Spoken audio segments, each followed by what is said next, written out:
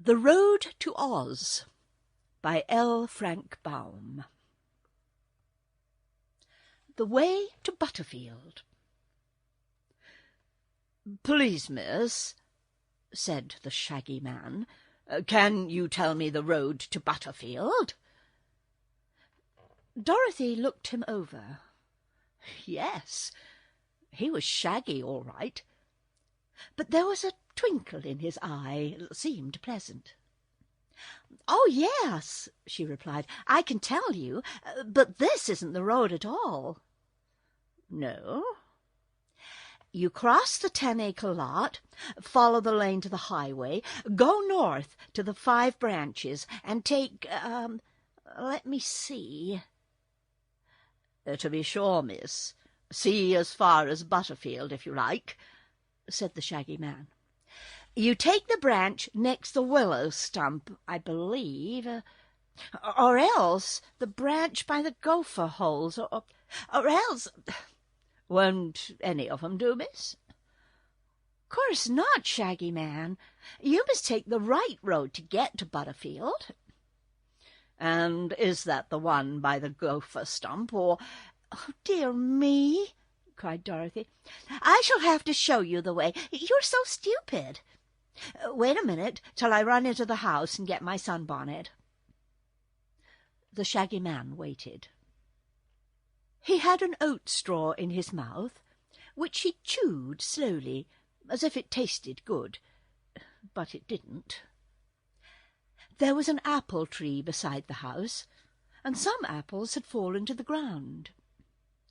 The Shaggy Man thought they would taste better than the oat straw, so he walked over to get some.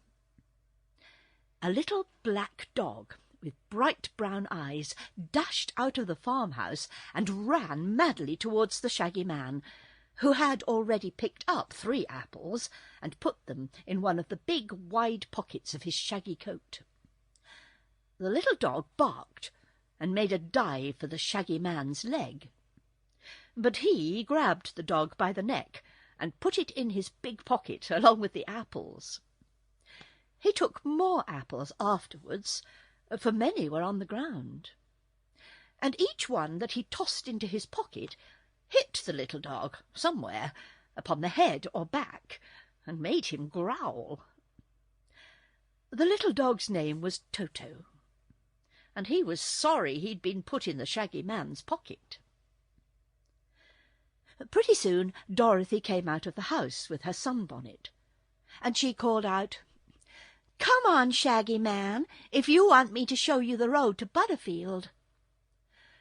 She climbed the fence into the 10-acre lot, and he followed her, walking slowly and stumbling over the little hillocks in the pasture as if he was thinking of something else and did not notice them. "My, but you're clumsy," said the little girl. "Are your feet tired?" "No, miss. It's my whiskers. They tire very easily this warm weather," said he. "I wish it would snow, don't you?" "Course not, Shaggy Man," replied Dorothy, giving him a severe look. "If it snowed in August, it would spoil the corn and the oats and the wheat, and then Uncle Henry wouldn't have any crops, and that would make him poor, and—" "Never mind," said the Shaggy Man. "It won't snow, I guess. Is this the lane?" "Yes," replied Dorothy, climbing another fence. "I'll go as far as the highway with you." "Thank you, miss. You're very kind for your size, I'm sure," said he gratefully. "It isn't everyone who knows the road to Butterfield," Dorothy remarked, as she tripped along the lane. "But I've driven there many a time with Uncle Henry, so I believe I could find it blindfolded." "Don't do that, miss," said the Shaggy Man earnestly. "You might make a mistake." "I won't," she answered, laughing. "Here's the highway. Now, it's the third turn to the left, or else it's the 4th. Let me see. The first one is by the elm tree, and the second one is by the gopher holes, and then—" "Then what?" he inquired, putting his hands into his coat pockets. Toto grabbed a finger and bit it. The Shaggy Man took his hand out of that pocket quickly and said, "Oh!" Dorothy didn't notice. She was shading her eyes from the sun with her arm, looking anxiously down the road. "Come on," she commanded. "It's only a little way farther, so I may as well show you." After a while, they came to the place where 5 roads branched in different directions.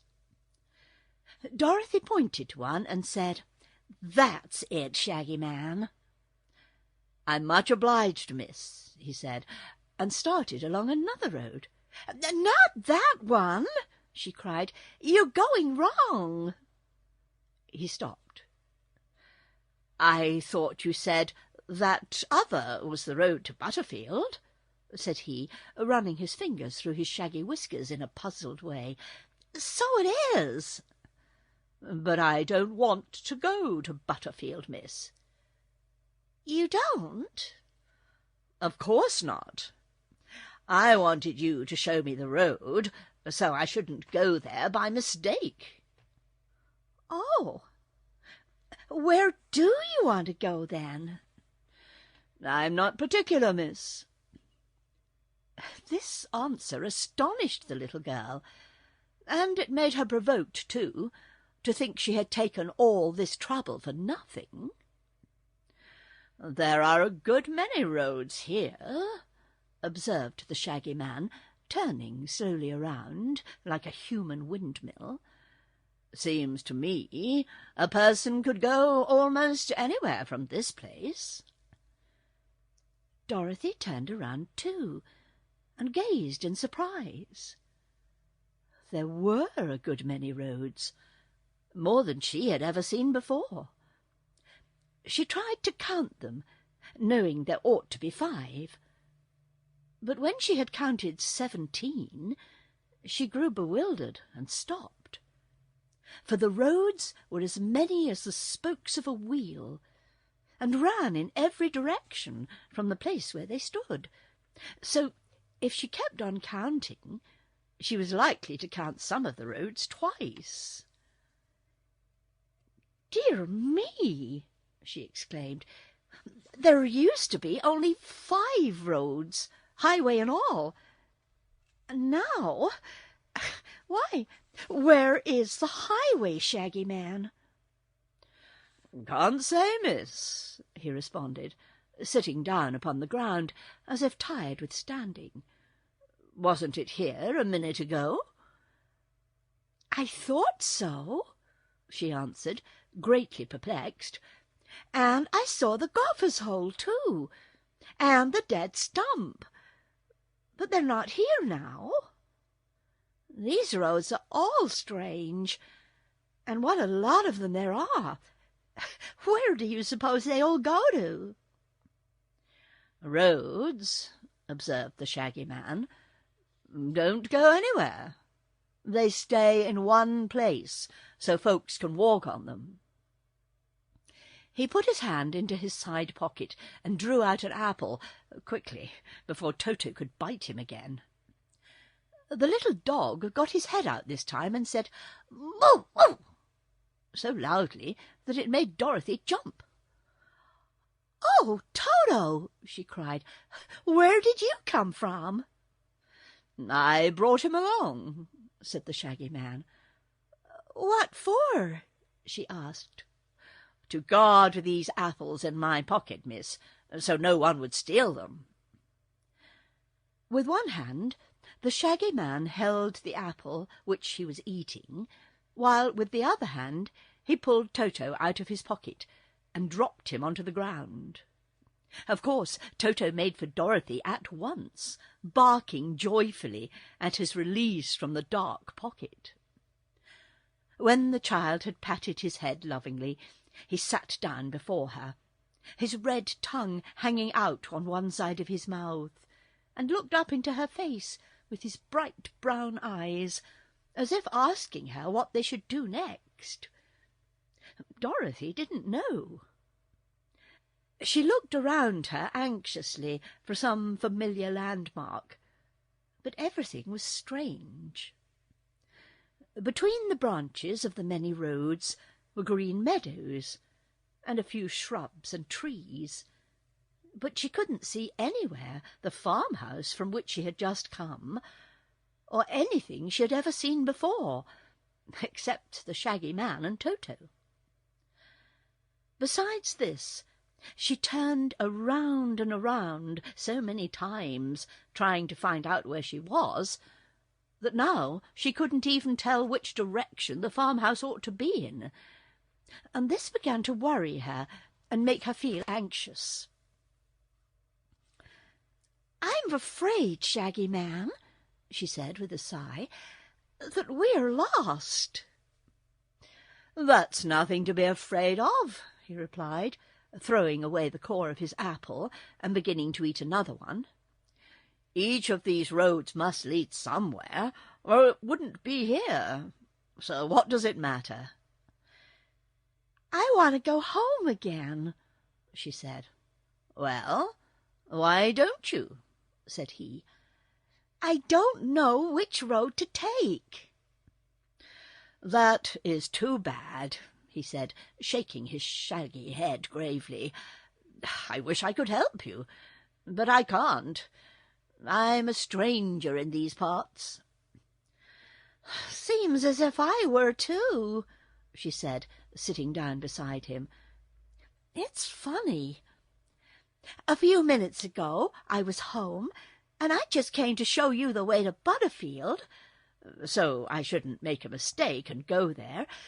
And now I'm lost myself, and I don't know how to get home." "Have an apple," suggested the Shaggy Man, handing her one with pretty red cheeks. "I'm not hungry," said Dorothy, pushing it away. "But you may be tomorrow. Then you'll be sorry you didn't eat the apple," said he. "If I am, I'll eat the apple then," promised Dorothy. "Perhaps there won't be any apple then," he returned, beginning to eat the red-cheeked one himself. "Dogs sometimes can find their way home better than people," he went on. "Perhaps your dog can lead you back to the farm." "Will you, Toto?" asked Dorothy. Toto wagged his tail vigorously. "All right," said the girl. "Let's go home." Toto looked around a minute, and then dashed up one of the roads. "Goodbye, Shaggy Man," called Dorothy, and ran after Toto. The little dog pranced briskly along for some distance, when he turned around and looked at his mistress questioningly. "Oh, don't expect me to tell you anything. I don't know the way," she said. "You'll have to find it yourself."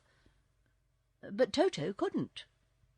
He wagged his tail, and sneezed, and shook his ears, and trotted back to where they had left the Shaggy Man. From here he started along another road, and then came back and tried another. But each time he found the way strange, and decided it would not take them to the farmhouse. Finally, when Dorothy had begun to tire with chasing after him, Toto sat down, panting, beside the Shaggy Man, and gave up. Dorothy sat down too, very thoughtfully. The little girl had encountered some queer adventures since she came to live at the farm, but this was the queerest of them all. To get lost in 15 minutes, so near to her home, and in the unromantic state of Kansas, was an experience that fairly bewildered her. "Will your folks worry?" asked the Shaggy Man, his eyes twinkling in a pleasant way. "I suppose so," answered Dorothy with a sigh. "Uncle Henry says there's always something happening to me, but I've always come home safe at last. So perhaps he'll take comfort and think I'll come home safe this time." "I'm sure you will," said the Shaggy Man, smilingly nodding at her. "Good little girls never come to any harm, you know. For my part, I'm good too, so nothing ever hurts me." Dorothy looked at him curiously. His clothes were shaggy, his boots were shaggy and full of holes, and his hair and whiskers were shaggy, but his smile was sweet, and his eyes were kind. "Why didn't you want to go to Butterfield?" she asked. "Because a man lives there who owes me 15 cents, and if I went to Butterfield and he saw me, he'd want to pay me the money. I don't want money, my dear." "Why not?" she inquired. "Money," declared the Shaggy Man, "makes people proud and haughty. I don't want to be proud and haughty. All I want is to have people love me. And as long as I own the love magnet, everyone I meet is sure to love me dearly." "The love magnet? Why, what's that?" "I'll show you, if you won't tell anyone," he answered, in a low, mysterious voice. "There isn't anyone to tell, 'cept Toto," said the girl. The Shaggy Man searched in one pocket, carefully, and in another pocket, and in a third. At last he drew out a small parcel, wrapped in crumpled paper and tied with cotton string. He unwound the string, opened the parcel, and took out a bit of metal shaped like a horseshoe. It was dull and brown and not very pretty.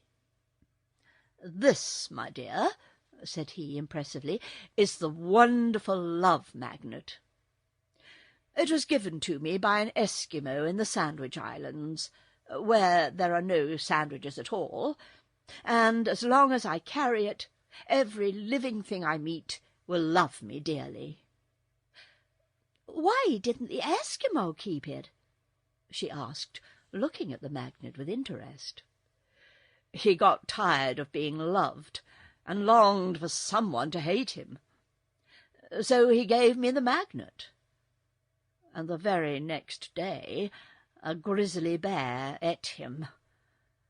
"Wasn't he sorry then?" she inquired. "He didn't say," replied the Shaggy Man, wrapping and tying the love magnet with great care and putting it away in another pocket.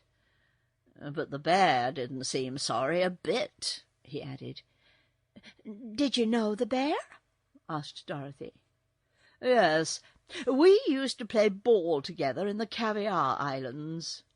The bear loved me because I had the love magnet. I couldn't blame him for eating the Eskimo, because it was his nature to do so." "Once," said Dorothy, "I knew a hungry tiger who longed to eat fat babies because it was his nature too, but he never ate any because he had a conscience." "This bear," replied the Shaggy Man with a sigh, "had no conscience, you see." The Shaggy Man sat silent for several minutes, apparently considering the case of the bear and the tiger, while Toto watched him with an air of great interest. The little dog was doubtless thinking of his ride in the Shaggy Man's pocket, and planning to keep out of reach in the future. At last the Shaggy Man turned and inquired, "What's your name, little girl?" "My name's Dorothy," said she, jumping up again. "But what are we going to do? We can't stay here forever, you know." "Let's take the 7th road," he suggested. 7 is a lucky number for little girls named Dorothy." "The 7th from where?" "From where you begin to count." So she counted 7 roads, and the 7th looked just like all the others. But the Shaggy Man got up from the ground where he had been sitting and started down this road as if sure it was the best way to go, and Dorothy and Toto followed him. Dorothy meets Button-Bright. The 7th road was a good road, and curved this way and that, winding through green meadows and fields covered with daisies and buttercups, and past groups of shady trees. There were no houses of any sort to be seen, and for some distance they met with no living creature at all. Dorothy began to fear they were getting a good way from the farmhouse, since here everything was strange to her. But it would do no good at all to go back where the other roads all met, because the next one they chose might lead her just as far from home. She kept on beside the Shaggy Man, who whistled cheerful tunes to beguile the journey, until by and by they followed a turn in the road and saw before them a big chestnut tree, making a shady spot over the highway. In the shade sat a little boy, dressed in sailor clothes, who was digging a hole in the earth with a bit of wood. He must have been digging some time, because the hole was already big enough to drop a football into. Dorothy and Toto and the Shaggy Man came to a halt before the little boy, who kept on digging in a sober and persistent fashion. "Who are you?" asked the girl. He looked up at her calmly. His face was round and chubby, and his eyes were big, blue, and earnest. "I'm Button-Bright," said he. "But what's your real name?" she inquired. "Button-Bright." "That isn't a really, truly name," she exclaimed. "Isn't it?" he asked, still digging. "Course not. It's just a thing to call you by. You must have a name." "Must I?" "To be sure. What does your mamma call you?" He paused in his digging and tried to think. "Papa always said I was bright as a button, so Mamma always called me Button-Bright," he said. "What's your papa's name?" "Just Papa." "What else?" "Don't know." "Never mind," said the Shaggy Man, smiling. "We'll call the boy Button-Bright, as his mamma does. That name is as good as any, and better than some." Dorothy watched the boy dig. "Where do you live?" she asked. "Don't know," was the reply. "How did you come here?" "Don't know," he said again. "Don't you know where you came from?" "No," said he. "Why, he must be lost," she said to the Shaggy Man. She turned to the boy once more. "What are you going to do?" she inquired. "Dig," said he. "But you can't dig forever. And what are you going to do then?" she persisted. "Don't know," said the boy. "But you must know something," declared Dorothy, getting provoked. "Must I?" he asked, looking up in surprise. "Of course you must. What must I know?" "What's going to become of you, for one thing?" she answered. "Do you know what's going to become of me?" he asked. Not exactly," she admitted. "Do you know what's going to become of you?" he continued earnestly. "I can't say I do," replied Dorothy, remembering her present difficulties. The Shaggy Man laughed. "No one knows everything, Dorothy," he said. "But Button-Bright doesn't seem to know anything," she declared. "Do you, Button-Bright?" He shook his head, which had pretty curls all over it, and replied with perfect calmness, "Don't know." Never before had Dorothy met with anyone who could give her so little information. The boy was evidently lost, and his people would be sure to worry about him.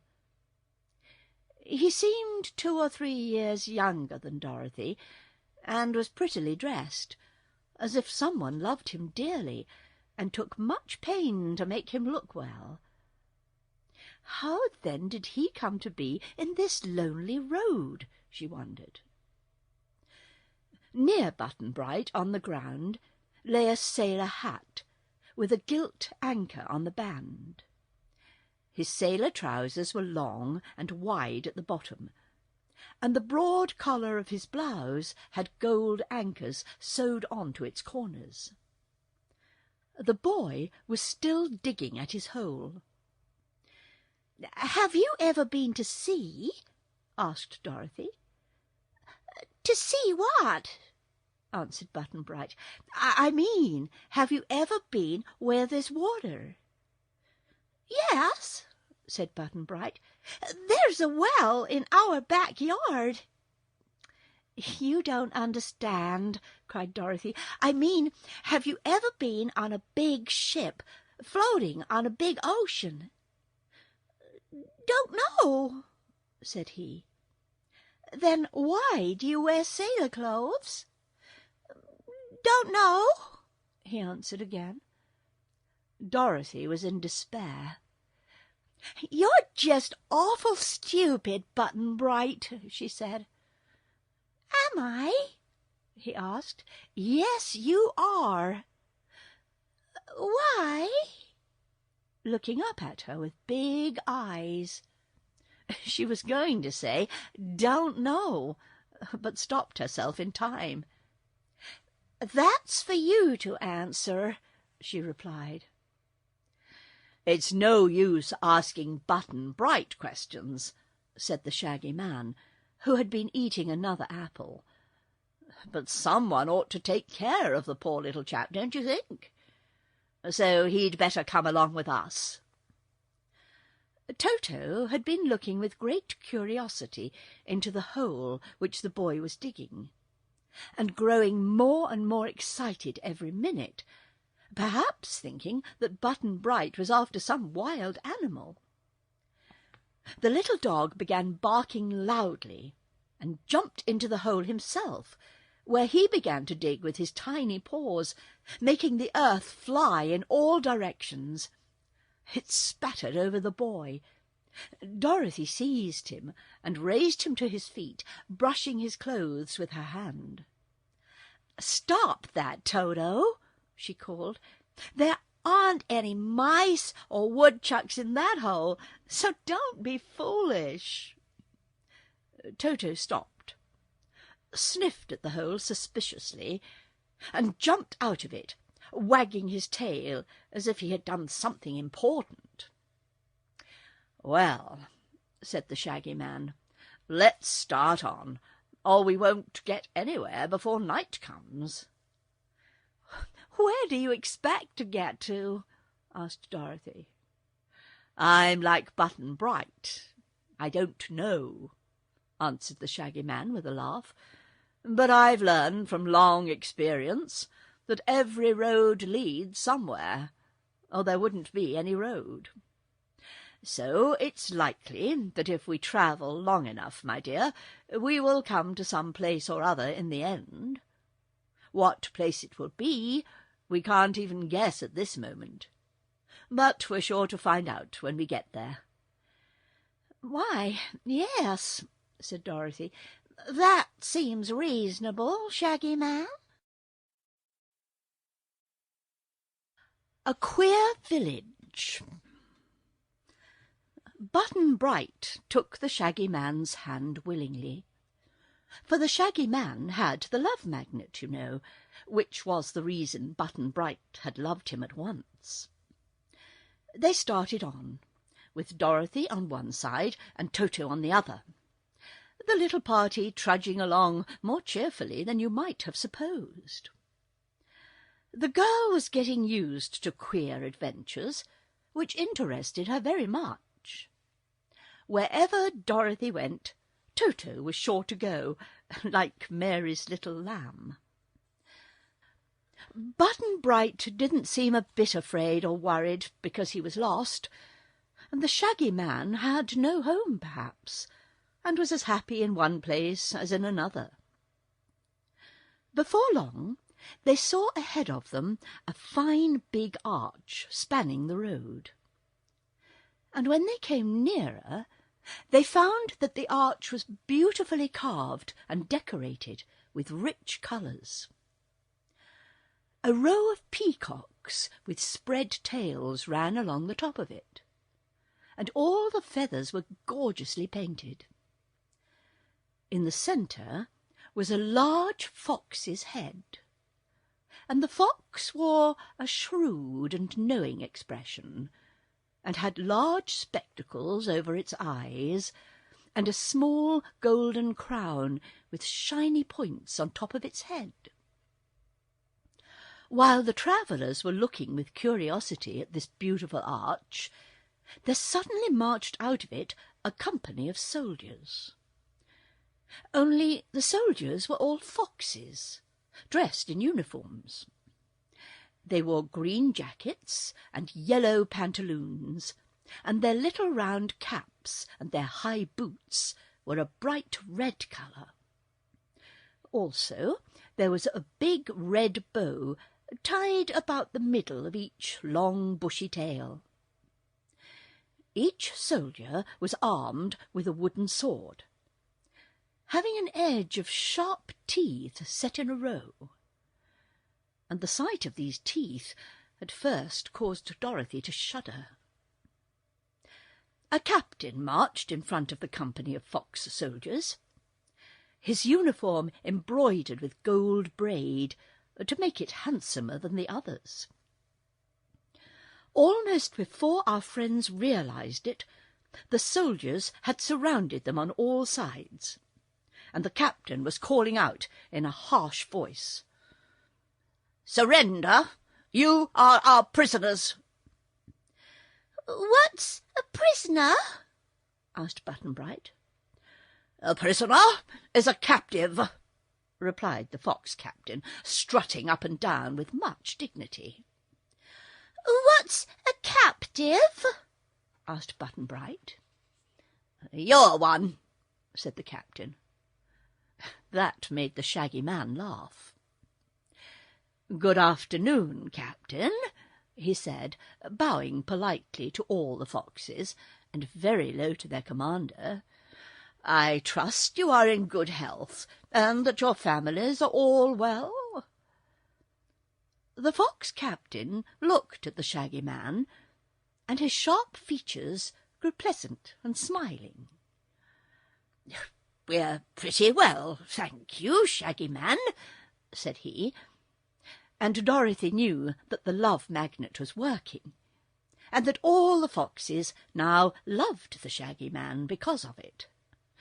But Toto didn't know this, for he began barking angrily, and tried to bite the captain's hairy leg, where it showed between his red boots and his yellow pantaloons. "Stop, Toto!" cried the little girl, seizing the dog in her arms. "These are our friends." "Why, so we are," remarked the captain in tones of astonishment. "I thought at first we were enemies, but it seems you are friends instead. You must come with me to see King Dox." "Who's he?" asked Button-Bright with earnest eyes. "King Dox of Foxville, the great and wise sovereign who rules over our community." "What's sovereign and what's community?" inquired Button-Bright. "Don't ask so many questions, little boy." "Why?" "Ah, why indeed?" exclaimed the captain, looking at Button-Bright admiringly. "If you don't ask questions, you will learn nothing. True enough, I was wrong. You're a very clever little boy, come to think of it, very clever indeed. But now, friends, please come with me, for it is my duty to escort you at once to the royal palace." The soldiers marched back through the arch again, and with them marched the Shaggy Man, Dorothy, Toto, and Button-Bright. Once through the opening, they found a fine big city spread out before them, all the houses of carved marble in beautiful colours. The decorations were mostly birds and other fowl, such as peacocks, pheasants, turkeys, prairie chickens, ducks, and geese. Over each doorway was carved a head, representing the fox who lived in that house, this effect being quite pretty and unusual. As our friends marched along, some of the foxes came out onto the porches and balconies to get a view of the strangers. These foxes were all handsomely dressed. The girl foxes and women foxes wearing gowns of feathers, woven together effectively, and coloured in bright hues, which Dorothy thought were quite artistic and decidedly attractive. Button-Bright stared until his eyes were big and round, and he would have stumbled and fallen more than once had not the Shaggy Man grasped his hand tightly. They were all interested, and Toto was so excited he wanted to bark every minute and to chase and fight every fox he caught sight of. But Dorothy held his little wiggling body fast in her arms and commanded him to be good and behave himself. So he finally quietened down, like a wise doggy, deciding there were too many foxes in Foxville to fight all at one time. By and by they came to a big square, and in the centre of the square stood the royal palace. Dorothy knew it at once, because it had over its great door the carved head of a fox, just like the one she had seen on the arch, and this fox was the only one who wore a golden crown. There were many fox soldiers guarding the door, but they bowed to the captain and admitted him without question.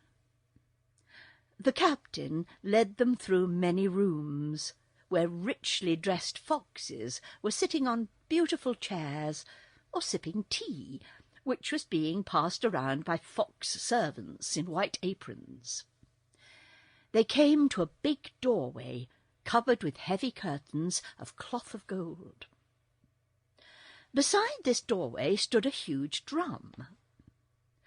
The fox captain went to this drum and knocked his knees against it, first one knee and then the other, so that the drum said, "Boom, boom." "You must all do exactly what I do," ordered the captain. So the Shaggy Man pounded the drum with his knees, and so did Dorothy, and so did Button-Bright. The boy wanted to keep on pounding it with his little fat knees, because he liked the sound of it, but the captain stopped him. Toto couldn't pound the drum with his knees, and he didn't know enough to wag his tail against it, so Dorothy pounded the drum for him, and that made him bark. And when the little dog barked, the fox captain scowled. The golden curtains drew back far enough to make an opening, through which marched the captain with the others. The broad, long room they entered was decorated in gold, with stained-glassed windows of splendid colours. In the centre of the room, upon a richly carved golden throne, sat the Fox King, surrounded by a group of other foxes, all of whom wore great spectacles over their eyes, making them look solemn and important. Dorothy knew the king at once, because she had seen his head carved on the arch over the doorway of the palace. Having met with several other kings in her travels, she knew what to do, and at once made a low bow before the throne. The Shaggy Man bowed too, and Button-Bright bobbed his head and said, "Hello." "Most wise and noble potentate of Foxville," said the captain, addressing the king in a pompous voice, "I humbly beg to report that I found these strangers on the road leading to your foxy majesty's dominions, and have therefore brought them before you, as is my duty." So, said the king, looking at them keenly. "What brought you here, strangers?" "Our legs, may it please your royal hairiness," replied the Shaggy Man. "What is your business here?" was the next question. "To get away as soon as possible," said the Shaggy Man. The king didn't know about the magnet, of course, but it made him love the Shaggy Man at once. "Do just as you please about going away," he said, "but I'd like to show you the sights of my city, and to entertain your party while you are here. We feel highly honoured to have little Dorothy with us, I assure you, and we appreciate her kindness in making us a visit, for whatever country Dorothy visits is sure to become famous." This speech greatly surprised the little girl, who asked, "How did your Majesty know my name?" "Why, everybody knows you, my dear," said the Fox King. "Don't you realize that? You are quite an important personage, since Princess Ozma of Oz made you her friend." "Do you know Ozma?" she asked wonderingly. "I regret to say that I do not," he answered sadly, "but I hope to meet her soon. You know the Princess Ozma is to celebrate her birthday on the 21st of this month." "Is she?" said Dorothy. "I didn't know that." "Yes, it is to be the most brilliant royal ceremony ever held in any city in Fairyland, and I hope you will try to get me an invitation." Dorothy thought a moment. "I'm sure Ozma would invite you if I asked her," she said. "But how could you get to the land of Oz and the Emerald City? It's a good way from Kansas." "Kansas?" he exclaimed, surprised. "Why, yes. We are in Kansas now, aren't we?" she returned. "What a queer notion!" cried the Fox King, beginning to laugh. Whatever made you think this is Kansas?" "I left Uncle Henry's farm only about 2 hours ago. That's the reason," she said, rather perplexed. "But tell me, my dear, did you ever see so wonderful a city as Foxville in Kansas?" he questioned. "No, Your Majesty." "And haven't you travelled from Oz to Kansas in less than half a jiffy by means of the silver shoes and the magic belt?" "Yes, Your Majesty," she acknowledged. "Then why do you wonder that an hour or two could bring you to Foxville, which is nearer to Oz than it is to Kansas?" "Dear me!" exclaimed Dorothy. "Is this another fairy adventure?" "It seems to be," said the Fox King, smiling. Dorothy turned to the Shaggy Man, and her face was grave and reproachful. "Are you a magician or a fairy in disguise?" she asked. "Did you enchant me when you asked the way to Butterfield?" The Shaggy Man shook his head. "Who ever heard of a shaggy fairy?" he replied.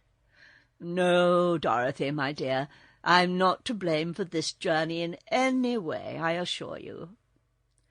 There's been something strange about me ever since I owned the Love Magnet, but I don't know what it is any more than you do. I didn't try to get you away from home at all. If you want to find your way back to the farm, I'll go with you willingly and do my best to help you." "Never mind," said the little girl thoughtfully. "There isn't so much to see in Kansas as there is here, and I guess Aunt Em won't be very much worried. That is, if I don't stay away too long." "That's right," declared the Fox King, nodding approval. "Be contented with your lot, whatever it happens to be, if you are wise. Which reminds me that you have a new companion on this adventure. He looks very clever and bright." "He is," said Dorothy. And the Shaggy Man added, "That's his name, your royal foxiness, Button-Bright." King Dox. It was amusing to note the expression on the face of King Dox as he looked the boy over, from his sailor hat to his stubby shoes. And it was equally diverting to watch Button-Bright stare at the king in return. No fox ever beheld a fresher, fairer child's face, and no child had ever before heard a fox talk, or met with one who dressed so handsomely and ruled so big a city. I am sorry to say that no one had ever told the little boy much about fairies of any kind. This being the case, it is easy to understand how much this strange experience startled and astonished him. "How do you like us?" asked the king. "Don't know," said Button-Bright. "Of course you don't. It's too short an acquaintance," returned His Majesty. "What do you suppose my name is?" "Don't know," said Button-Bright. "How should you? Well, I'll tell you. My private name is Dox, but a king can't be called by his private name. He has to take one that is official. Therefore, my official name is King Reynard IV, Reynard, with the accent on the Reyn. What's Wren? asked Button-Bright. How clever! exclaimed the king, turning a pleased face towards his counsellors.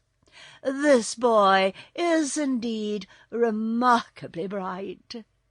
What's Wren? he asks, and of course Wren is nothing at all by itself. Yes, he's very bright indeed. The question is what your majesty might call foxy, said one of the counsellors, an old grey fox. So it is, declared the king, turning again to Button-Bright. He asked, having told you my name, what would you call me? King Darks, said the boy. Why? 'Cause Wren is nothing at all, was the reply. Good, very good indeed. You certainly have a brilliant mind. Do you know why 2 and 2 makes 4? No, said Button-Bright. Clever, clever indeed. Of course you don't know. Nobody knows why. We only know it's so, and can't tell why it's so. Button-Bright, those curls and blue eyes do not go well with so much wisdom. They make you look too youthful, and hide your real cleverness. Therefore, I will do you a great favour. I will confer upon you the head of a fox, so that you may hereafter look as bright as you really are. As he spoke, the king waved his paw towards the boy, and at once the pretty curls, the fresh round face, and big blue eyes were gone, while in their place a fox's head appeared upon Button-Bright's shoulders, a hairy head with a sharp nose, pointed ears, and keen little eyes. "Oh, don't do that!" cried Dorothy, shrinking back from her transformed companion with a shocked and dismayed face. "Too late, my dear. It's done. But you shall also have a fox's head, if you can prove you're as clever as Button-Bright." "I don't want it. It's dreadful," she exclaimed. And hearing this verdict, Button-Bright began to boo-hoo, just as if he was still a little boy. "How can you call that lovely head dreadful?" asked the king. "It's a much prettier face than he had before, to my notion. And my wife says I'm a good judge of beauty. Oh, don't cry, little fox-boy. Laugh and be proud, because you are so highly favoured. How do you like the new head, Button-Bright?" "Don't! No!" sobbed the child. "Oh, please, please change him back again, your majesty," begged Dorothy. King Reynard IV shook his head. "I can't do that," he said. "I haven't the power, even if I wanted to. No, Button-Bright must wear his fox head, and he'll be sure to love it dearly as soon as he gets used to it." Both the Shaggy Man and Dorothy looked grave and anxious, for they were sorrowful that such a misfortune had overtaken their little companion. Toto barked at the fox-boy once or twice, not realizing it was his former friend who now wore the animal head, but Dorothy cuffed the dog and made him stop. As for the foxes, They all seemed to think Button-Bright's new head very becoming, and that their king had conferred a great honour on this little stranger. It was funny to see the little boy reach up to feel his sharp nose and wide mouth, and wail afresh with grief. He wagged his ears in a comical manner, and tears were in his little black eyes. But Dorothy couldn't laugh at her friend just yet, because she felt so sorry. Just then 3 little fox princesses, daughters of the king, entered the room, and when they saw Button-Bright, one exclaimed, "How lovely he is!" and the next one cried in delight, "How sweet he is!" And the third princess clapped her hands with pleasure and said, "How beautiful he is!" Button-Bright stopped crying and asked timidly, "Am I?" "In all the world there is not another face so pretty," declared the biggest fox princess. "You must live with us always and be our brother," said the next. "We shall all love you dearly," the third said. This praise did much to comfort the boy, and he looked around and tried to smile. It was a pitiful attempt, because the fox face was new and stiff, and Dorothy thought his expression more stupid than before the transformation. "I think we ought to be going now," said the Shaggy Man uneasily, for he didn't know what the king might take it into his head to do next. "Don't leave us yet, I beg of you," pleaded King Reynard. "I intend to have several days of feasting and merrymaking in honour of your visit." "Have it after we've gone, for we can't wait," said Dorothy decidedly. But seeing this displeased the king, she added, "If I'm going to get to Ozma to invite you to her party, I'll have to find her as soon as possible, you know." In spite of all the beauty of Foxville and the gorgeous dresses of its inhabitants, both the girl and the Shaggy Man felt they were not quite safe there, and would be glad to see the last of it.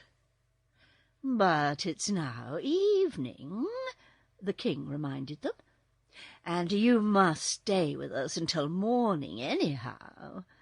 Therefore I invite you to be my guests at dinner, and to attend the theatre afterwards and sit in the royal box. Tomorrow morning, if you really insist upon it, you may resume your journey." They consented to this, and some of the fox servants led them to a suite of lovely rooms in the big palace. Button-Bright was afraid to be left alone, so Dorothy took him into her own room. While a maid fox dressed the little girl's hair, which was a bit tangled, and put some bright fresh ribbons in it, another maid fox combed the hair on poor Button-Bright's face and head, and brushed it carefully, tying a pink bow to each of his pointed ears. The maids wanted to dress the children in fine costumes of woven feathers, such as all the foxes wore, but neither of them consented to that. "A sailor's suit and a fox head do not go well together," said one of the maids. "No fox was ever a sailor that I can remember." "I'm not a fox," cried Button-Bright. "Alas, no," agreed the maid, "but you've got a lovely fox head on your skinny shoulders, and that's almost as good as being a fox." The boy, reminded of his misfortune, began to cry again. Dorothy petted and comforted him, and promised to find some way to restore him his own head. "If we can manage to get to Ozma," she said, "the princess will change you back to yourself in half a second. So you just wear that fox's head as comfortably as you can, dear, and don't worry about it at all. It isn't nearly as pretty as your own head, no matter what the foxes say, but you can get along with it for a little while longer, can't you?"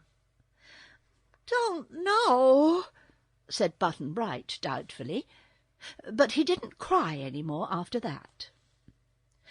Dorothy let the maids pin ribbons onto her shoulders, after which they were ready for the king's dinner.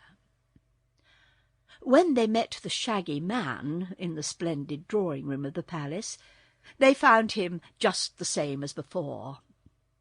He had refused to give up his shaggy clothes for new ones, because if he did, he wouldn't be the Shaggy Man, he said, and he might have to get acquainted with himself all over again. He told Dorothy he had brushed his shaggy hair and whiskers, but she thought he must have brushed them the wrong way, for they were quite as shaggy as before. As for the company of foxes assembled to dine with the strangers, they were most beautifully costumed, and their rich dresses made Dorothy's simple gown and Button-Bright's sailor suit and the Shaggy Man's shaggy clothes look commonplace. But they treated their guests with great respect, and the king's dinner was a very good dinner indeed. Foxes, as you know, are fond of chicken and other fowl, so they served chicken soup and roasted turkey and stewed duck and fried grouse and broiled quail and goose pie. And as the cooking was excellent, the king's guests enjoyed the meal and ate heartily of the various dishes. The party went to the theatre, where they saw a play acted by foxes dressed in costumes of brilliantly coloured feathers. The play was about a fox girl who was stolen by some wicked wolves and carried to their cave. And just as they were about to kill her and eat her, a company of fox soldiers marched up, saved the girl, and put all the wicked wolves to death. "How do you like it?" the king asked Dorothy. "Pretty well," she answered. "It reminds me of one of Mr. Aesop's fables." "Don't mention Aesop to me, I beg of you," exclaimed King Dox. "I hate that man's name. He wrote a good deal about foxes, but always made them out cruel and wicked, whereas we are gentle and kind, as you may see." "But his fables showed you to be wise and clever and more shrewd than other animals," said the Shaggy Man thoughtfully. "So we are. There is no question about our knowing more than men do," replied the king proudly. "But we employ our wisdom to do good instead of harm, so that horrid Aesop did not know what he was talking about." They did not like to contradict him, because they felt he ought to know the nature of foxes better than men did. So they sat still and watched the play, and Button-Bright became so interested that for the time being he forgot he wore a fox head. Afterwards they went back to the palace and slept in soft beds stuffed with feathers, for the foxes raised many fowl for food and used their feathers for clothing and to sleep upon. Dorothy wondered why the animals living in Foxville did not wear just their own hairy skins, as wild foxes do. When she mentioned it to King Dox, he said they clothed themselves because they were civilized. "But you were born without clothes," she observed, "and you don't seem to me to need them." "So were human beings born without clothes," he replied, "and until they became civilized, they wore only their natural skins. But to become civilized means to dress as elaborately and prettily as possible, and to make a show of your clothes, so that your neighbours will envy you. And for that reason both civilized foxes and civilized humans spend most of their time dressing themselves." "I don't," declared the Shaggy Man. "That is true," said the king, looking at him carefully, "but perhaps you are not civilized." After a sound sleep and a good night's rest, they had their breakfast with the king, and then bade his Majesty good-bye. "You've been kind to us, 'cept poor Button-Bright," said Dorothy, "and we've had a nice time in Foxville." "Then," said King Dox, "perhaps you will be good enough to get me an invitation to Princess Ozma's birthday celebration." "I'll try," she promised, "if I see her in time." "It's on the 21st, remember," he continued, "and if you'll just see that I'm invited, I'll find a way to cross the dreadful desert into the marvellous land of Oz. I've always wanted to visit the Emerald City, so I'm sure it was fortunate you arrived here just when you did, you being Princess Ozma's friend and able to assist me in getting the invitation." "If I see Ozma, I'll ask her to invite you," she replied. The Fox King had a delightful luncheon put up for them, which the Shaggy Man shoved in his pocket, and the Fox Captain escorted them to an arch at the side of the village opposite the one by which they had entered. Here they found more soldiers guarding the road. "Are you afraid of enemies?" asked Dorothy. "No, because we are watchful and able to protect ourselves," answered the captain. "But this road leads to another village, peopled by big, stupid beasts, who might cause us trouble if they thought we were afraid of them." "What beasts are they?" asked the Shaggy Man. The captain hesitated to answer. Finally he said, "You will learn all about them when you arrive at their city. But do not be afraid of them. Button-Bright is so wonderfully clever, and has now such an intelligent face, that I'm sure he will manage to find a way to protect you." This made Dorothy and the Shaggy Man rather uneasy, for they had not so much confidence in the fox boy's wisdom as the captain seemed to have. But as their escort would say no more about the beasts, they bade him good-bye and proceeded on their journey. The Rainbow's Daughter. Toto, now allowed to run about as he pleased, was glad to be free again, and able to bark at the birds and chase the butterflies. The country around them was charming. Yet, in the pretty fields of wild flowers and groves of leafy trees, were no houses whatever, or sign of any inhabitants. Birds flew through the air, and cunning white rabbits darted among the tall grasses and the green bushes.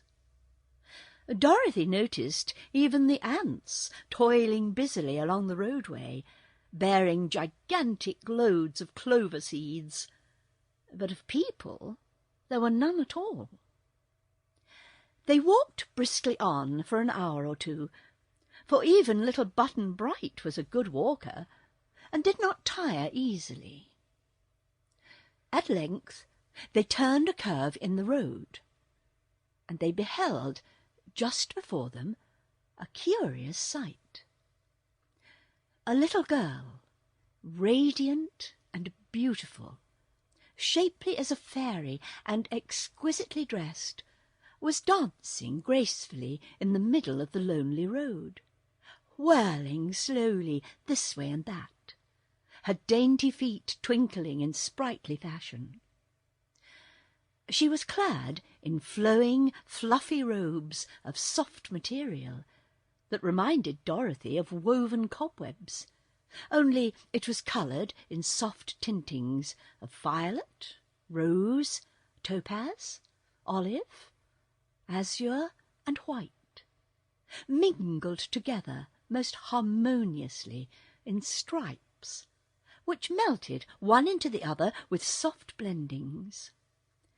Her hair was like spun gold, and floated around her in a cloud, no strand being fastened or confined by either pin or ornament or ribbon.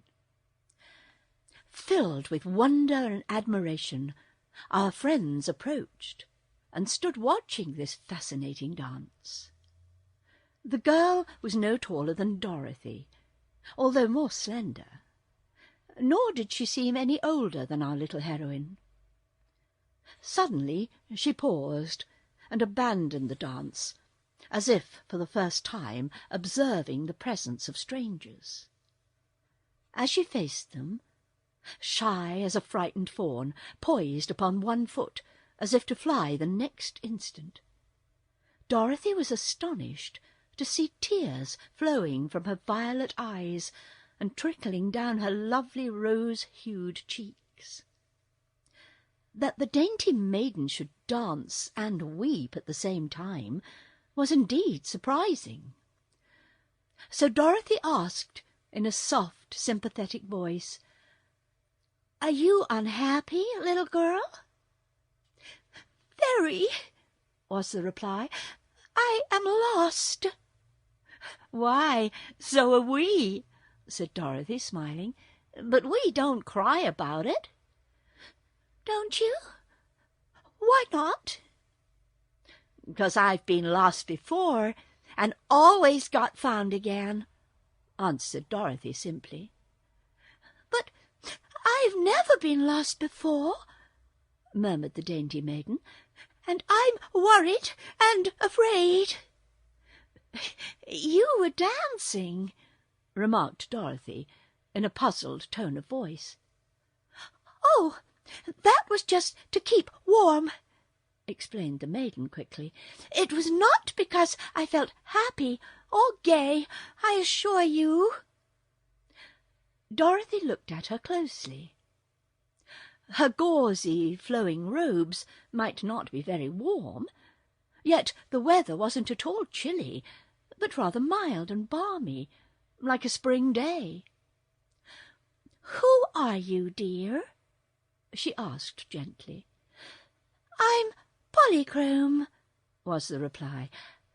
"Polly whom?" "Polychrome. I'm the daughter of the rainbow." "Oh," said Dorothy with a gasp, "I didn't know the rainbow had children, but I might have known it before you spoke. You couldn't really be anything else." "Why not?" inquired Polychrome, as if surprised. "Because you're so lovely and sweet." The little maiden smiled through her tears, came up to Dorothy, and placed her slender fingers in the Kansas girl's chubby hand. "You'll be my friend, won't you?" she said pleadingly. "Of course." "And what is your name?" "I'm Dorothy, And this is my friend, Shaggy Man, who owns the Love Magnet.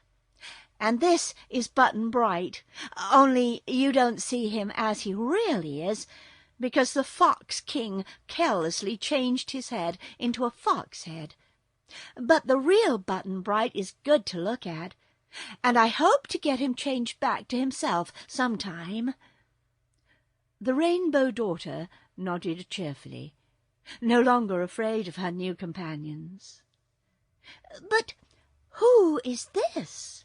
she asked, pointing to Toto, who was sitting before her, wagging his tail in the most friendly manner, and admiring the pretty maid with his bright eyes. "Is this also some enchanted person?" "Oh, no, Polly. Oh, I may call you Polly, mayn't I? Your whole name is so awfully hard to say." "Call me Polly if you wish, Dorothy." "Well, Polly, Toto's just a dog, but he has more sense than Button Bright, to tell the truth, and I'm very fond of him." "So am I," said Polychrome, bending gracefully to pat Toto's head. "But how did the Rainbow's Daughter ever get on this lonely road and become lost?" asked the Shaggy Man, who had listened wonderingly to all of this. "Why, my father stretched his rainbow over here this morning, so that one end of it touched this road," was the reply. "And I was dancing upon the pretty rays, as I love to do, and never noticed I was getting too far over the bend in the circle. Suddenly I began to slide, and I went faster and faster, until at last I bumped on the ground at the very end. Just then Father lifted the rainbow again, without noticing me at all, and though I tried to seize the end of it and hold fast, it melted away entirely, and I was left alone and helpless on the cold, hard earth." "It doesn't seem cold to me, Polly," said Dorothy, "but perhaps you're not warmly dressed." "I'm so used to living near the sun," replied the Rainbow's Daughter, "that at first I feared I would freeze down here. But my dance has warmed me up, and so now I wonder how I'm ever to get home again." "Won't your father miss you and look for you and let down another rainbow for you?" "Perhaps so, but he's busy just now, because it rains in so many parts of the world at this season, and he has to set his rainbow in a lot of different places. What would you advise me to do, Dorothy?" "Come with us," was the answer. "I'm going to try to find my way to the Emerald City, which is the fairyland of Oz. The Emerald City is ruled by a friend of mine, the Princess Ozma, and if we can manage to get there, I'm sure she will know a way to send you home to your father again." "Do you really think so?" asked Polychrome anxiously. "I'm pretty sure." "Then I'll go with you," said the little maid, "for travel will keep me warm, and father can find me in one part of the world as well as in another, if he gets time to look for me." "Come along, then," said the Shaggy Man cheerfully, and they started out once more. Polly walked beside Dorothy a while, holding her new friend's hand, as if she feared to let it go. But her nature seemed as light and buoyant as her fleecy robes, for suddenly she darted ahead and whirled round in a giddy dance. Then she tripped back to them with sparkling eyes and smiling cheeks, having regained her usual happy mood and forgotten all her worry about being lost. They found her a charming companion, and her dancing and laughter, for she laughed at times like the tinkling of a silver bell, did much to enliven their journey, and and keep them contented. The City of Beasts. When noon came, they opened the Fox King's basket of luncheon, and found a nice roast turkey, with cranberry sauce and some slices of bread and butter. As they sat on the grass by the roadside, the Shaggy Man cut up the turkey with his pocket-knife, and passed slices of it around. "Haven't you any dewdrops or mist cakes or cloud buns?" asked Polychrome longingly. "Course not," replied Dorothy. "We eat solid things down here on Earth. But there's a bottle of cold tea. Try some, won't you?" The Rainbow's Daughter watched Button-Bright devour one leg of the turkey. "Is it good?" she asked. He nodded. "Do you think I could eat it?" "Not this," said Button-Bright, "but I mean another piece." "Don't know," he replied.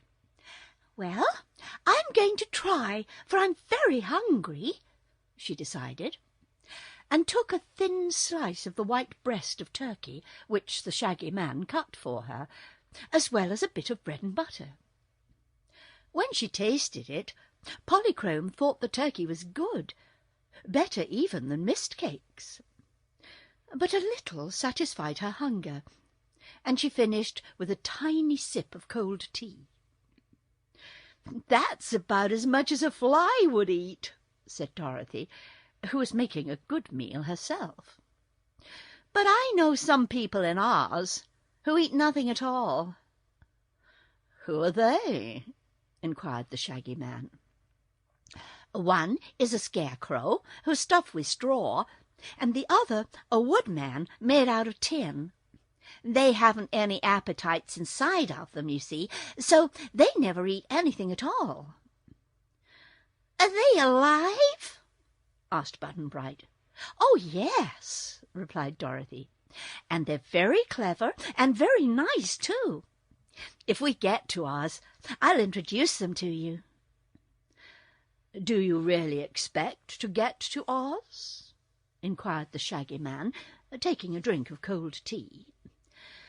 "I don't know just what to 'spect," answered the child seriously.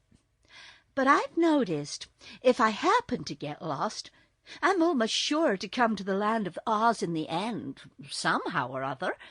So I may get there this time, but I can't promise, you know. All I can do is wait and see." "Will the Scarecrow scare me?" asked Button-Bright. "No, 'cause you're not a crow," she returned. "He has the loveliest smile you ever saw, only it's painted on, and he can't help it." Luncheon being over, they started again upon their journey. The Shaggy Man, Dorothy, and Button-Bright walking soberly along side by side, and the Rainbow's Daughter dancing merrily before them. Sometimes she darted along the road so swiftly that she was nearly out of sight. Then she came tripping back to greet them with her silvery laughter. But once she came back more sedately to say, "There's a city a little way off." "I expected that," returned Dorothy, "for the fox people warned us there was one on this road. It's filled with stupid beasts of some sort, but we mustn't be afraid of 'em, 'cause they won't hurt us." "All right," said Button-Bright, but Polychrome didn't know whether it was all right or not. "It's a big city," she said, "and the road runs straight through it." "Never mind," said the Shaggy Man. "As long as I carry the love magnet, every living thing will love me, and you may be sure I shan't allow any of my friends to be harmed in any way." This comforted them somewhat, and they moved on again. Pretty soon they came to a signpost that read, "Half a mile to Dunkiton." "Oh," said the Shaggy Man, "if they're donkeys, we've nothing to fear at all." "They may kick," said Dorothy doubtfully. "Then we will cut some switches and make them behave," he replied. At the first tree he cut himself a long, slender switch from one of the branches, and shorter switches for the others. "Don't be afraid to order the beasts around," he said. "They're used to it." Before long, the road brought them to the gates of the city. There was a high wall all around, which had been whitewashed, and the gate, just before our travellers, was a mere opening in the wall, with no bars across it. No towers or steeples or domes showed above the enclosure, nor was any living thing to be seen as our friends drew near. Suddenly, as they were about to boldly enter through the opening, there arose a harsh clamour of sound that swelled and echoed on every side until they were nearly deafened by the racket, and had to put their fingers to their ears to keep the noise out. It was like the firing of many cannons, only there were no cannon-balls or other missiles to be seen. It was like the rolling of mighty thunder, only not a cloud was in the sky. It was like the roaring of countless breakers on a rugged seashore, only there was no sea or other water anywhere about. They hesitated to advance, but as the noise did no harm, they entered through the whitewashed wall and quickly discovered the cause of the turmoil.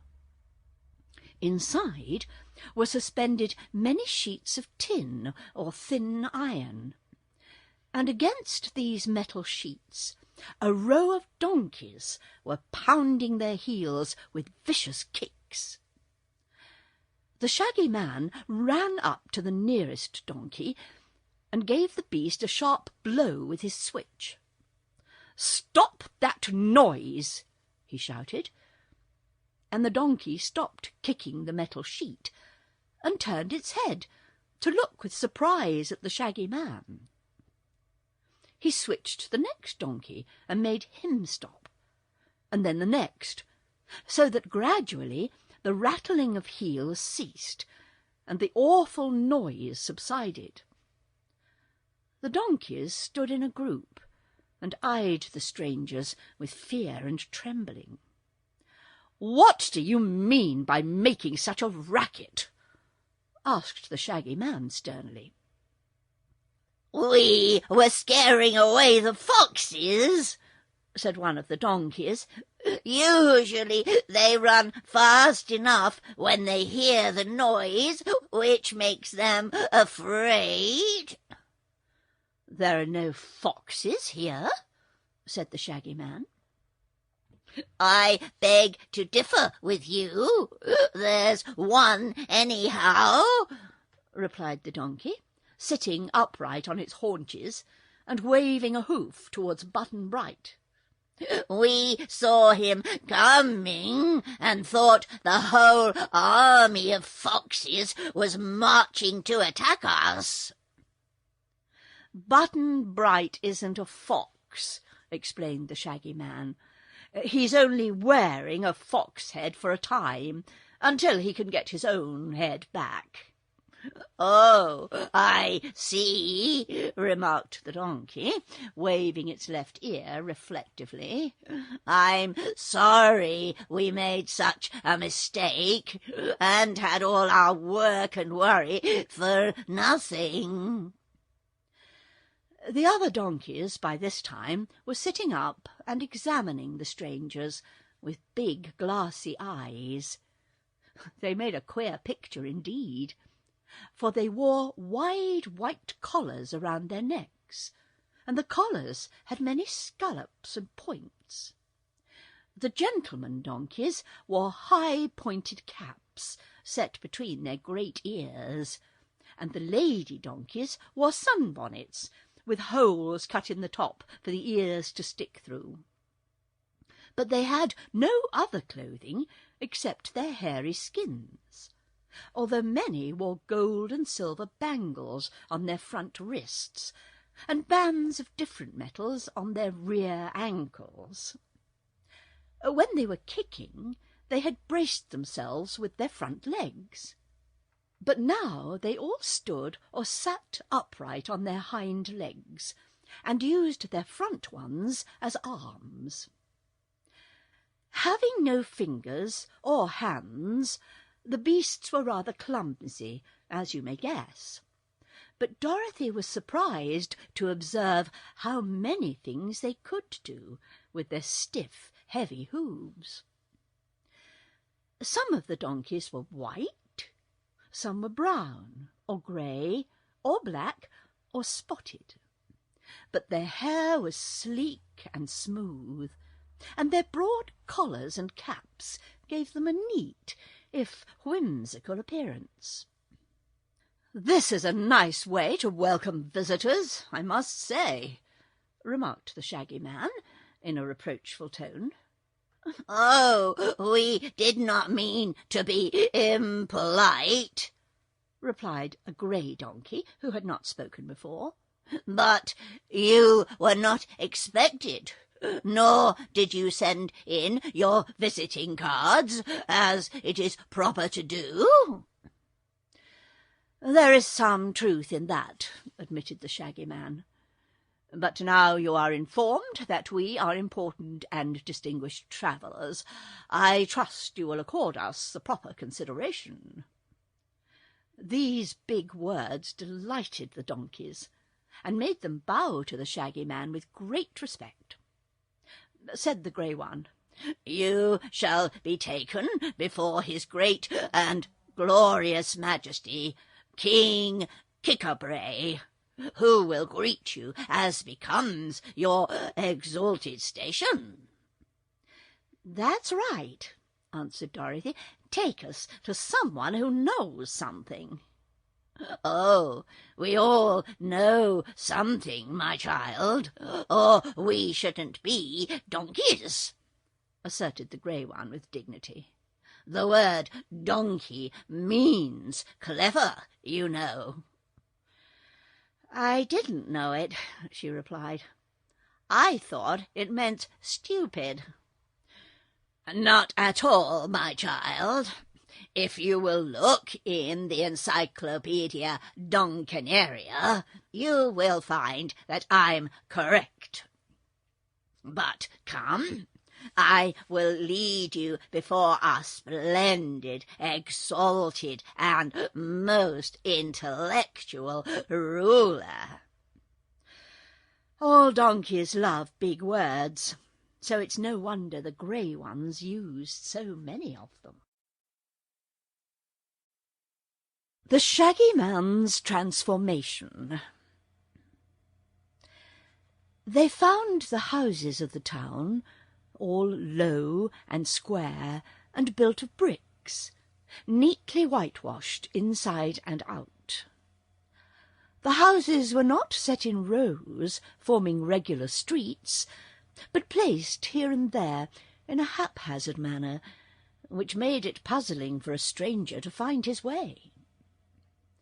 "Stupid people must have streets and numbered houses in their cities to guide them where to go," observed the grey donkey, as he walked before the visitors on his hind legs in an awkward but comical manner.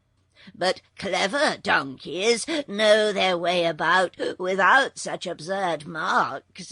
Moreover, a mixed city is much prettier than one with straight streets." Dorothy did not agree with this, but she said nothing to contradict it. Presently she saw a sign on a house that read, "Madame de Fake, Hoofist," and she asked their conductor, "What's a hoofist, please?" "One who reads your fortune in your hooves," replied the grey donkey. "Oh, I see," said the little girl. "You are quite civilized here."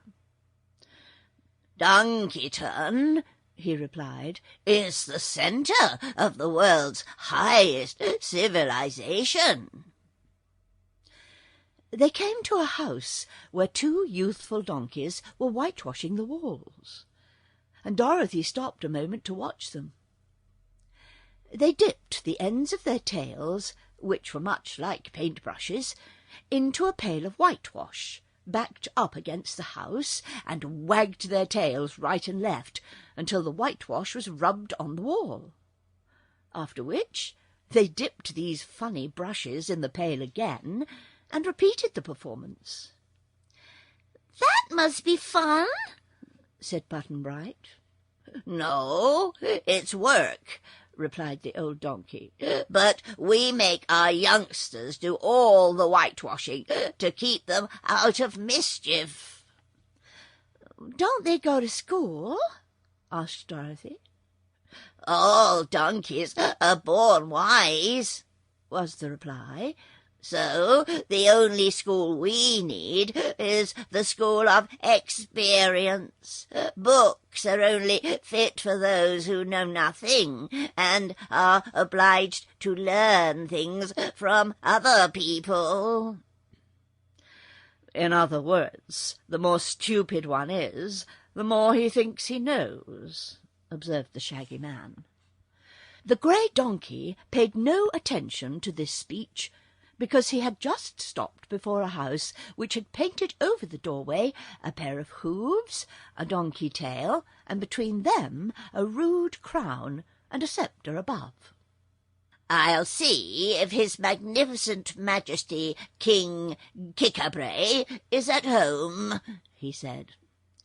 He lifted his head and called, "Ah, ah, ah," 3 times in a shocking voice, turning about and kicking with his heels against the panel of the door.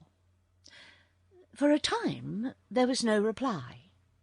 Then the door opened far enough to permit a donkey's head to stick out and look at them. It was a white head, with big, awful ears and round, solemn eyes.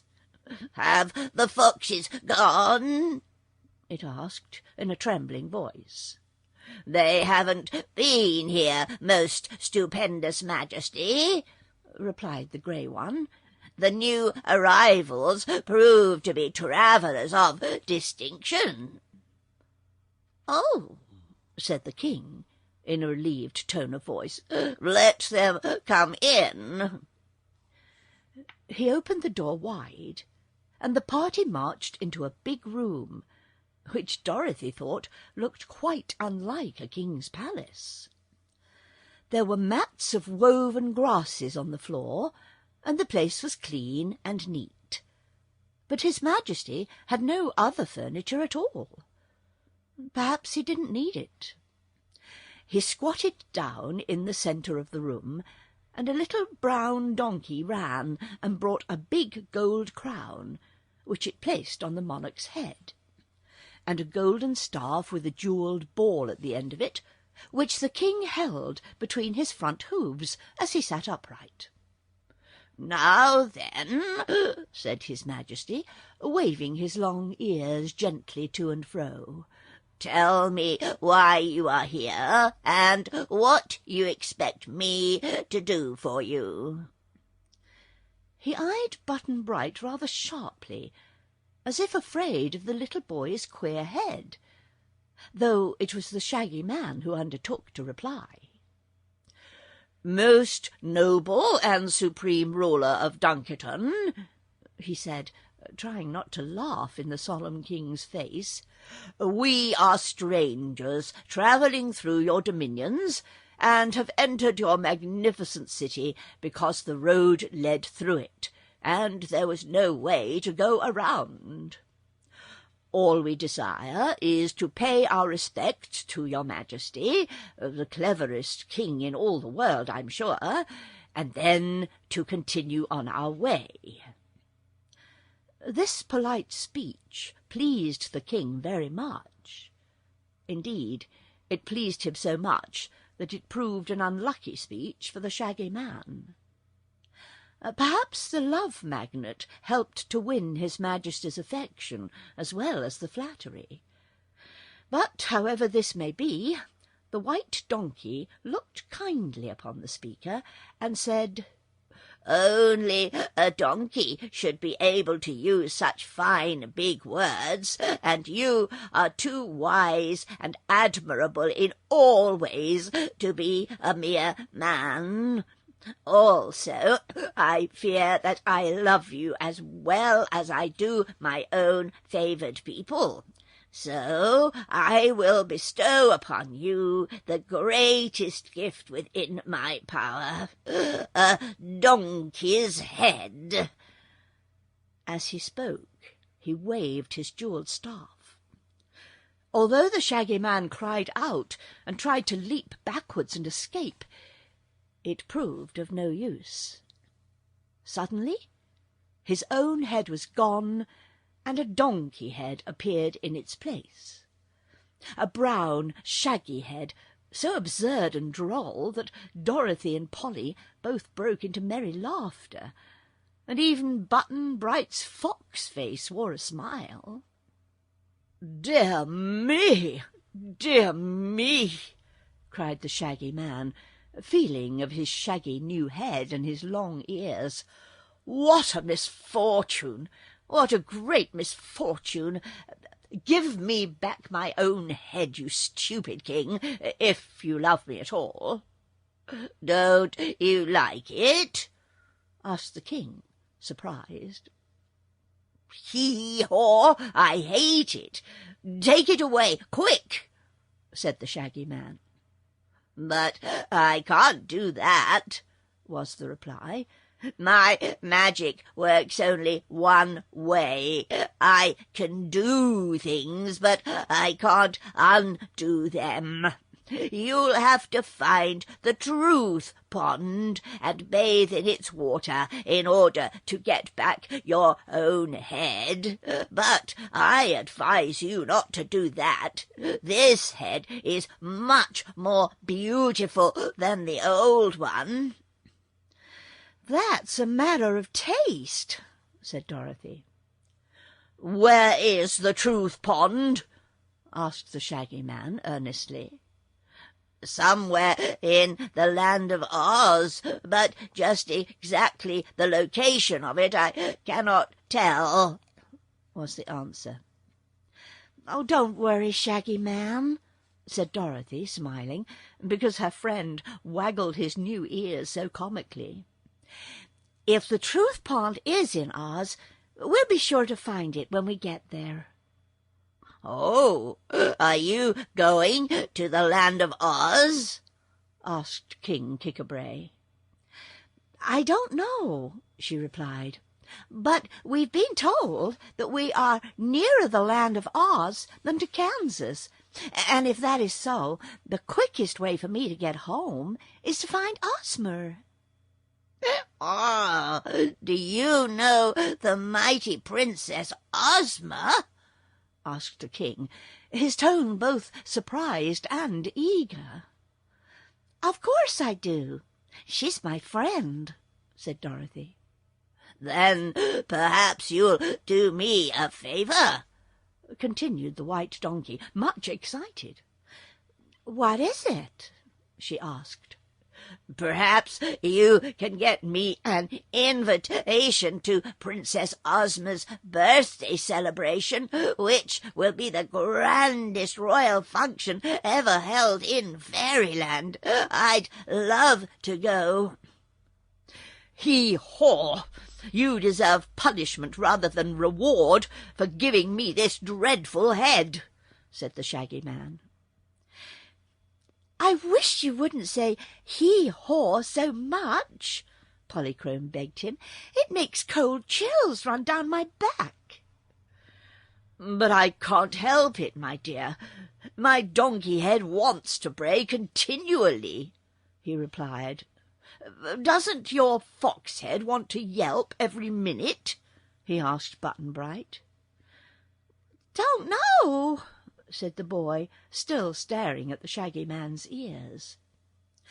These seemed to interest him greatly, and the sight also made him forget his own fox head, which was a comfort. "What do you think, Polly?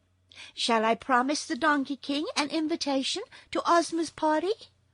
asked Dorothy of the Rainbow's Daughter, who was flitting about the room like a sunbeam, because she never could keep still. "Do as you please, dear," answered Polychrome. "He might help to amuse the guests of the princess." "Then, if you will give us some supper and a place to sleep tonight, and let us get started on our journey early tomorrow morning," said Dorothy to the king, "I'll ask Ozma to invite you, if I happen to get to Oz." "Oh, good! Oh, excellent!" cried Kickabrey, much pleased. "You shall all have fine suppers and good beds. What food would you prefer, bran mash or ripe oats in the shell?" "Neither one," replied Dorothy promptly. "Perhaps plain hay or some sweet, juicy grass would suit you better," suggested Kickabrey musingly. "Is that all you have to eat?" asked the girl. "What more do you desire?" "Well, you see, we're not donkeys," she explained, "and so we're used to other food. The foxes gave us a nice supper in Foxville." "We'd like some dewdrops and mist cakes," said Polychrome. "I'd prefer apples and a ham sandwich," declared the Shaggy Man, "for although I've a donkey's head, I still have my own particular stomach." "I want pie," said Button-Bright. "I think some beefsteak and chocolate layer cake would taste best," said Dorothy. "Oh, I declare!" exclaimed the king. "It seems each one of you wants a different food.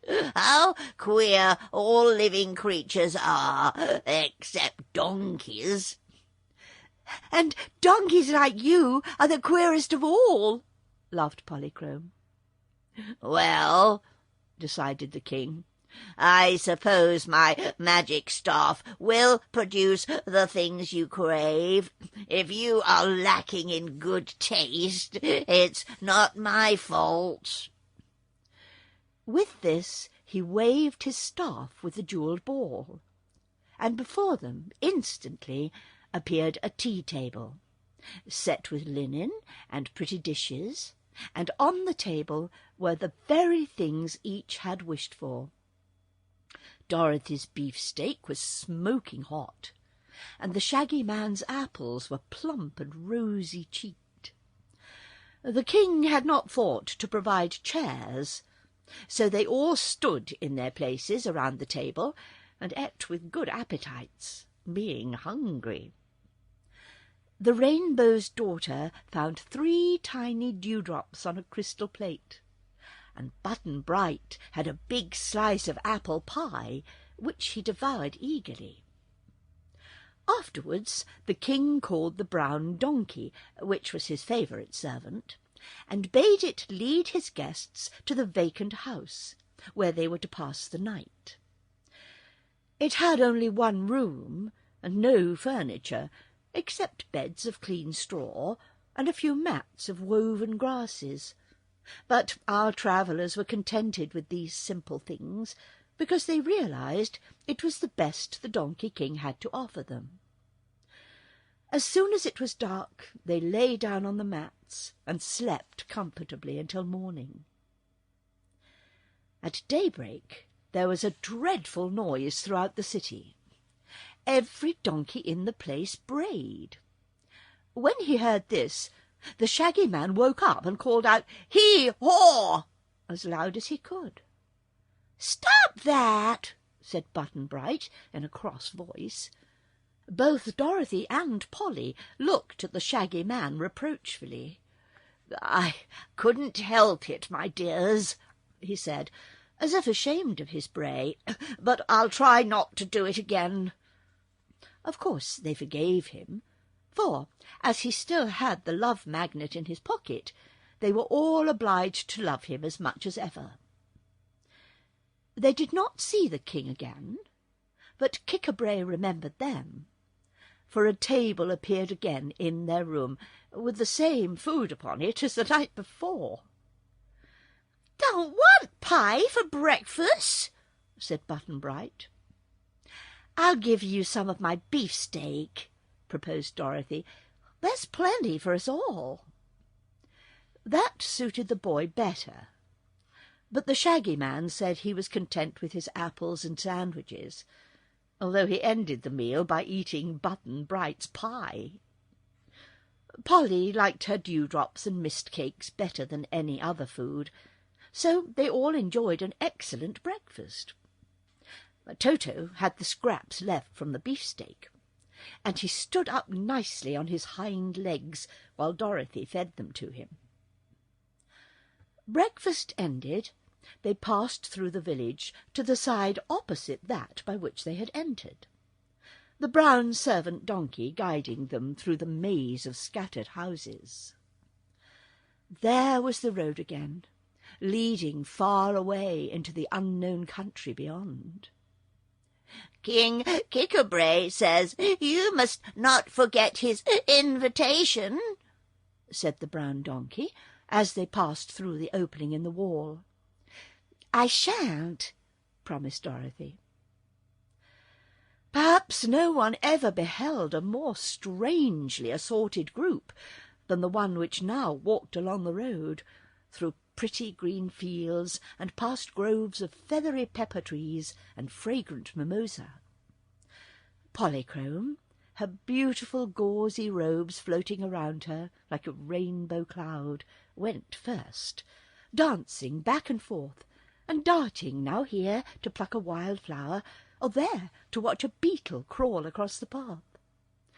Toto ran after her at times, barking joyously the while, only to become sober again and trot along at Dorothy's heels. The little Kansas girl walked holding Button-Bright's hand clasped in her own, and the wee boy with his fox head covered by the sailor hat presented an odd appearance. Strangest of all, perhaps, was the Shaggy Man, with his shaggy donkey head, who shuffled along in the rear, with his hands thrust deep in his big pockets. None of the party was really unhappy. All were straying in an unknown land, and had suffered more or less annoyance and discomfort. But they realized they were having a fairy adventure in a fairy country, and were much interested to find out what would happen next. The Musica. About the middle of the forenoon, they began to go up a long hill. By and by, this hill suddenly dropped down into a pretty valley, where the travellers saw, to their surprise, a small house standing by the roadside. It was the first house they had seen, and they hastened into the valley to discover who lived there. No one was in sight as they approached, but when they began to get nearer the house, they heard queer sounds coming from it. They could not make these out at first, but as they became louder, our friends thought they heard a sort of music, like that made by a wheezy hand-organ. The music fell upon their ears in this way. Tiddle-widdle-iddle, pom-pom, pom-pom, pom-pom, tiddle-tiddle-tiddle, pom-pom, pom-pom, pah. "What is it? A band or a mouth organ?" asked Dorothy. "Don't know," said Button-Bright. "Sounds to me like a played-out phonograph," said the Shaggy Man, lifting his enormous ears to listen. "Oh, that couldn't just be a phonograph in fairyland," cried Dorothy. "It's rather pretty, isn't it?" asked Polychrome, trying to dance to the strains. "Diddle-widdle-diddle, pom-pom, pom-pom, pom-pom," came the music to their ears, more distinctly as they drew nearer the house. Presently they saw a little fat man sitting on a bench before the door. He wore a red braided jacket that reached to his waist, a blue waistcoat, and white trousers with gold stripes down the sides.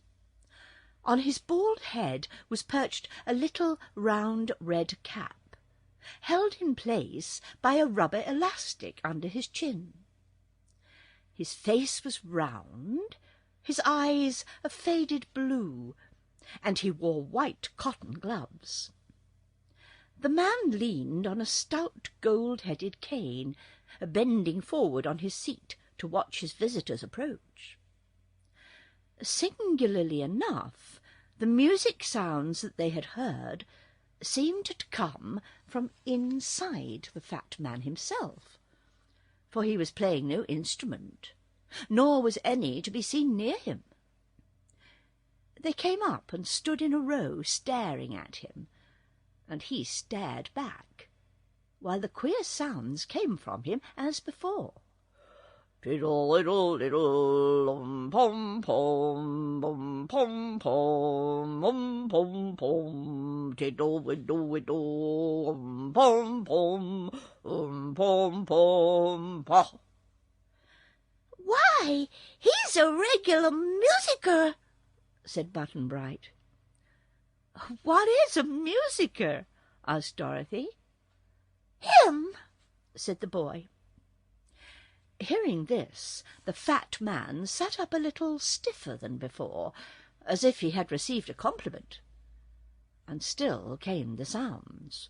"Diddle-widdle-diddle, pom-pom, pom-pom." "Stop it!"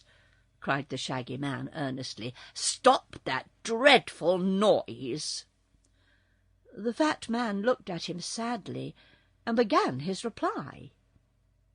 When he spoke, the music changed, and the words seemed to accompany the notes. He said, or rather sang, "It isn't a noise that you hear, but music harmonic and clear.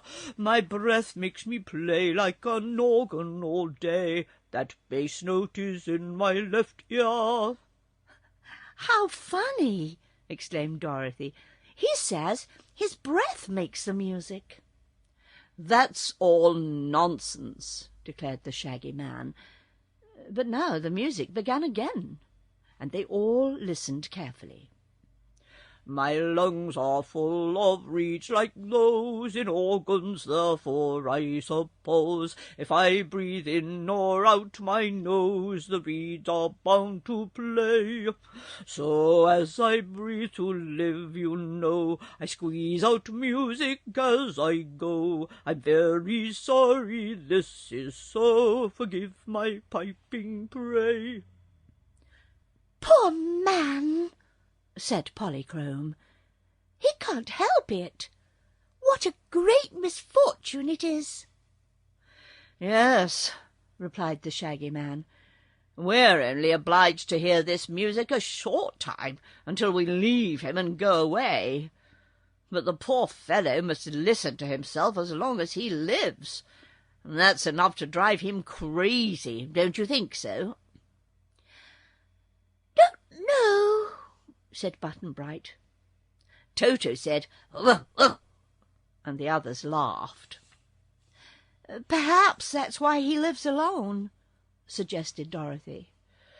"Yes, if he had neighbours, they might do him an injury," responded the Shaggy Man. All this while The little fat musicker was breathing the notes, tiddle-iddle, pom-pom, and they had to speak loud in order to hear themselves. The Shaggy Man said, "Who are you, sir?" The reply came in the shape of this sing-song. "I'm Allegro di Capo, a very famous man. Just find another high or low to match me if you can. Some people try but can't to play and have to practice every day. But I've been musical always since first my life began." "Why, I believe he's proud of it," exclaimed Dorothy. "And seems to me I've heard worse music than he makes." "Where?" asked Button-Bright. "I've forgotten just now. But Mr. Da Capo is certainly a strange person, isn't he? And perhaps he's the only one of his kind in the world." This praise seemed to please the little fat musicker, for he swelled out his chest, looked important, and sang as follows. "I wear no band around me, and yet I am a band. I do not strain to make my strains, but on the other hand, my toot is always destitute of flats or other errors. To C sharp and B natural for me, but mine are terrors." "I don't quite understand that," said Polychrome, with a puzzled look. "But perhaps it's because I'm accustomed only to the music of the spheres." "What's that?" asked Button-Bright. "Oh, Polly means the atmosphere and hemisphere, I suppose," explained Dorothy. "Oh," said Button-Bright. "Oh, oh," said Toto. But the musicker was still breathing his constant pom-pom, pom-pom, and it seemed to jar on the Shaggy Man's nerves. "Stop it, can't you?" he cried angrily. Or breathe in a whisper, or put a clothespin on your nose. Do something, anyhow." But the fat one, with a sad look, sang this answer. "Music hath charms, and it may soothe even the savage, they say. So if savage you feel, just list to my reel, forsooth, to say that is the way." The Shaggy Man had to laugh at this, and when he laughed he stretched his donkey mouth wide open. Said Dorothy, "I don't know how good his poetry is, but it seems to fit the notes, so that's all that can be expected." "I like it," said Button-Bright, who was staring hard at the musicker, his little legs spread wide apart. To the surprise of his companions, the boy asked this long question. "If I swallowed a mouth-organ, what would I be?" "An organette," said the Shaggy Man. "But come, my dears, I think the best thing we can do is to continue on our journey before Button-Bright swallows anything. We must try to find that land of Oz, you know." Hearing this speech, the musicker sang quickly. "If you go to the land of Oz, please take me along, because on Ozma's birthday I'm anxious to play the loveliest song that ever was." "No, thank you," said Dorothy. "We prefer to travel alone. But if I see Ozma, I'll tell her you want to come to her birthday party." "Let's be going," urged the Shaggy Man anxiously. Polly was already dancing along the road far in advance, and the others turned to follow her. Toto did not like the fat musicker, and made a grab for his chubby leg, Dorothy quickly caught up the growling little dog and hurried after her companions, who were walking faster than usual in order to get out of hearing. They had to climb a hill, and until they got to the top they could not escape the musicer's monotonous piping. Pom pom, pom pom, tiddle iddle widdle, pom pom, pom pom pa. As they passed the brow of the hill, however, and descended on the other side, the sounds gradually died away, whereat they all felt much relieved. "I'm glad I don't have to live with the organ man, aren't you, Polly?" said Dorothy. "Yes, indeed," answered the Rainbow's daughter. "He's nice," declared Button-Bright soberly. "I hope your Princess Ozma won't invite him to her birthday celebrations," remarked the Shaggy Man, "for the fellow's music would drive her guests all crazy. You've given me an idea, Button-Bright. I believe the musicker must have swallowed an accordion in his youth." "What's accordion?" asked the boy. "It's a kind of pleading," explained Dorothy, putting down the dog. "Oh, oh!" said Toto, and ran away at a mad gallop to chase a bumblebee. Facing the Scoodlers. The country wasn't so pretty now. Before the travellers appeared a rocky plain covered with hills, on which grew nothing green. They were nearing some low mountains too, and the road, which before had been smooth and pleasant to walk upon, grew rough and uneven. Button-Bright's little feet stumbled more than once, and Polychrome ceased her dancing, because the walking was now so difficult that she had no trouble to keep warm. It had become afternoon, yet there wasn't a thing for their luncheon, except 2 apples, which the Shaggy Man had taken from the breakfast table. He divided these into 4 pieces, and gave a portion to each of his companions. Dorothy and Button-Bright were glad to get theirs, but Polly was satisfied with a small bite, and Toto did not like apples. "Do you know," asked the Rainbow's daughter, "if this is the right road to the Emerald City?" "No, I don't," replied Dorothy.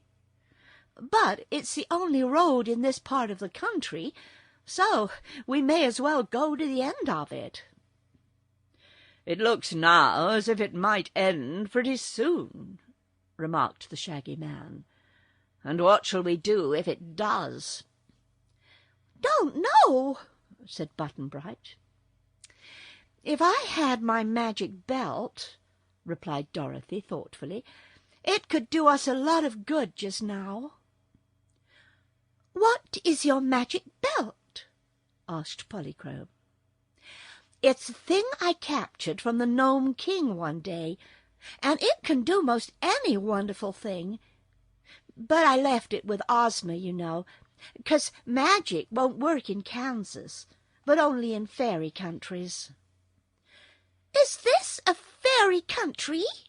asked Button-Bright. "I should think you'd know," said the little girl gravely. "If this wasn't a fairy country, you couldn't have a fox head, and the Shaggy Man couldn't have a donkey head, and the Rainbow's daughter would be invisible." "What's that?" asked the boy. "You don't seem to know anything, Button-Bright. Invisible is a thing you can't see." "Then Toto's invisible," declared the boy, and Dorothy found he was right. Toto had disappeared from view, but they could hear him barking furiously among the heaps of grey rock ahead of them. They moved forward a little faster to see what the dog was barking at, and found, perched upon a point of rock by the roadside, a curious creature. It had the form of a man, middle-sized and rather slender and graceful. But as it sat silent and motionless upon the peak, they could see that its face was black as ink, and it wore a black cloth costume, made like a union suit and fitting tight to its skin. Its hands were black too, and its toes curled down like a bird's. The creature was black all over, except its hair, which was fine and yellow, banged in front across the black forehead and cut close at the sides. The eyes, which were fixed steadily upon the barking dog, were small and sparkling, and looked like the eyes of a weasel. "What in the world do you suppose that is?" asked Dorothy in a hushed voice, as the little group of travellers stood watching the strange creature. "Don't know," said Button-Bright. The thing gave a jump and turned half round, sitting in the same place, but with the other side of its body facing them. Instead of being black, it was now pure white, with a face like that of a clown in a circus, and hair of a brilliant purple. The creature could bend either way, and its white toes now curled the same way as the black ones on the other side had done. "It has a face, both front and back," whispered Dorothy wonderingly.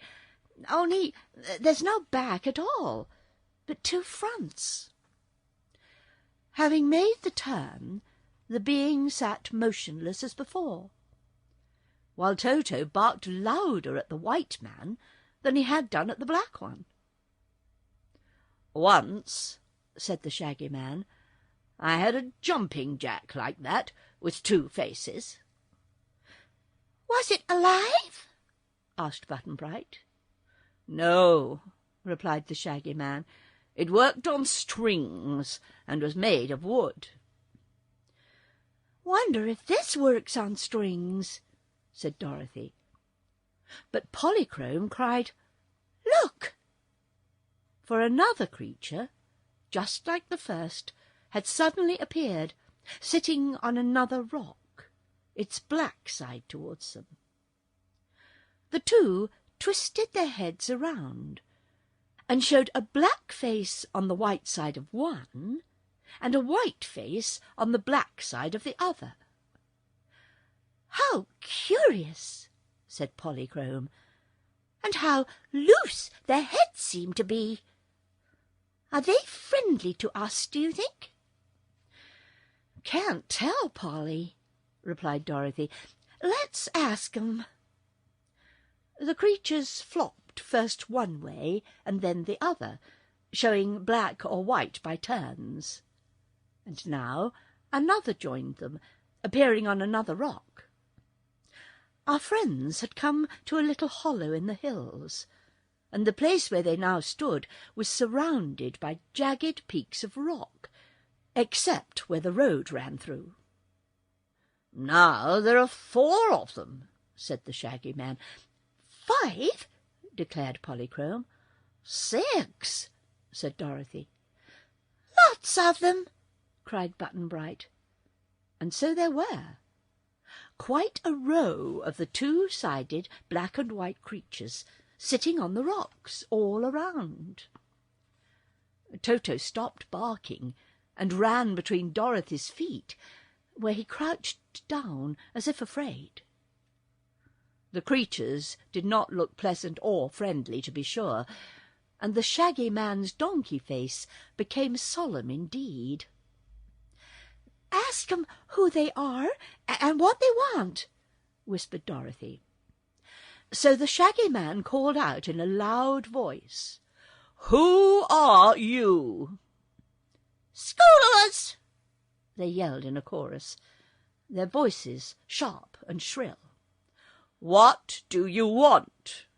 called the Shaggy Man. "You!" they yelled, pointing their thin fingers at the group, and they all flopped around, so they were white, and then all flopped back again, so they were black. "But what do you want us for?" asked the Shaggy Man uneasily. "Soup!" they all shouted, as if with one voice. "Goodness me," said Dorothy, trembling a little. "The Scoodlers must be regular cannibals." "Don't want to be soup," protested Button-Bright, beginning to cry. "Hush, dear," said the little girl, trying to comfort him. "We don't any of us want to be soup. But don't worry, the Shaggy Man will take care of us."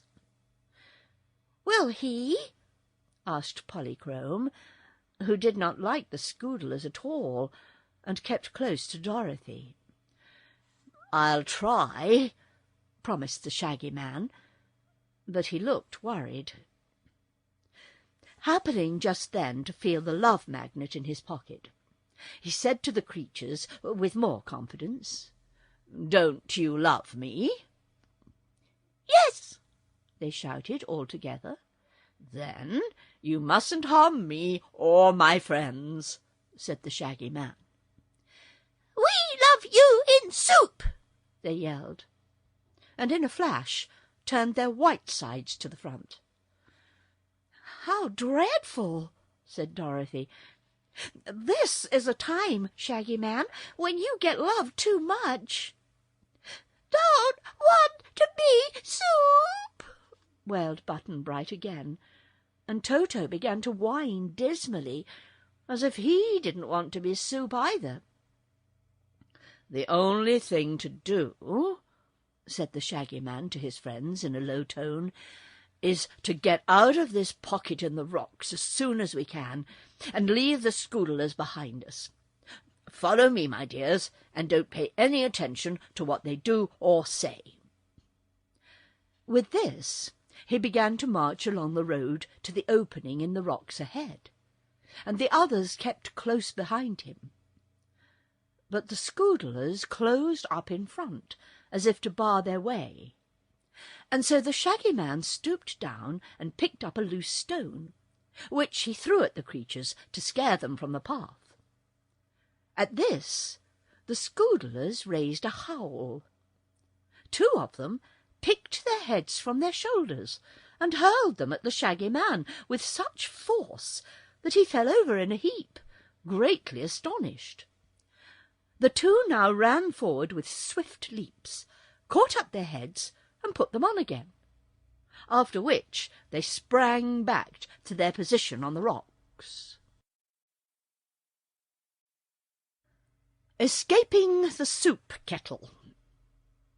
The Shaggy Man got up and felt of himself to see if he was hurt, but he was not.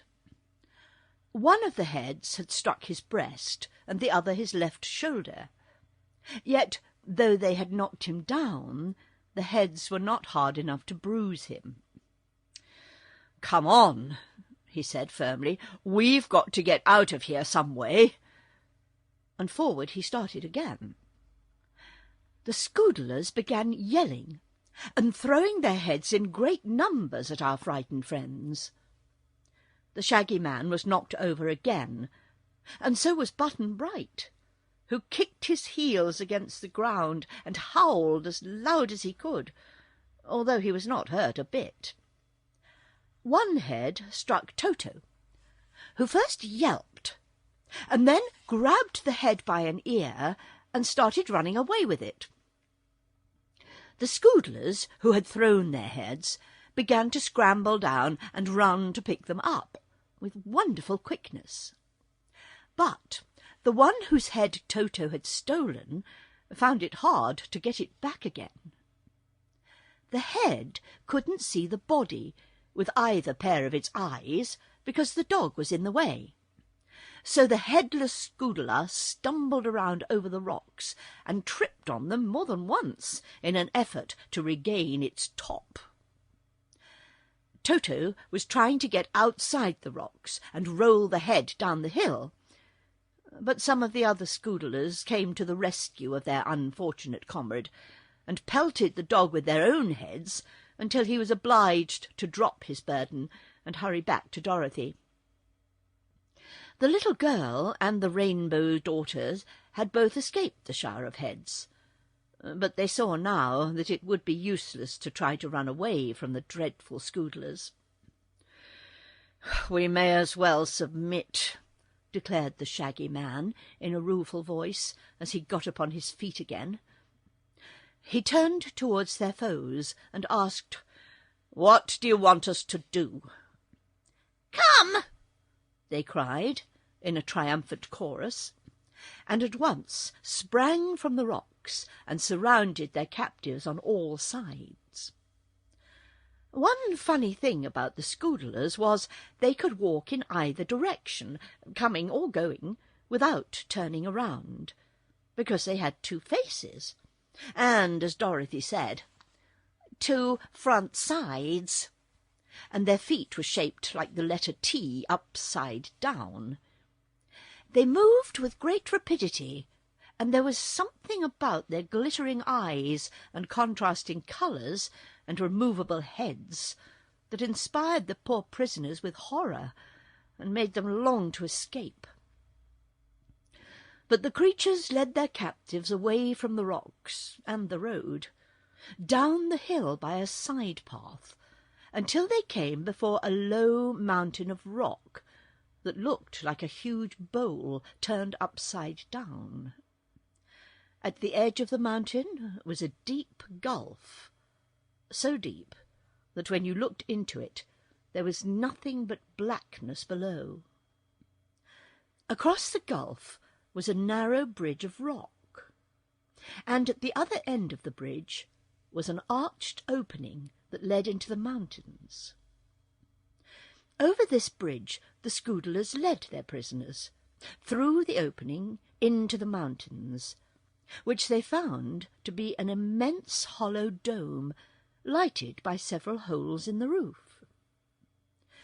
All around the circular space were built rock houses, set close together, each with a door in the front wall.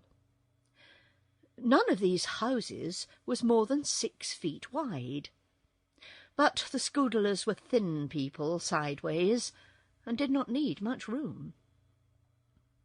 So vast was the dome that there was a large space in the middle of the cave, in front of all these houses, where the creatures might congregate, as in a great hall. It made Dorothy shudder to see a huge iron kettle suspended by a stout chain in the middle of the place, and underneath the kettle a great heap of kindling wood and shavings ready to light. "What's that?"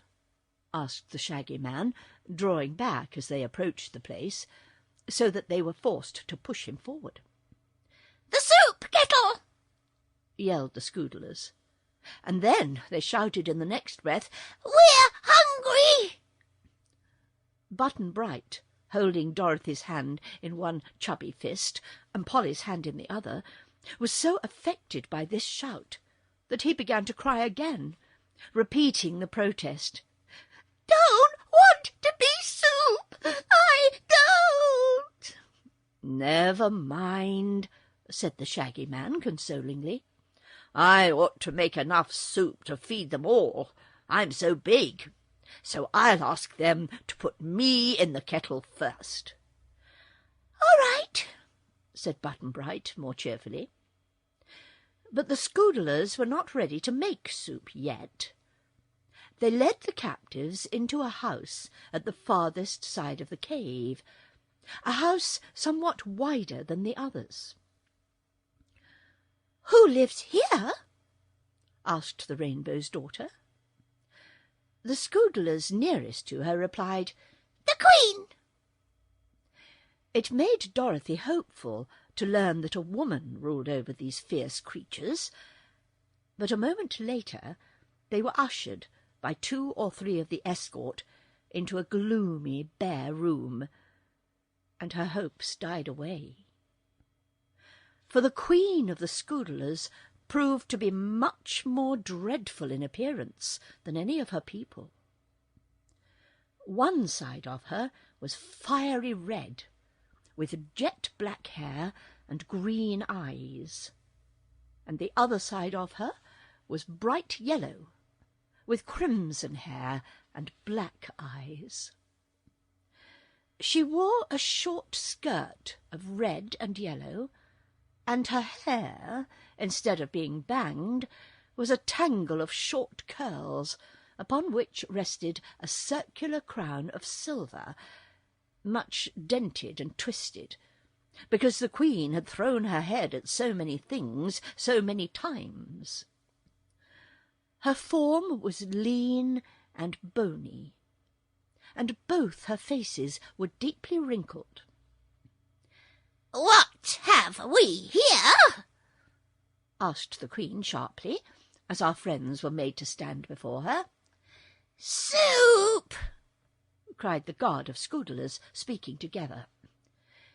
"We're not," said Dorothy indignantly. "We're nothing of the sort." "Ah, but you will be soon," retorted the queen, a grim smile making her look more dreadful than before.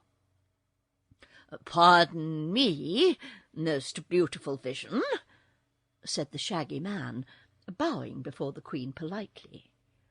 "I must request your serene highness to let us go our own way without being made into soup, for I own the love magnet, and whoever meets me must love me and all my friends." "True," replied the queen. "We love you very much, so much that we intend to eat your broth with real pleasure. But tell me, do you think I am so beautiful?" "You won't be at all beautiful if you eat me," he said, shaking his head sadly. "Handsome is as handsome does, you know." The queen turned to Button-Bright. "Do you think I'm beautiful?" she asked. "No," said the boy. "You're ugly." "I think you're a fright," said Dorothy. "If you could see yourself, you'd be terribly scared," added Polly. The queen scowled at them, and flopped from her red side to her yellow side. "Take them away," she commanded the guard. "And at 6 o'clock run them through the meat chopper, and start the soup kettle boiling. And put plenty of salt in the broth this time, or I'll punish the cook severely." "Any onions, your Majesty?" asked one of the guards. "Plenty of onions, and garlic, and a dash of red pepper. Now, go." The Scoodlers led the captives away, and shut them up in one of the houses, leaving only a single Scoodler to keep guard. The place was a sort of storehouse, containing bags of potatoes and baskets of carrots, onions, and turnips. "These," said their guard, pointing to the vegetables, "we use to flavour our soups with."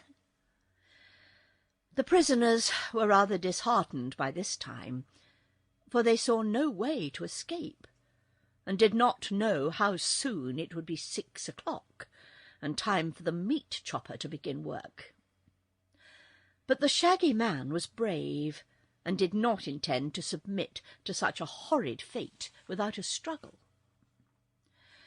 "I'm going to fight for our lives," he whispered to the children, "for if I fail, we will be no worse off than before, and to sit here quietly until we are made into soup would be foolish and cowardly." The Scoodler on guard stood near the doorway, turning first his white side towards them, and then his black side, as if he wanted to show to all of his greedy 4 eyes the sight of so many fat prisoners. The captives sat in a sorrowful group at the other end of the room, except Polychrome, who danced back and forth in the little place to keep herself warm, for she felt the chill of the cave. Whenever she approached the Shaggy Man, he would whisper something in her ear, and Polly would nod her pretty head as if she understood. The Shaggy Man told Dorothy and Button-Bright to stand before him while he emptied the potatoes out of one of the sacks. When this had been secretly done, little Polychrome, dancing near the guard, suddenly reached out her hand and slapped his face, the next instant whirling away from him quickly to rejoin her friends. The angry Scoodler at once picked off his head and hurled it at the Rainbow's Daughter. But the Shaggy Man was expecting that, and caught the head very neatly, putting it in the sack, which he tied at the mouth.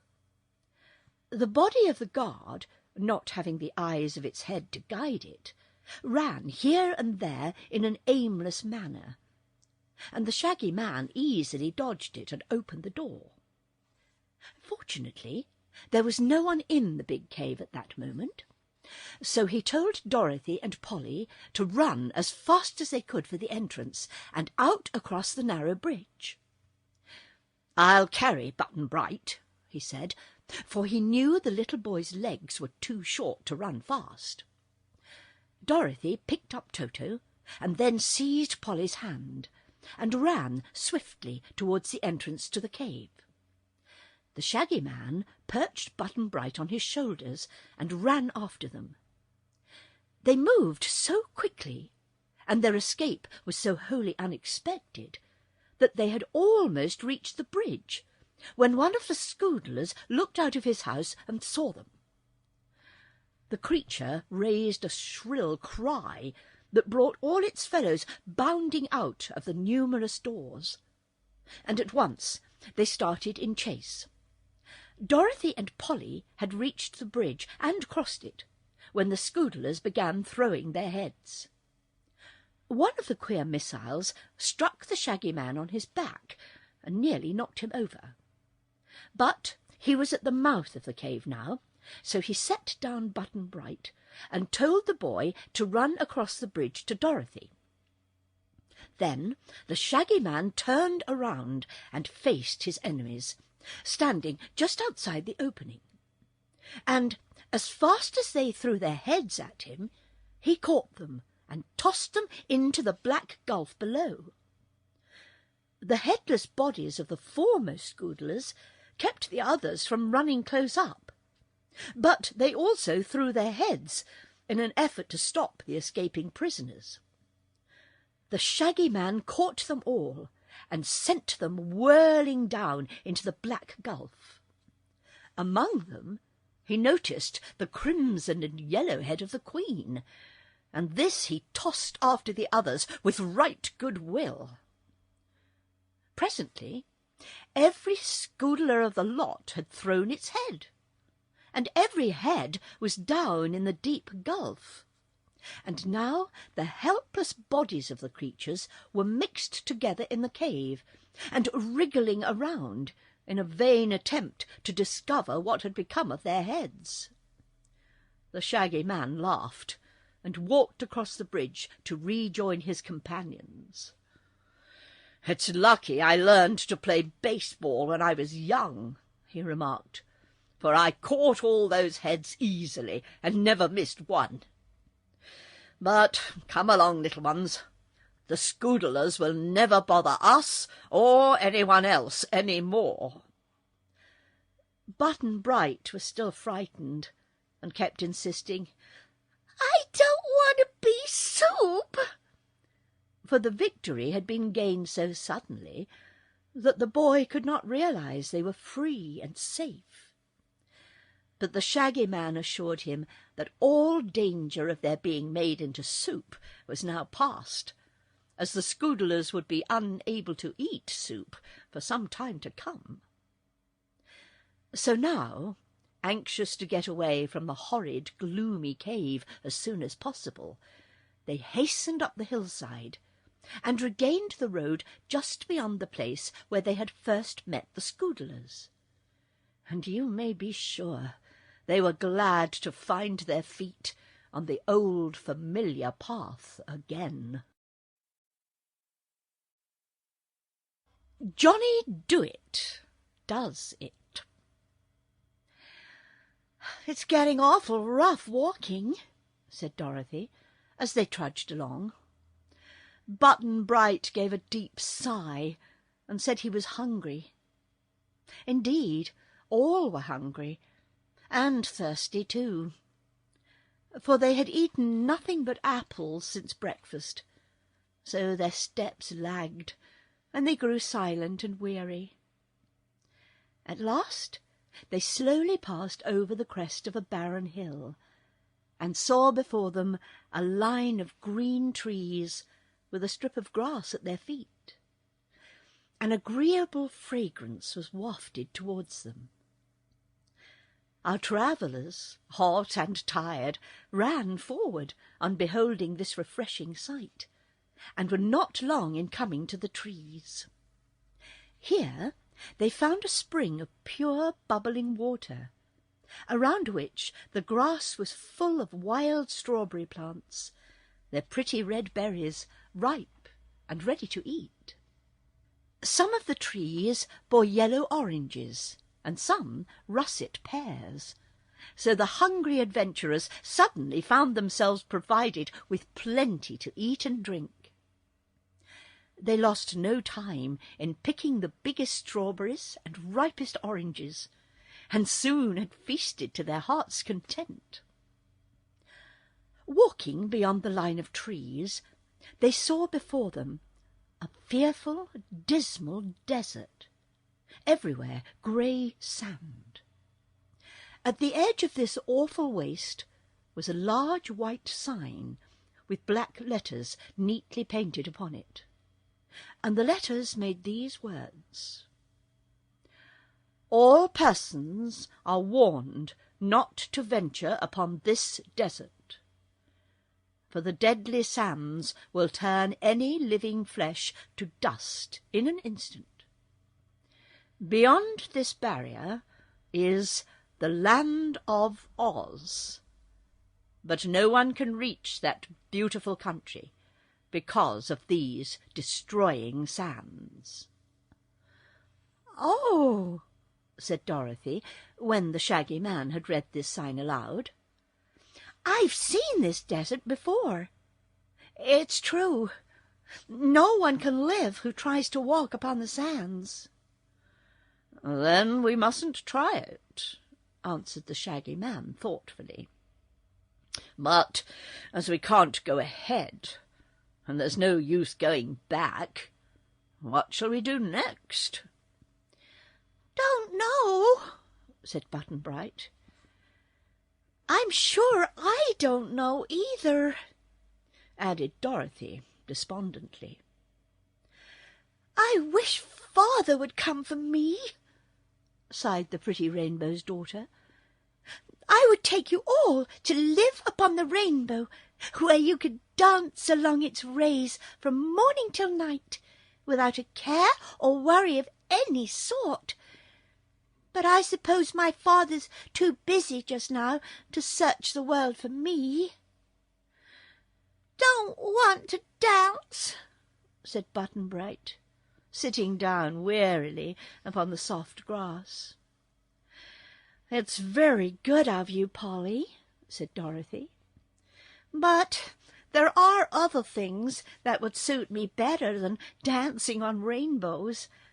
I'm afraid they'd be kind of soft and squashy underfoot anyhow, although they're so pretty to look at."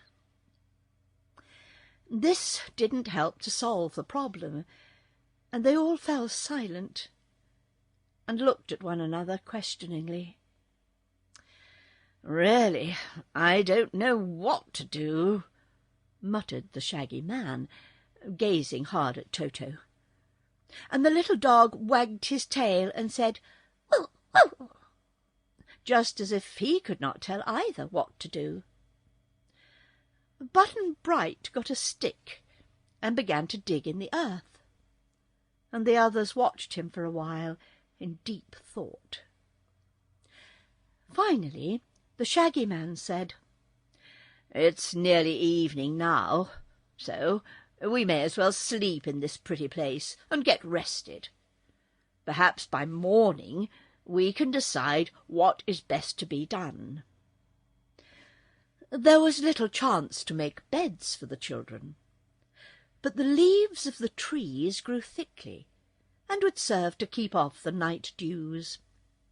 So the Shaggy Man piled soft grasses in the thickest shade, and when it was dark they lay down and slept peacefully until morning. Long after the others were asleep, however, the Shaggy Man sat in the starlight by the spring, gazing thoughtfully into its bubbling waters.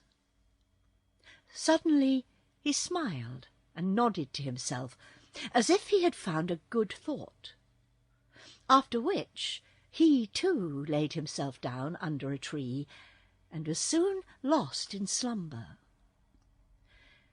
In the bright morning sunshine, as they ate of the strawberries and the sweet juicy pears, Dorothy said, "Polly, can you do any magic?"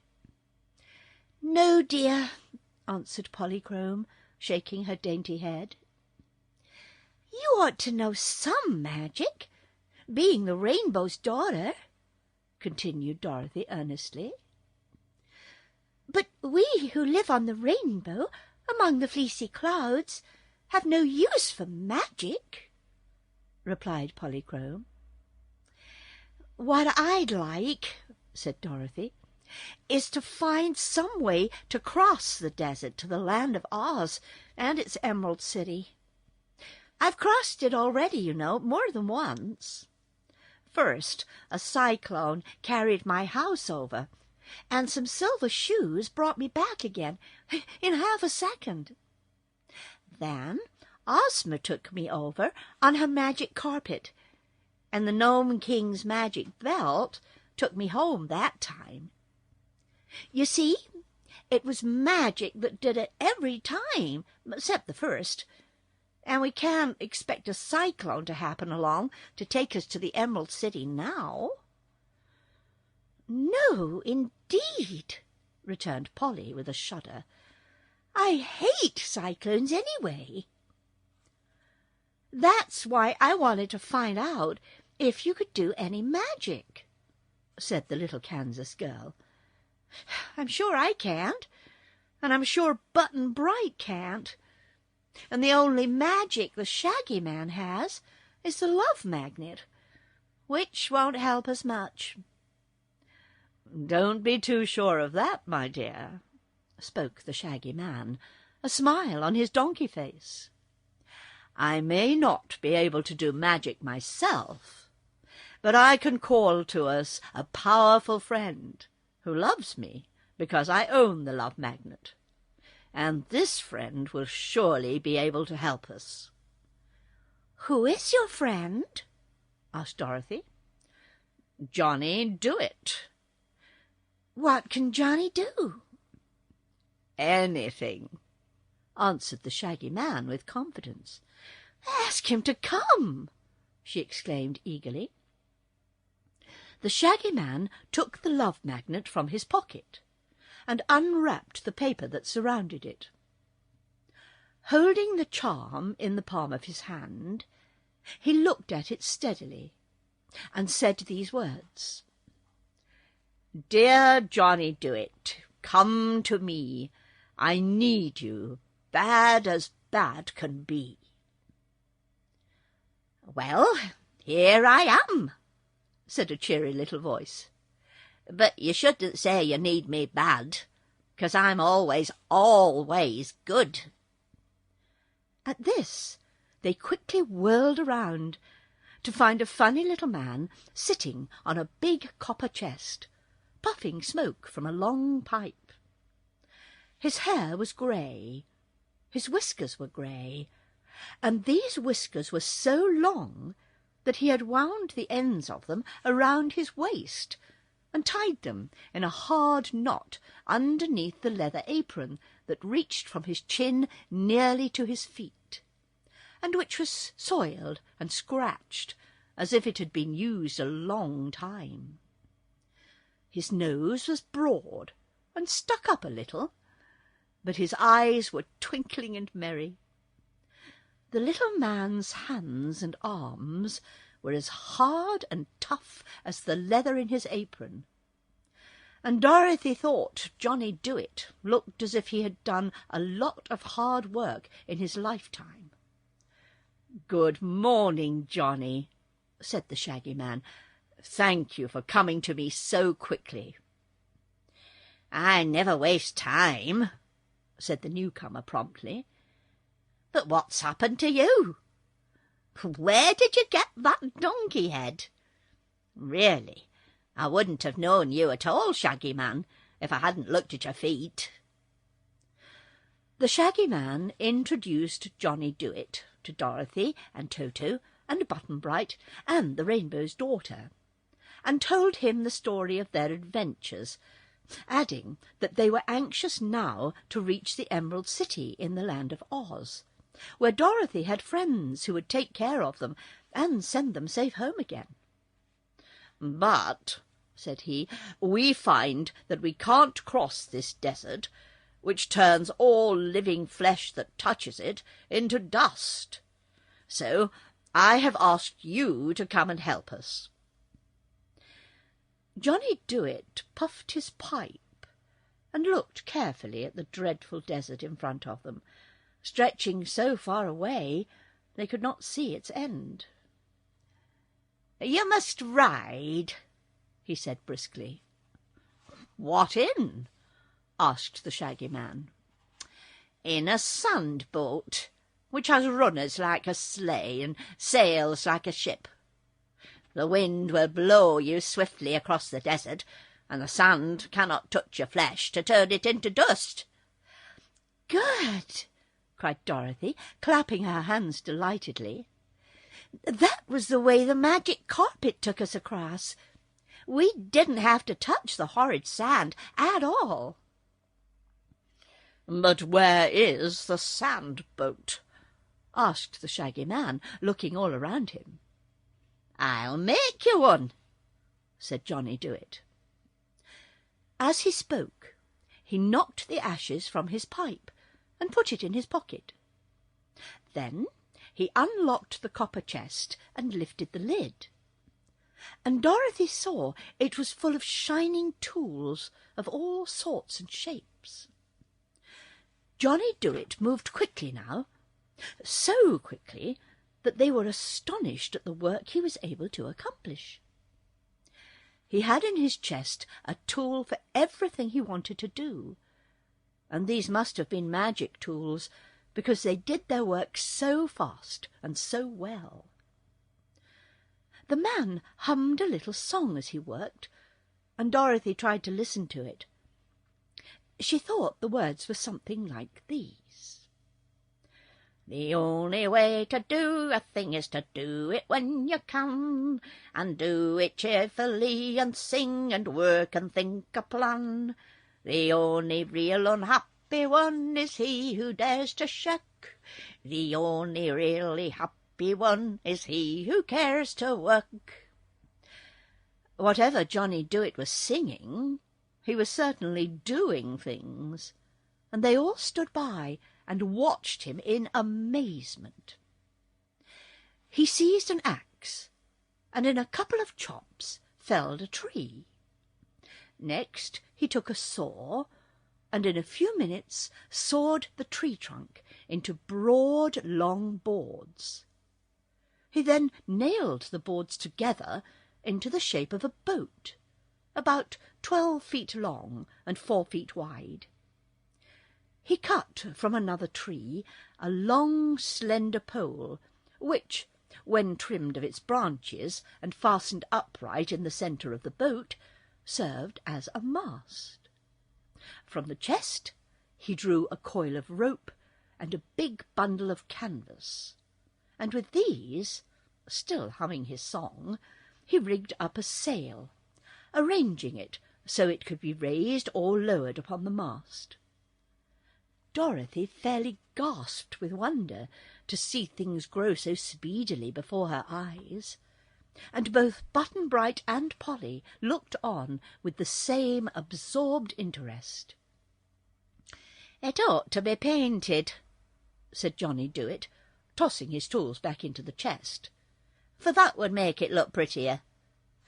But though I can paint it for you in 3 seconds, it would take an hour to dry, and that's a waste of time." "We don't care how it looks," said the Shaggy Man, "if only it will take us across the desert." "Oh, it'll do that," declared Johnny Dewett. "All you need worry about is tipping over. Did you ever sail a ship?"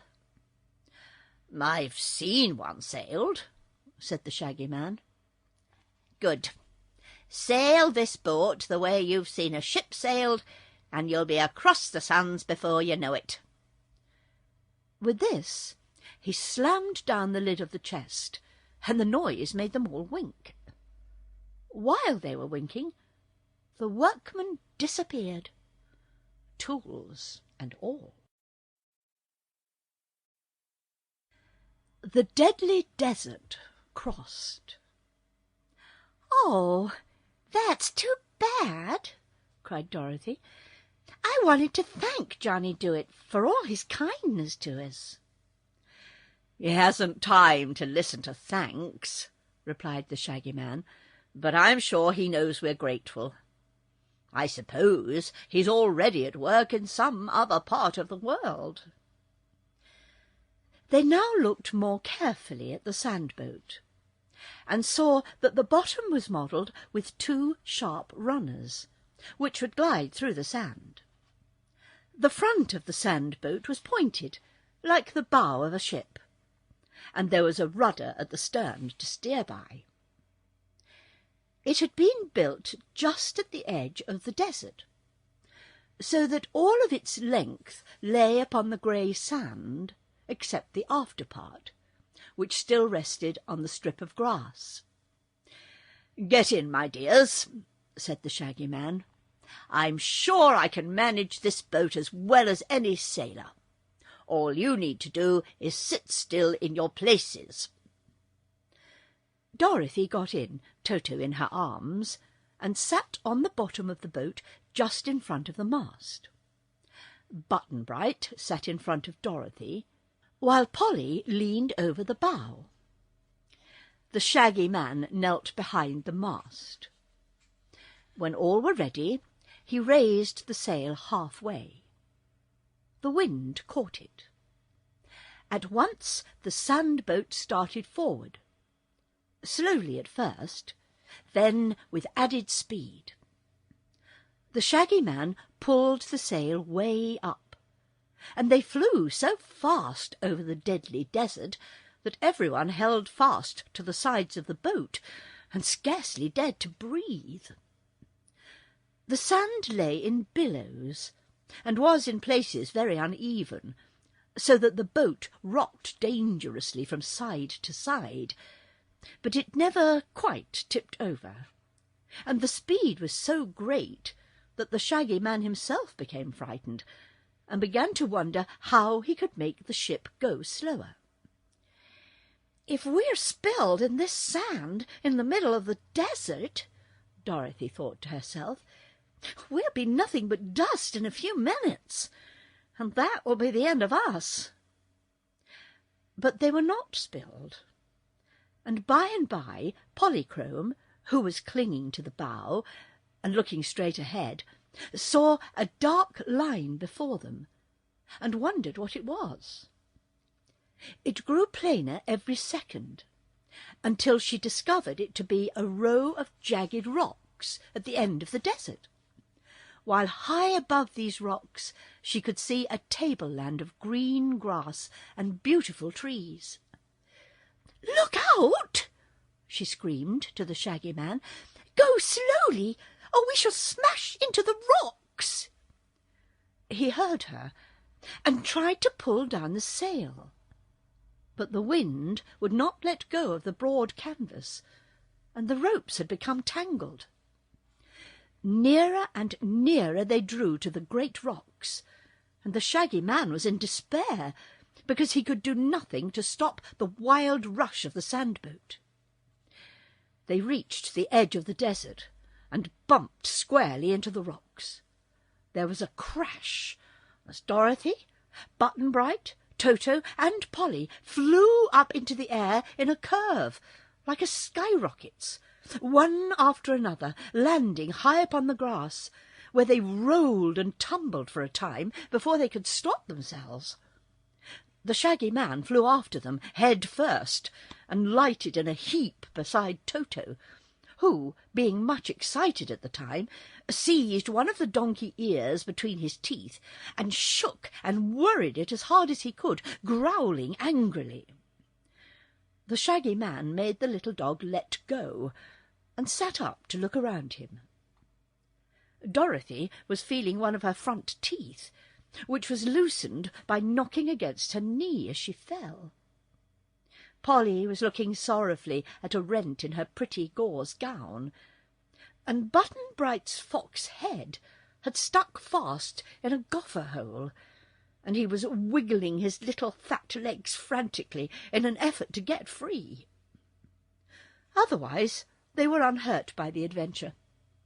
So the Shaggy Man stood up and pulled Button-Bright out of the hole, and went to the edge of the desert to look at the sandboat. It was a mere mass of splinters now, crushed out of shape against the rocks.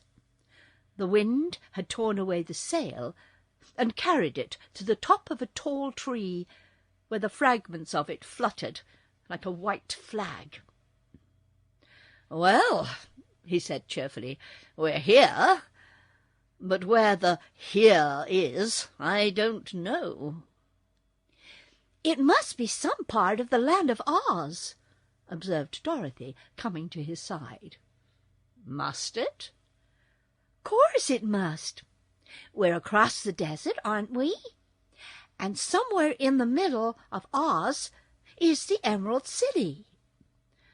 "To be sure," said the Shaggy Man, nodding. "Let's go there." "But I don't see any people about to show us the way," she continued. "Let's hunt for them," he suggested.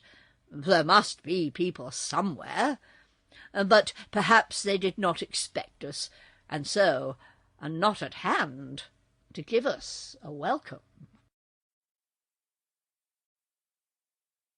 The Truth Pond. They now made a more careful examination of the country around them. All was fresh and beautiful after the sultriness of the desert, and the sunshine and sweet crisp air were delightful to the wanderers. Little mounds of yellowish green were away at the right, while on the left waved a group of tall leafy trees bearing yellow blossoms that looked like tassels and pom-poms. Among the grasses carpeting the ground were pretty buttercups and cowslips and marigolds. After looking at these a moment, Dorothy said reflectively, "We must be in the country of the Winkies, for the colour of that country is yellow, and you will notice that most everything here is yellow, that has any colour at all."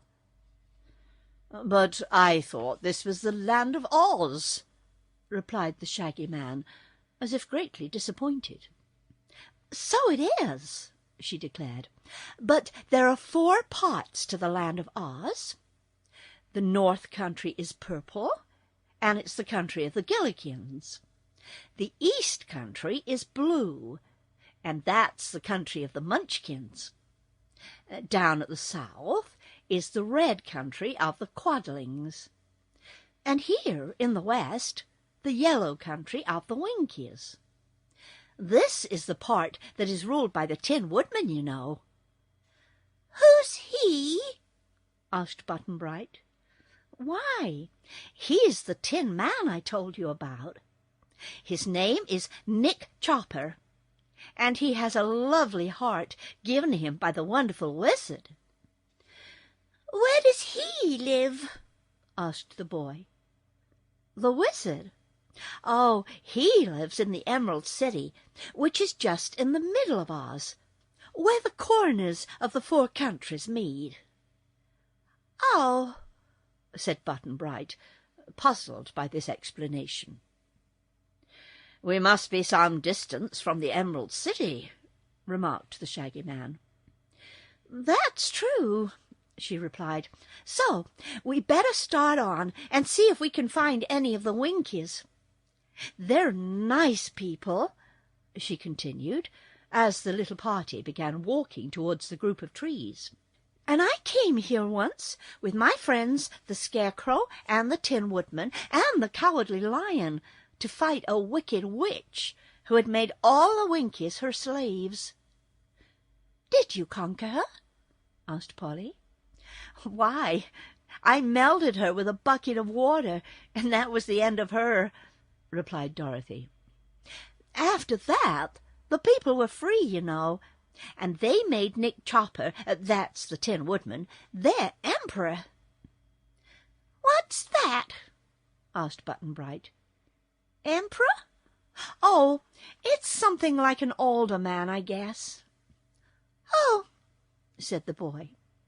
"But I thought Princess Ozma ruled Oz," said the Shaggy Man. "So she does.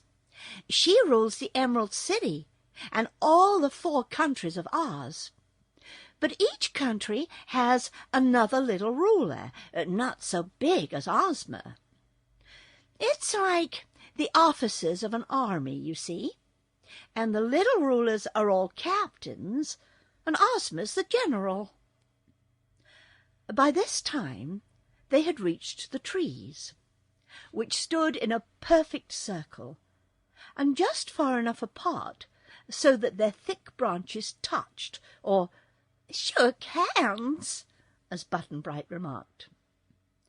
Under the shade of the trees they found, in the centre of the circle, a crystal pool, its water as still as glass. It must have been deep, too, for when Polychrome bent over it, she gave a little sigh of pleasure. "Why, it's a mirror!" she cried, for she could see all her pretty face and fluffy rainbow-tinted gown reflected in the pool as natural as life. Dorothy bent over too, and began to arrange her hair, blown by the desert wind into straggling tangles. Button-Bright leaned over the edge next, and then began to cry, for the sight of his fox head frightened the poor little fellow. "I guess I won't look," remarked the Shaggy Man sadly, for he didn't like his donkey head either. While Polly and Dorothy tried to comfort Button-Bright, the Shaggy Man sat down near the edge of the pool, where his image could not be reflected, and stared at the water thoughtfully. As he did this, he noticed a silver plate fastened to a rock just under the surface of the water, and on the silver plate was engraved these words: "The Truth Pond." "Ah!" cried the Shaggy Man, springing to his feet with eager joy. "We've found it at last." "Found what?" asked Dorothy, running to him. "The truth pond. Now, at last, I may get rid of this frightful head. For we were told, you remember, that only the truth pond could restore me to my proper face." "Me too!" shouted Button-Bright, trotting up to them. "Of course," said Dorothy. "It will cure you both of your bad heads, I guess. Isn't it lucky we found it?" "It is indeed," replied the Shaggy Man. "I hated dreadfully to go to Princess Ozma looking like this, and she's to have a birthday celebration too." Just then a splash startled them, for Button-Bright, in his anxiety to see the pool that would cure him, had stepped too near the edge and tumbled heels over head into the water. Down he went out of sight entirely, so that only his sailor hat floated on the top of the truth pond. He soon bobbed up, and the Shaggy Man seized him by his sailor collar and dragged him to the shore, dripping and gasping for breath. They all looked upon the boy wonderingly, for the fox head, with its sharp nose and pointed ears, was gone, and in its place appeared the chubby, round face and blue eyes and pretty curls that had belonged to Button-Bright before King Dox of Foxville had transformed him. "Oh, what a darling!" cried Polly, and would have hugged the little one had he not been so wet. Their joyful exclamations made the child rub the water out of his eyes and look at his friends questioningly. "You're all right now, dear," said Dorothy. "Come and look at yourself." She led him to the pool, and although there were still a few ripples on the surface of the water, he could see his reflection plainly. "It's me," he said in a pleased yet awed whisper. "Course it is," replied the girl, "and we're all as glad as you are, Button-Bright." "Well," announced the Shaggy Man, "it's my turn next." He took off his shaggy coat and laid it on the grass and dived head first into the truth pond. When he came up, the donkey's head had disappeared, and the Shaggy Man's own shaggy head was in its place, with the water dripping in little streams from his shaggy whiskers. He scrambled ashore and shook himself to get off some of the wet, and then leaned over the pool to look admiringly at his reflected face. "I may not be strictly beautiful even now," he said to his companions, who watched him with smiling faces, "but I'm so much handsomer than any donkey that I feel as proud as I can be." "You're all right, Shaggy Man," declared Dorothy. "And Button-Bright is all right, too. So let's thank the Truth Pond for being so nice and start on our journey to the Emerald City." "I hate to leave it," murmured the Shaggy Man with a sigh. "A truth pond wouldn't be a bad thing to carry around with us."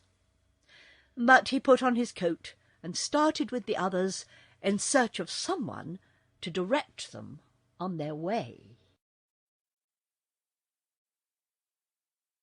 Tick-Tock and Billina. They had not walked far across the flower-strewn meadows when they came upon a fine road leading towards the northwest and winding gracefully among the pretty yellow hills. "That way," said Dorothy, "must be the direction of the Emerald City. We'd better follow the road until we meet someone or come to a house."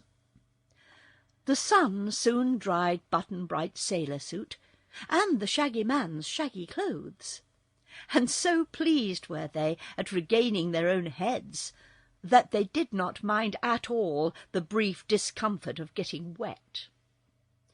"It's good to be able to whistle again," remarked the Shaggy Man, "for those donkey lips were so thick I could not whistle a note with them."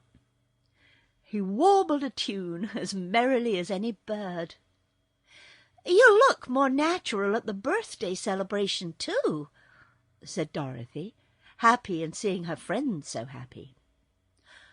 Polychrome was dancing ahead in her usual sprightly manner, whirling gaily along the smooth, level road until she passed from sight around the curve of one of the mounds.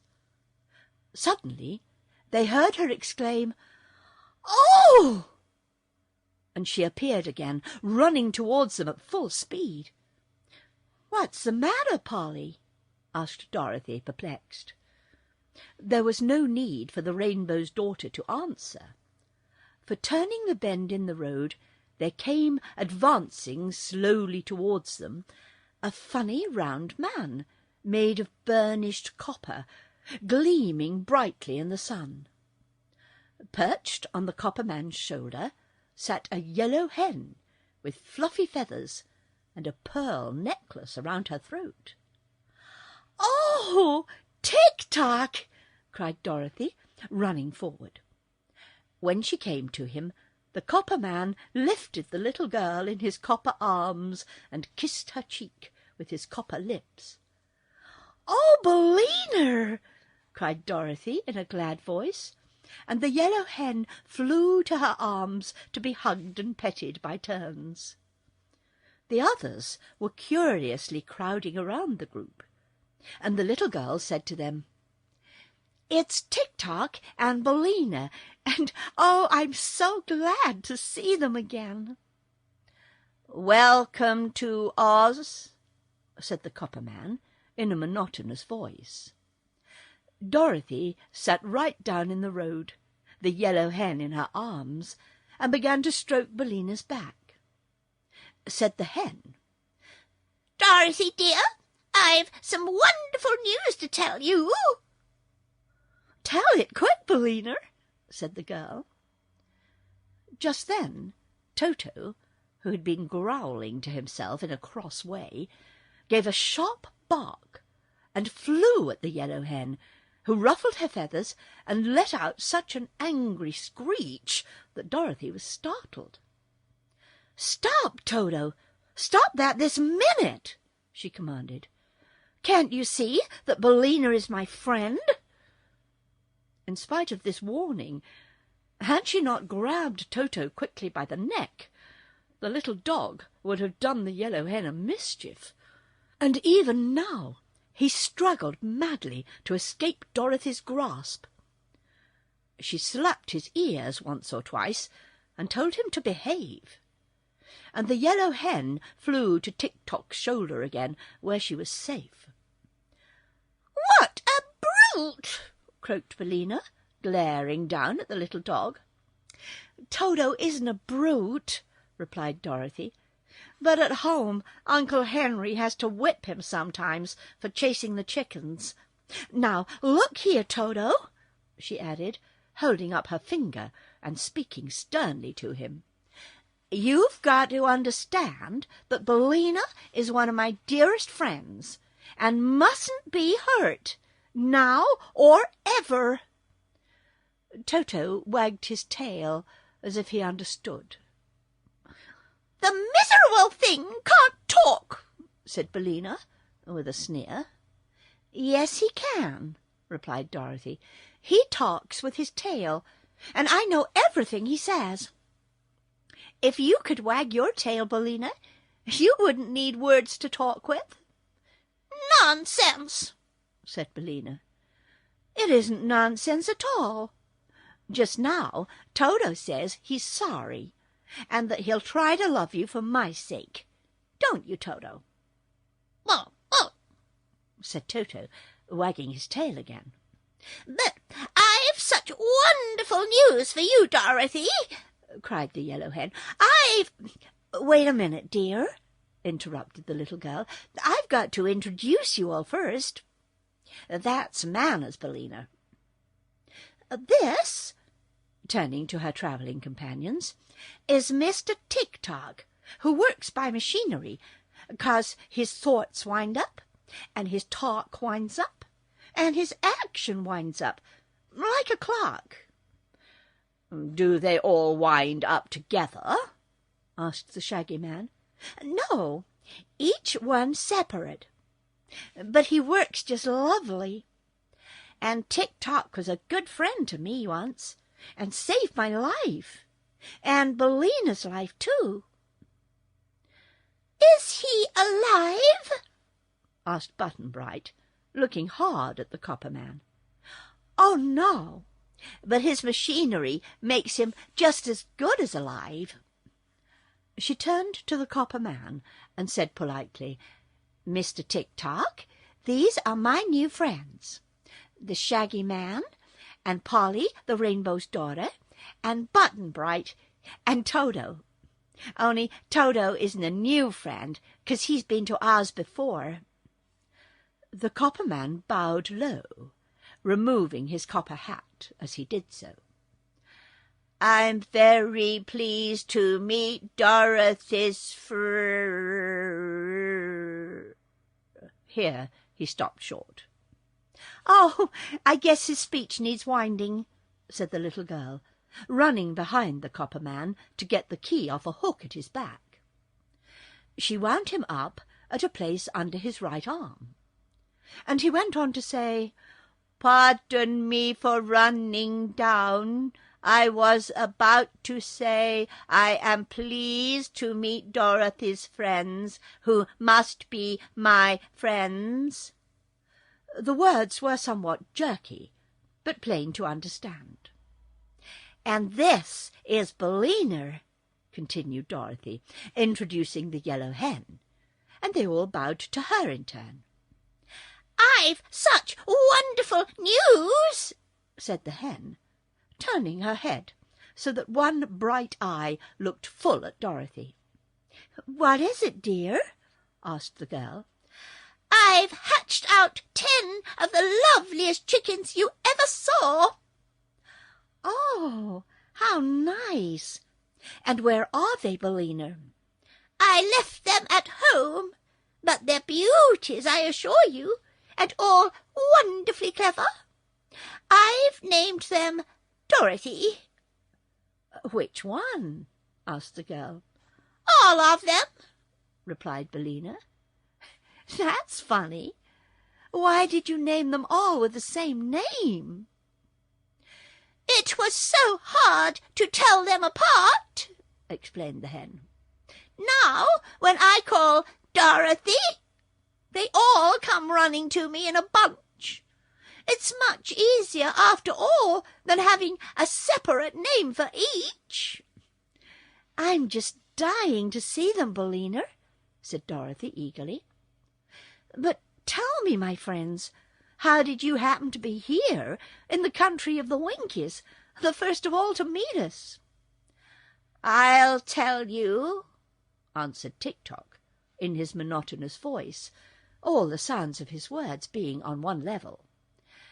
"Princess Ozma saw you in her magic picture and knew you were coming here.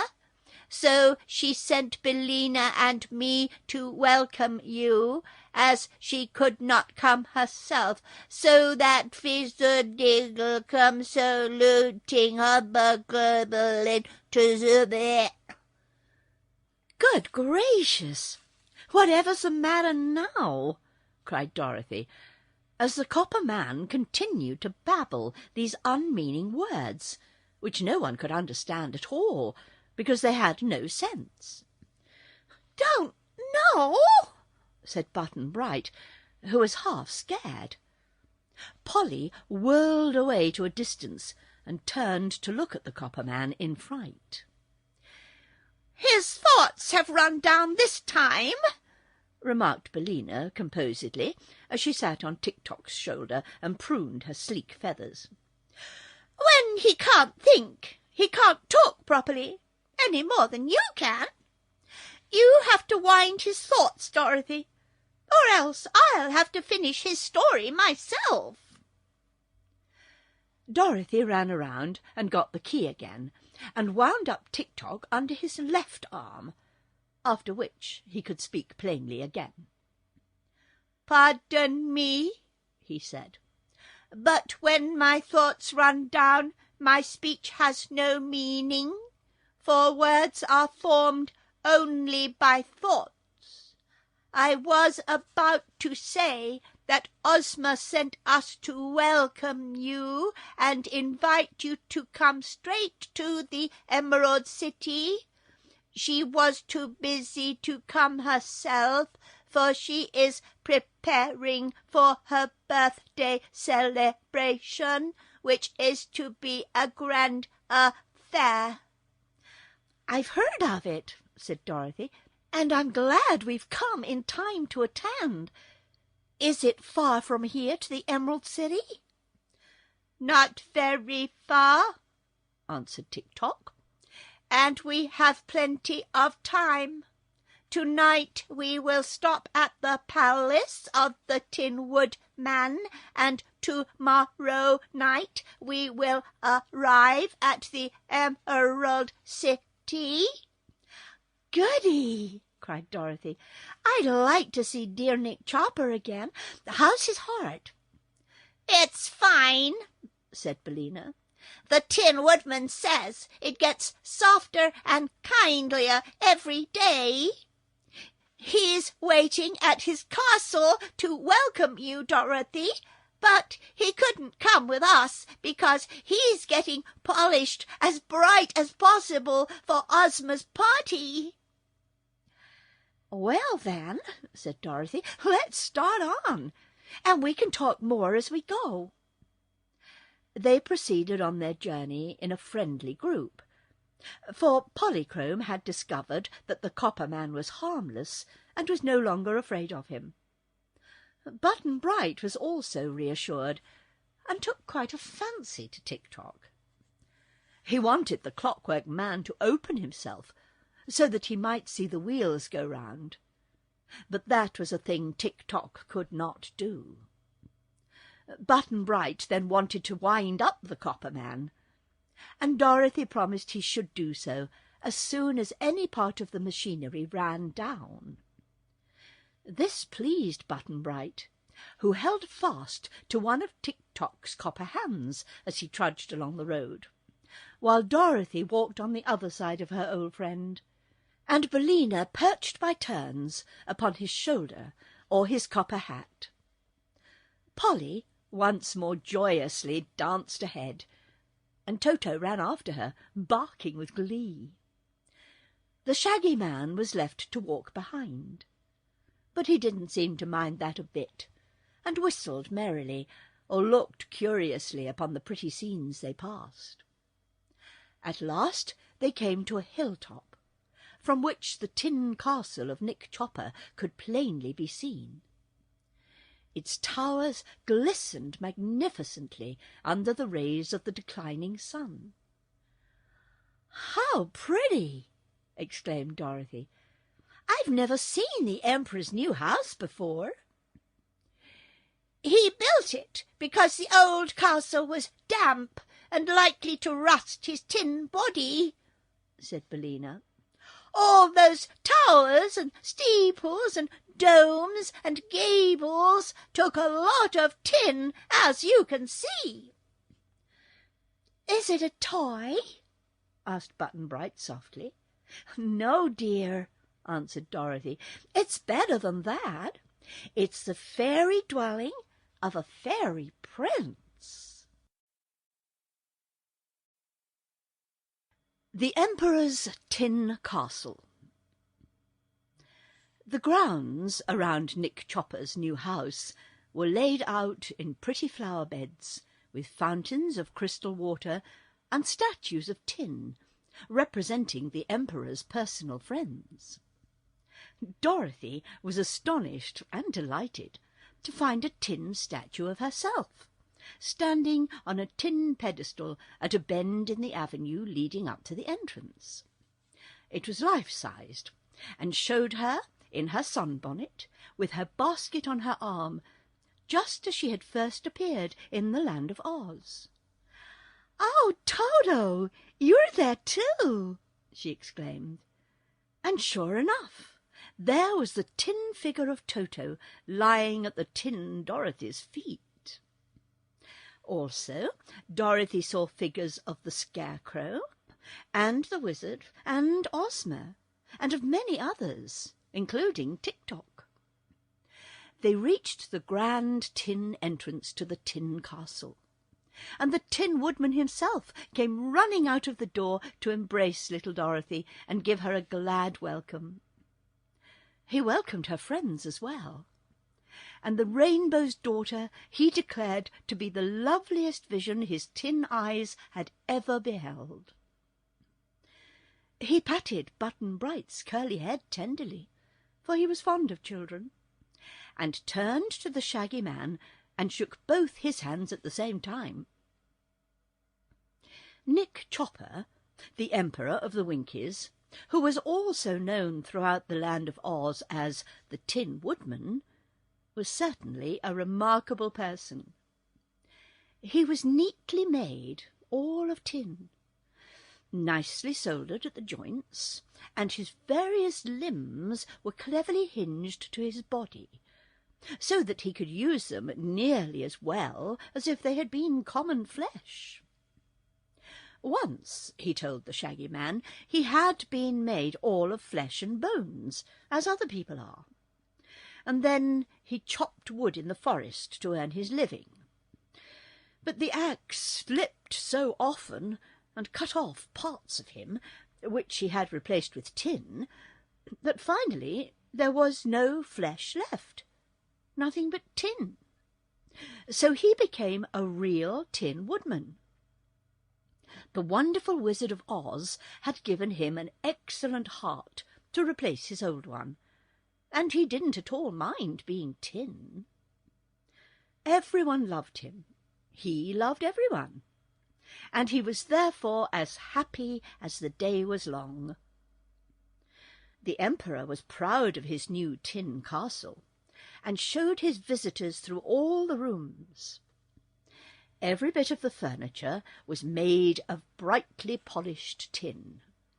The tables, chairs, beds and all. Even the floors and walls were of tin. "I suppose," said he, "that there are no cleverer tinsmiths in all the world than the Winkies. It would be hard to match this castle in Kansas, wouldn't it, little Dorothy?" "Very hard," replied the child gravely. "It must have cost a lot of money," remarked the Shaggy Man. "Money? Money in Oz?" cried the Tin Woodman. "What a queer idea! Do you suppose we're so vulgar as to use money here?" "Why not?" asked the Shaggy Man. "If we used money to buy things with, instead of love and kindness and the desire to please one another, we should be no better than the rest of the world," declared the Tin Woodman. "Fortunately, money is not known in the Land of Oz at all. We have no rich and no poor. For what one wishes, the others all try to give him, in order to make him happy. And no one in all Oz cares to have more than he can use." "Good!" cried the Shaggy Man, greatly pleased to hear this. "I also despise money. A man in Butterfield owes me 15 cents, and I will not take it from him. The Land of Oz is surely the most favoured land in all the world, and its people the happiest. I should like to live here always." The Tin Woodman listened with respectful attention. Already he loved the Shaggy Man, although he did not yet know of the Love Magnet. So he said, If you can prove to the Princess Ozma that you are honest and true and worthy of our friendship, you may indeed live here all your days and be as happy as we are." "I'll try to prove that," said the Shaggy Man earnestly. "And now," continued the Emperor, "you must all go to your rooms and prepare for dinner, which will presently be served in the grand tin dining hall. I am sorry, Shaggy Man, that I cannot offer you a change of clothing, but I dress only in tin myself, and I suppose that would not suit you." "I care little about dress," said the Shaggy Man indifferently. "So I should imagine," replied the Emperor with true politeness. They were shown to their rooms and permitted to make such toilets as they could, and soon they assembled again in the grand tin dining hall, even Toto being present, for the Emperor was fond of Dorothy's little dog, and the girl explained to her friends that in Oz all animals were treated with as much consideration as the people, if they behave themselves, she added. Toto behaved himself, and sat in a high tin chair beside Dorothy, and ate his dinner from a tin platter. Indeed, they all ate from tin dishes, but these were of pretty shapes and brightly polished. Dorothy thought they were just as good as silver. Button-Bright looked curiously at the man who had no appetite inside him, for the Tin Woodman, although he had prepared so fine a feast for his guests, ate not a mouthful himself, sitting patiently in his place to see that all built so that they could eat were well and plentifully served. What pleased Button-Bright most about the dinner was the tin orchestra that played sweet music while the company ate. The players were not tin, being just ordinary Winkies, but the instruments they played upon were all tin. Tin trumpets, tin fiddles, tin drums, and cymbals, and flutes, and horns, and all. They played so nicely the Shining Emperor Waltz, composed expressly in honour of the Tin Woodman by Mr. H.M. Wogglebug, T.E., that Polly could not resist dancing to it. After she had tasted a few dewdrops freshly gathered for her, she danced gracefully to the music, while the others finished their repast. And when she whirled until her fleecy draperies of rainbow hues enveloped her like a cloud, the Tin Woodman was so delighted that he clapped his tin hands until the noise of them drowned the sound of the cymbals. Altogether it was a merry meal, although Polychrome ate little and the host nothing at all. "I'm sorry the Rainbow's daughter missed her mist cakes," said Tin Woodman to Dorothy, "but by a mistake Miss Polly's mist cakes were mislaid, and not missed until now. I'll try to have some for her breakfast." They spent the evening telling stories, and the next morning left the splendid tin castle and set out upon the road to Emerald City. The Tin Woodman went with them, of course, having by this time been so brightly polished that he sparkled like silver. His axe, which he always carried with him, had a steel blade that was tin-plated, and a handle covered with tin plate, beautifully engraved and set with diamonds. The Winkies assembled before the castle gates and cheered their emperor as he marched away, and it was easy to see that they all loved him dearly. Visiting the pumpkin field. Dorothy let Button-Bright wind up the clockwork in the Copper Man this morning, his thinking machine first, then his speech, and finally his action. So he would doubtless run perfectly until they reached the Emerald City.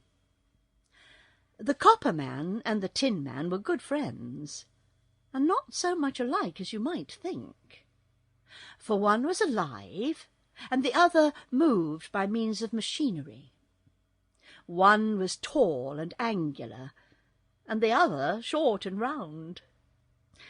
You could love the Tin Woodman because he had a fine nature, kindly and simple.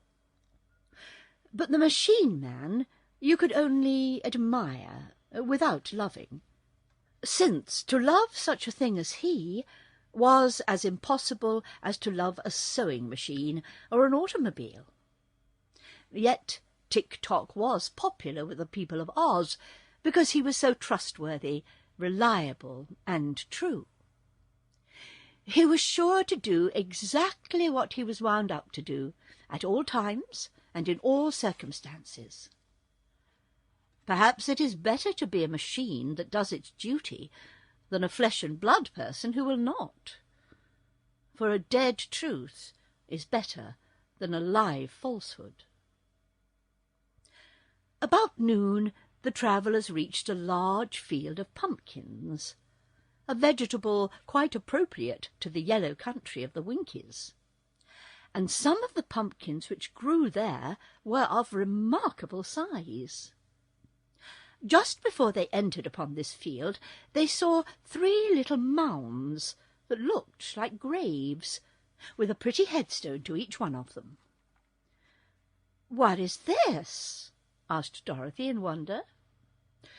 "It's Jack Pumpkinhead's private graveyard," replied the Tin Woodman. "But I thought nobody ever died in Oz," she said. "Nor they do. Although, if one is bad, he may be condemned and killed by the good citizens," he answered. Dorothy ran over to the little graves and read the words engraved upon the tombstones. The first one said, "Here lies the mortal part of Jack Pumpkinhead, which spoiled April 9th. She then went to the next stone, which read, "Here lies the mortal part of Jack Pumpkinhead, which spoiled October 2nd. On the third stone were carved these words, "Here lies the mortal part of Jack Pumpkinhead, which spoiled January 24th. "Poor Jack," sighed Dorothy. "I'm sorry he had to die in 3 parts, for I hope to see him again." "So you shall," declared the Tin Woodman, "since he is still alive. Come with me to his house, for Jack is now a farmer and lives in this very pumpkin field."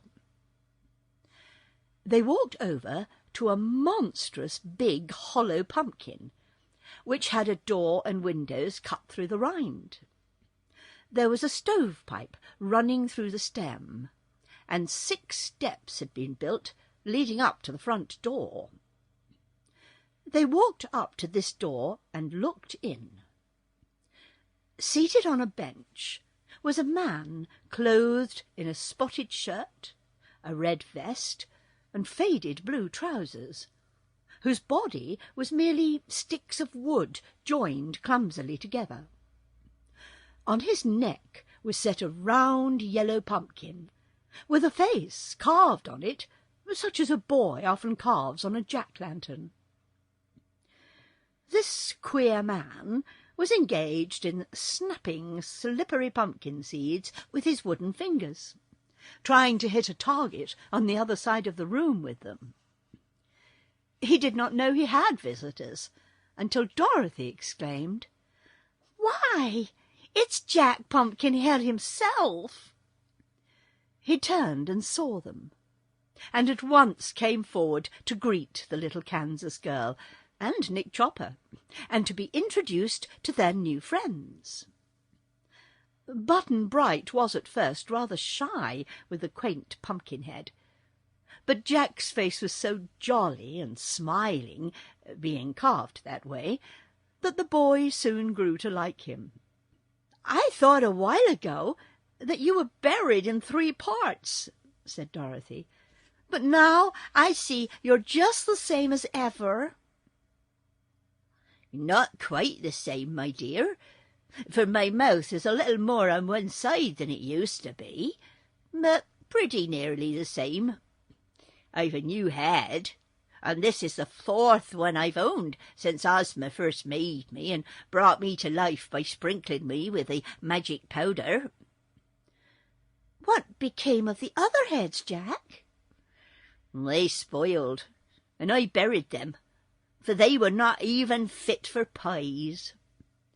Each time Ozma has carved me a new head, just like the old one, and as my body is by far the largest part of me, I am still Jack Pumpkinhead, no matter how often I change my upper end. Once we had a dreadful time to find another pumpkin, as they were out of season, so I was obliged to wear my old head a little longer than was strictly healthy. But after this sad experience I resolved to raise pumpkins myself, so as never to be caught again without one handy. And now I have this fine field that you see before you. Some grow pretty big, too big to be used for heads. So I dug out this one and use it for a house." "Isn't it damp?" asked Dorothy. "Not very. There isn't much left but the shell, you see, and it will last a long time yet." "I think you are brighter than you used to be, Jack," said the Tin Woodman. "Your last head was a stupid one." "The seeds in this one are better," was the reply. "Are you going to Ozma's party?" asked Dorothy. "Yes," said he. "I wouldn't miss it for anything. Ozma's my parent, you know, because she built my body and carved my pumpkin head. I'll follow you to the Emerald City tomorrow, where we shall meet again. I can't go today because I have to plant fresh pumpkin seeds and water the young vines. But give my love to Ozma and tell her I'll be there in time for the jubilations." "We will," she promised. And then they all left him and resumed their journey.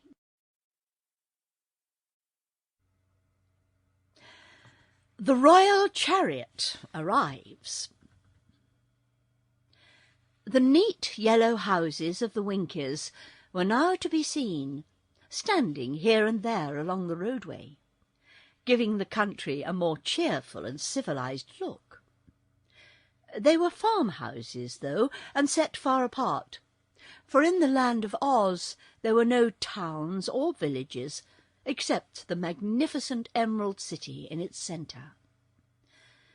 Hedges of evergreen or yellow roses bordered the broad highway, and the farms showed the care of their industrious inhabitants.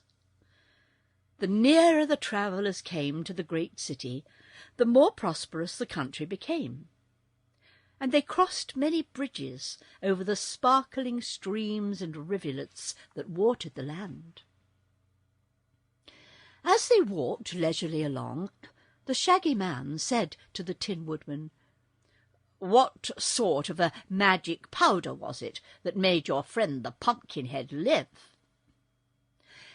"It was called the Powder of Life," was the answer, "and it was invented by a crooked sorcerer who lived in the mountains of the North Country.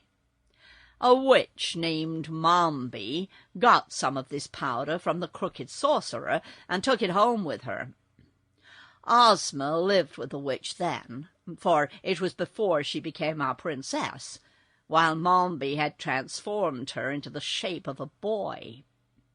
Well, while Mombi was gone to the crooked sorcerer's, The boy made this pumpkin-headed man to amuse himself, and also with the hope of frightening the witch with it when she returned. But Mombi was not scared, and she sprinkled the pumpkin head with her magic powder of life to see if the powder would work. Ozma was watching, and saw the pumpkin head come to life. So that night she took the pepper box containing the powder and ran away with it with Jack in search of adventures. Next day they found a wooden sawhorse standing by the roadside, and sprinkled it with the powder. It came to life at once, and Jack Pumpkinhead rode the sawhorse to the Emerald City. "What became of the sawhorse afterwards?" asked the Shaggy Man, much interested in this story.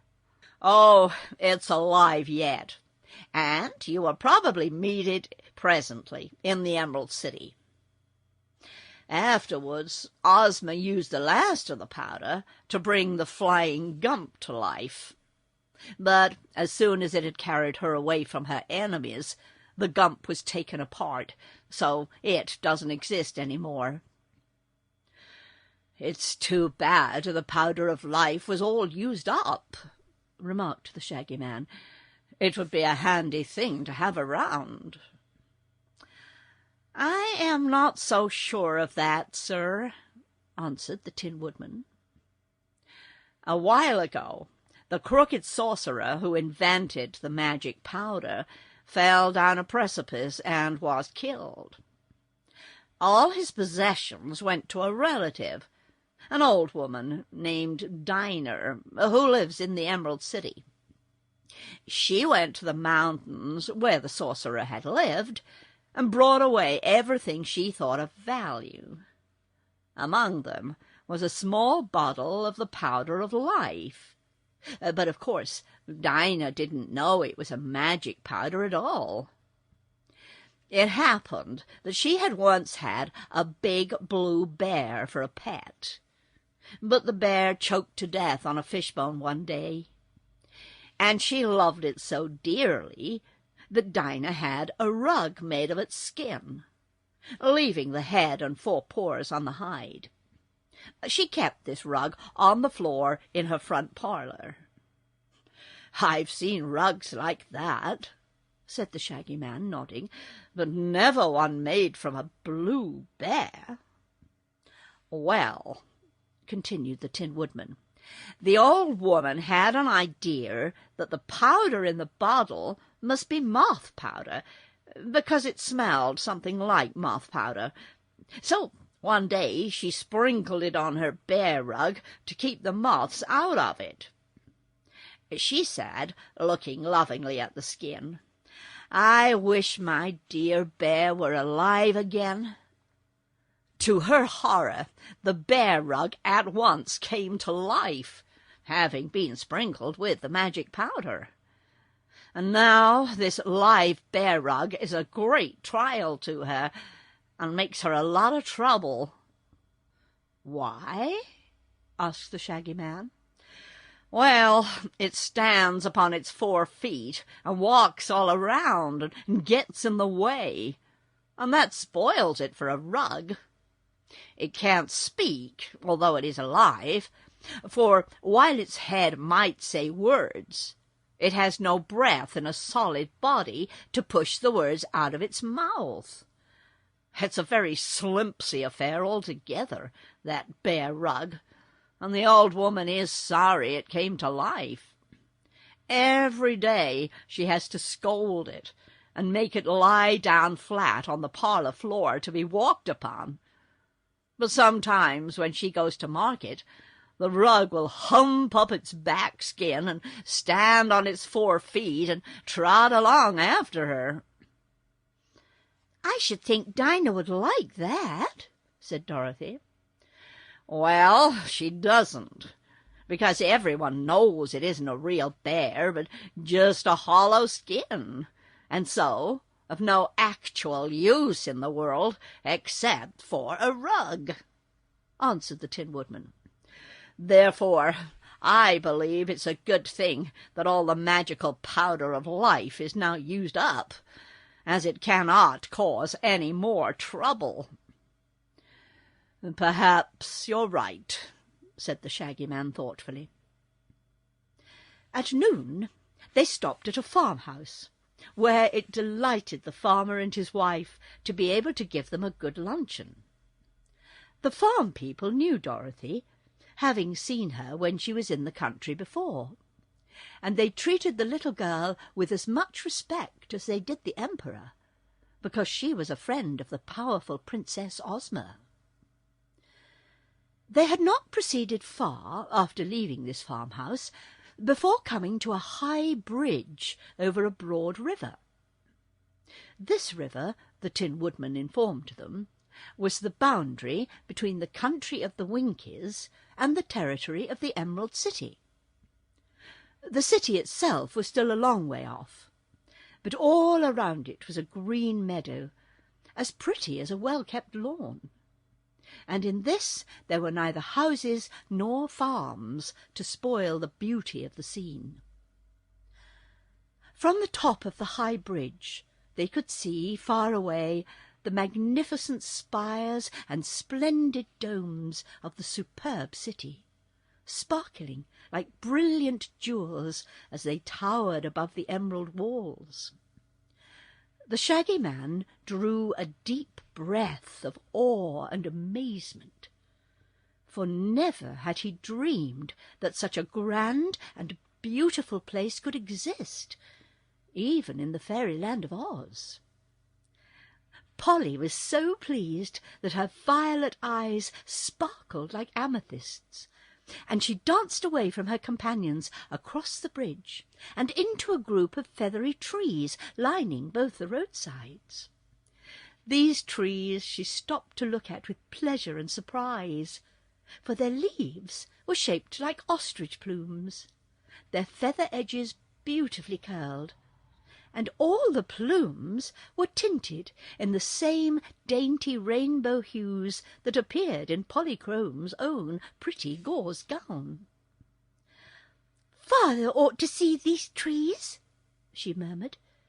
"They are almost as lovely as his own rainbows." Then she gave a start of terror, for beneath the trees came stalking two great beasts, either one big enough to crush the little daughter of the rainbow with one blow of his paws, or to eat her up with one snap of his enormous jaws. One was a tawny lion, as tall as a horse nearly, the other a striped tiger, almost the same size. Polly was too frightened to scream or to stir. She stood still, with a wildly beating heart, until Dorothy rushed past her with a glad cry, threw her arms around the huge lion's neck, hugging and kissing the beast with evident joy. "Oh, I'm so glad to see you again," cried the little Kansas girl. "And the hungry tiger, too. How fine you're both looking. Are you well and happy?" "We certainly are, Dorothy," answered the lion, in a deep voice that sounded pleasant and kind, "and we are greatly pleased that you have come to Ozma's party. It's going to be a grand affair, I promise you." "There will be lots of fat babies at the celebration, I hear," remarked the hungry tiger, yawning so that his mouth opened dreadfully wide and showed all his big sharp teeth. "But, of course, I can't eat any of them." "Is your conscience still in good order?" asked Dorothy anxiously. "Yes, it rules me like a tyrant," answered the tiger sorrowfully. "I can imagine nothing more unpleasant than to own a conscience." and he winked slyly at his friend the lion. "You're fooling me," said Dorothy with a laugh. "I don't believe you'd eat a baby if you lost your conscience. Come here, Polly," she called, "and be introduced to my friends." Polly advanced, rather shyly. "You have some queer friends, Dorothy," she said. "The queerness doesn't matter, so long as they're friends," was the answer. "This is the Cowardly Lion, who isn't a coward at all, but just thinks he is. The wizard gave him some courage once, and he has part of it left." The lion bowed with great dignity to Polly. "You are very lovely, my dear," said he. "I hope we shall be friends when we are better acquainted." "And this is the Hungry Tiger," continued Dorothy. "He says he longs to eat fat babies, but the truth is he's never hungry at all, 'cause he gets plenty to eat. And I don't s'pose he'd hurt anybody, even if he was hungry." "Hush, Dorothy," whispered the tiger. "You'll ruin my reputation if you are not more discreet.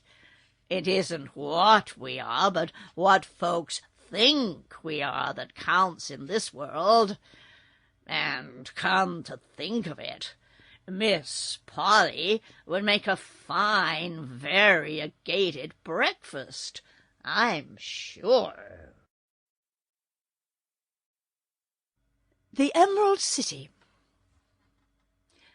The others now came up, and the Tin Woodman greeted the lion and the tiger cordially. Button-Bright yelled with fear when Dorothy first took his hand and led him towards the great beasts. But the girl insisted they were kind and good, and so the boy mustered up courage enough to pat their heads. After they had spoken to him gently, and he had looked into their intelligent eyes, his fear vanished entirely, and he was so delighted with the animals that he wanted to keep close to them and stroke their soft fur every minute. As for the Shaggy Man, he might have been afraid if he had met the beasts alone, or in any other country. But so many were the marvels in the land of Oz that he was no longer easily surprised.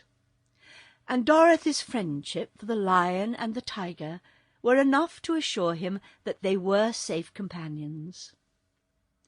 Toto barked at the Cowardly Lion in joyous greeting, for he knew the beast of old and loved him. It was funny to see how gently the lion raised his huge paw to pat Toto's head. The little dog smelled of the tiger's nose, and the tiger politely shook paws with him. So they were quite likely to become firm friends. Tick-Tock and Billina knew the beasts well, so merely bade them a good day, and asked after their healths, and inquired about the Princess Ozma. Now it was seen that the Cowardly Lion and the Hungry Tiger were drawing behind them a splendid golden chariot, to which they were harnessed by golden cords. The body of the chariot was decorated on the outside with designs in clusters of sparkling emeralds, while inside it was lined with a green and gold satin, and the cushions of the seats were of green plush, embroidered in gold with a crown, underneath which was a monogram. "Why, it's Ozma's own royal chariot!" exclaimed Dorothy.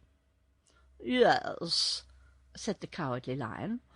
"Ozma sent us to meet you here, for she feared you would be weary with your long walk, and she wished you to enter the city in a style becoming your rank." "What?" cried Polly, looking at Dorothy curiously. "Do you belong to the nobility?" "Just in ours, I do," said the child, "'cause Ozma made me a princess, you know.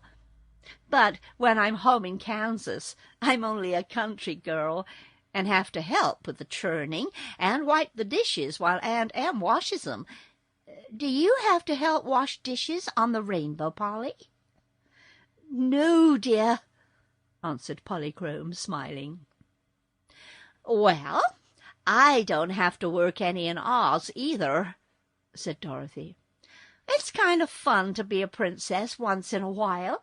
Don't you think so?" "Dorothy and Polychrome and Button-Bright are all to ride in the chariot," said the Lion.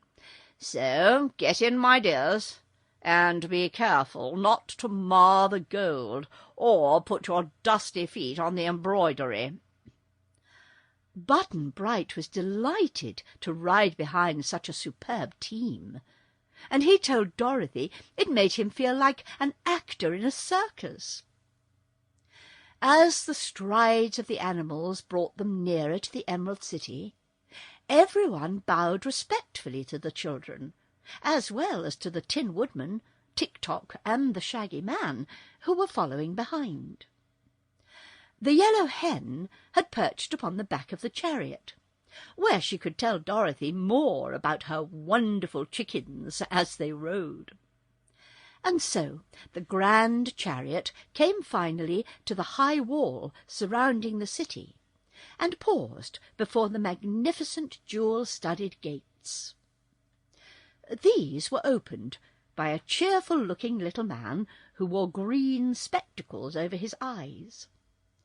Dorothy introduced him to her friends as the guardian of the gates, and they noticed a big bunch of keys suspended on the golden chain that hung round his neck.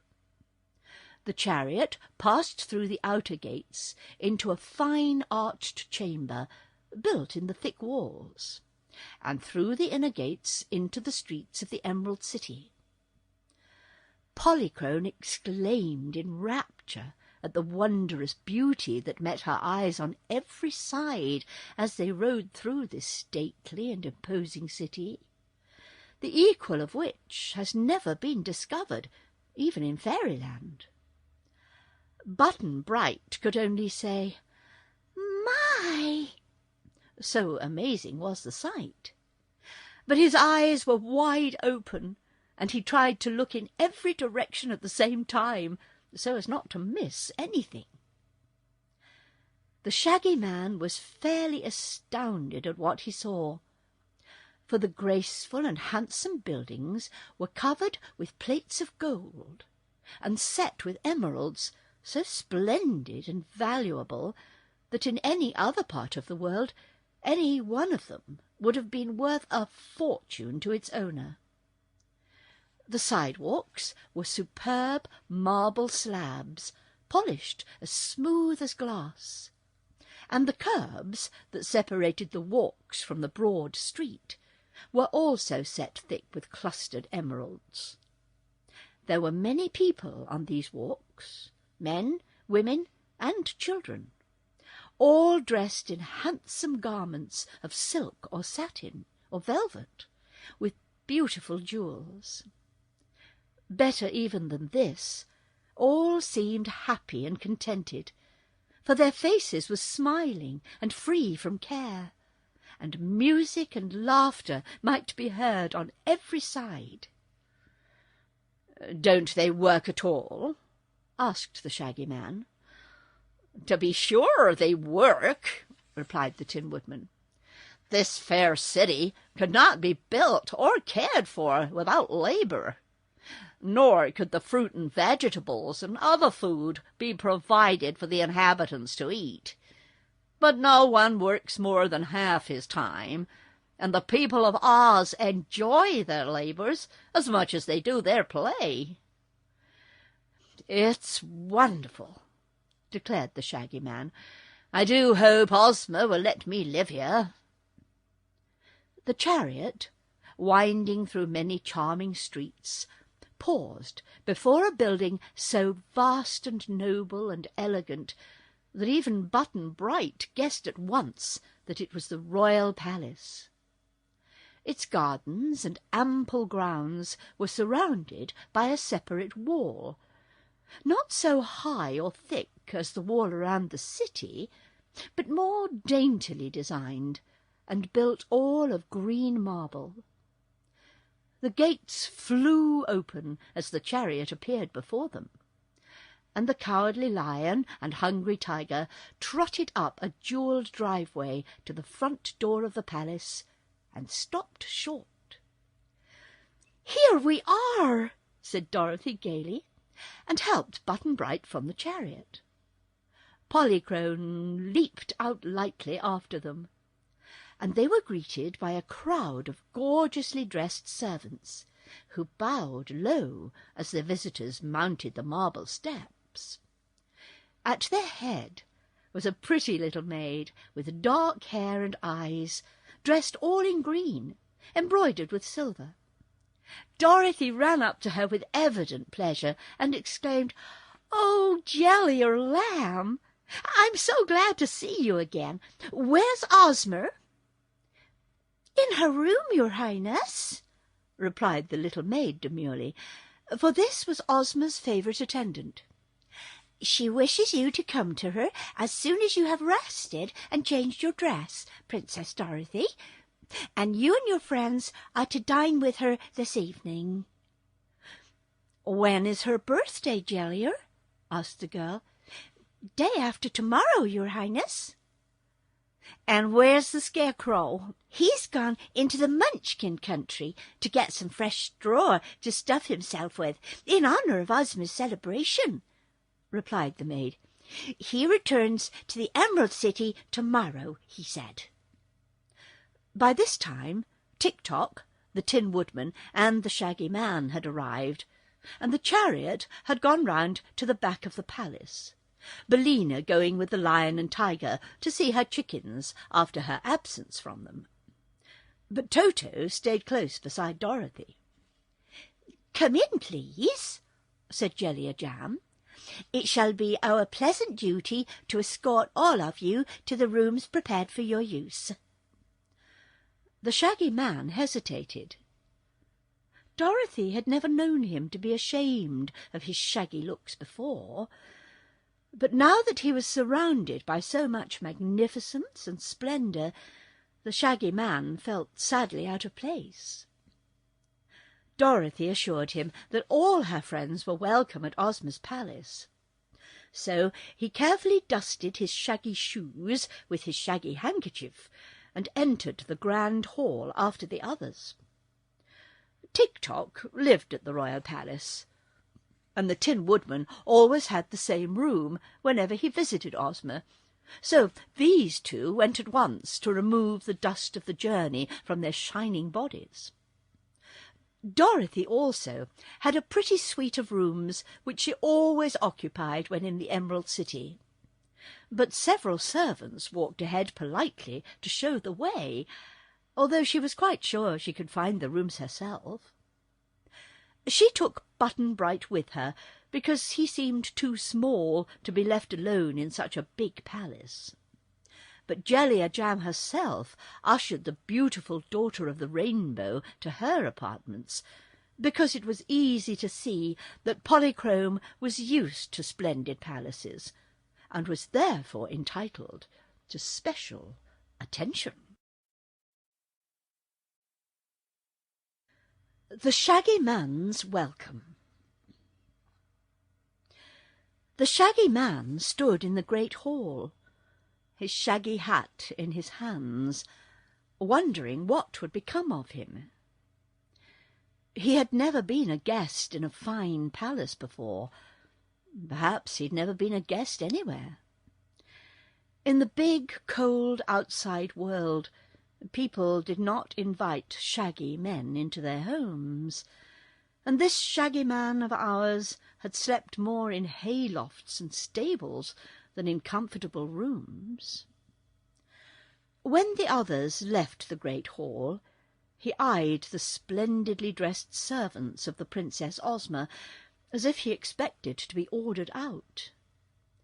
But one of them bowed before him as respectfully as if he had been a prince, and said, "Permit me, sir, to conduct you to your apartments." The Shaggy Man drew a long breath and took courage. "Very well," he answered. "I'm ready." Through the big hall they went, up the grand staircase, carpeted thick with velvet, and so along a wide corridor to a carved doorway.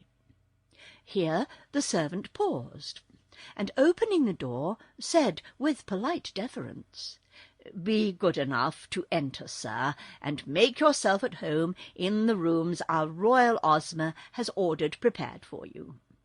Whatever you see is for you to use and enjoy as if your own.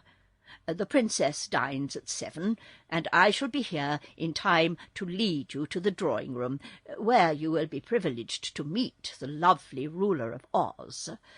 Is there any command in the meantime with which you desire to honour me?" "No," said the Shaggy Man, "but I'm much obliged." He entered the room and shut the door, and for a time stood in bewilderment, admiring the grandeur before him. He had been given one of the handsomest apartments in the most magnificent palace in the world, and you cannot wonder that his good fortune astonished and awed him until he grew used to his surroundings.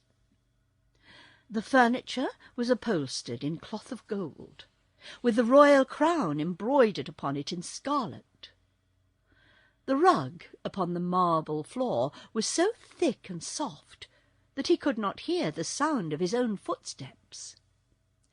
And upon the walls were splendid tapestries woven with scenes from the land of Oz. Books and ornaments were scattered about in profusion, and the Shaggy Man thought he had never seen so many pretty things in one place before.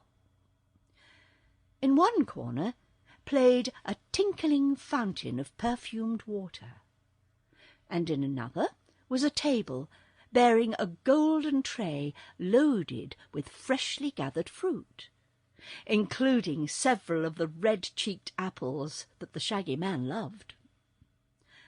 At the farther end of this charming room was an open doorway, and he crossed over to find himself in a bedroom containing more comforts than the Shaggy Man had ever before imagined.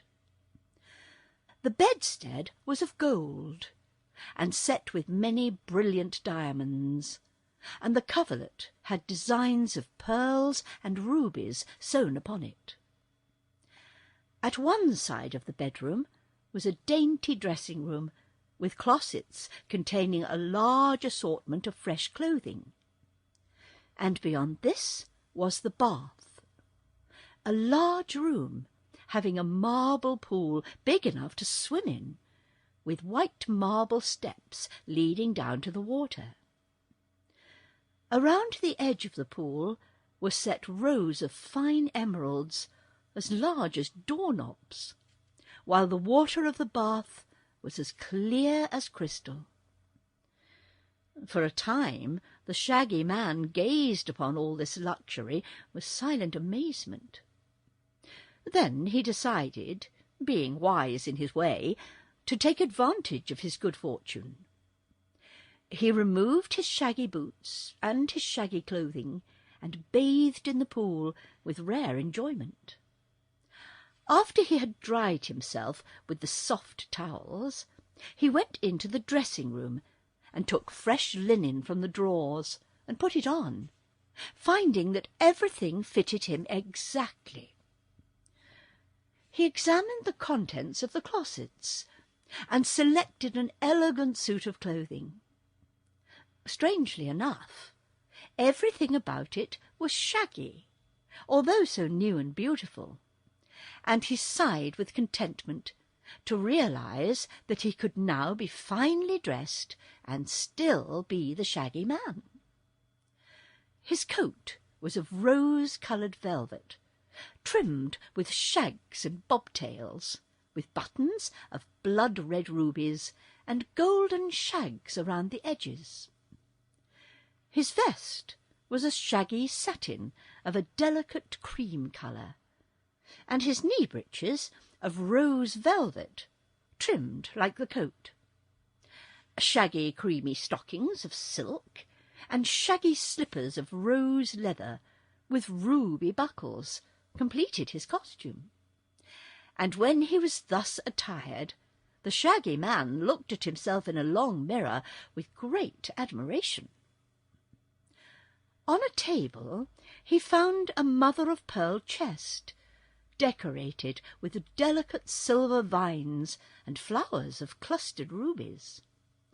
And on the cover was a silver plate, engraved with these words, "The Shaggy Man, his box of ornaments."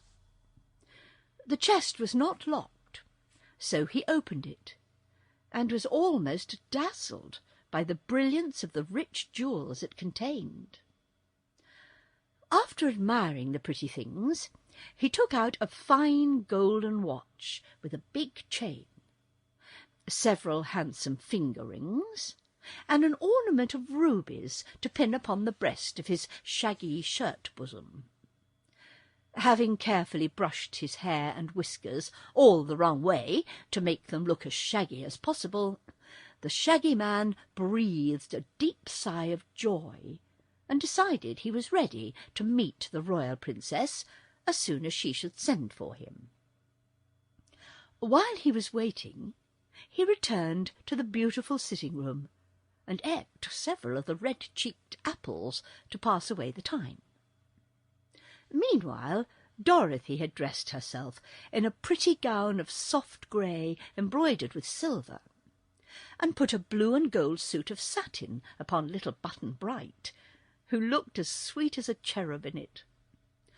Followed by the boy and Toto, the dog, with a new green ribbon around his neck, she hastened down to the splendid drawing-room of the palace, where, seated upon an exquisite throne of carved malachite, and nestled among its green satin cushions, was the lovely Princess Ozma, waiting eagerly to welcome her friend. Princess Ozma of Oz. The royal historians of Oz, who are fine writers and know any number of big words, have often tried to describe the rare beauty of Ozma, and failed, because the words were not good enough.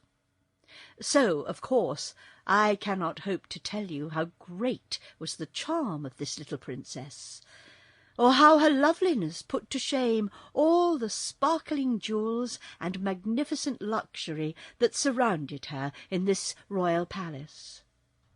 Whatever else was beautiful, or dainty, or delightful of itself, faded to dullness when contrasted with Ozma's bewitching face, and it has often been said by those who know that no other ruler in all the world can ever hope to equal the gracious charm of her manner.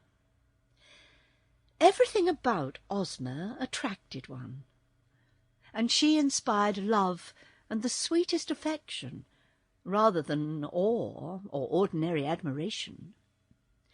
Dorothy threw her arms around her little friend and hugged and kissed her rapturously, and Toto barked joyfully, and Button-Bright smiled a happy smile, and consented to sit on the soft cushions close beside the princess. "Why didn't you send me word you were going to have a birthday party?" asked the little Kansas girl when the first greetings were over. "Didn't I?" asked Ozma, her pretty eyes dancing with merriment. "Did you?" replied Dorothy, trying to think. "Who do you imagine, dear, mixed up those roads so as to start you wandering in the direction of Oz?" inquired the princess. "Oh, I never 'spected you of that!" cried Dorothy. "I've watched you in my magic picture all the way here," declared Ozma, "and twice I thought I should have to use the magic belt to save you and transport you to the Emerald City. Once was when the Scoodlers caught you, and again when you reached the deadly desert. But the Shaggy Man was able to help you out both times, so I did not interfere." "Do you know who Button-Bright is?" asked Dorothy. "No, I never saw him until you found him in the road, and then only in my magic picture." "And did you send Polly to us?" "No, dear. The Rainbow's Daughter slid from her father's pretty arch just in time to meet you." "Well," said Dorothy, "I've promised King Dox of Foxville and King Kickabrey of Dunkton that I'd ask you to invite them to your party." "I have already done that," returned Ozma, "because I thought it would please you to favour them." "Did you fight the musicker?" asked Button-Bright.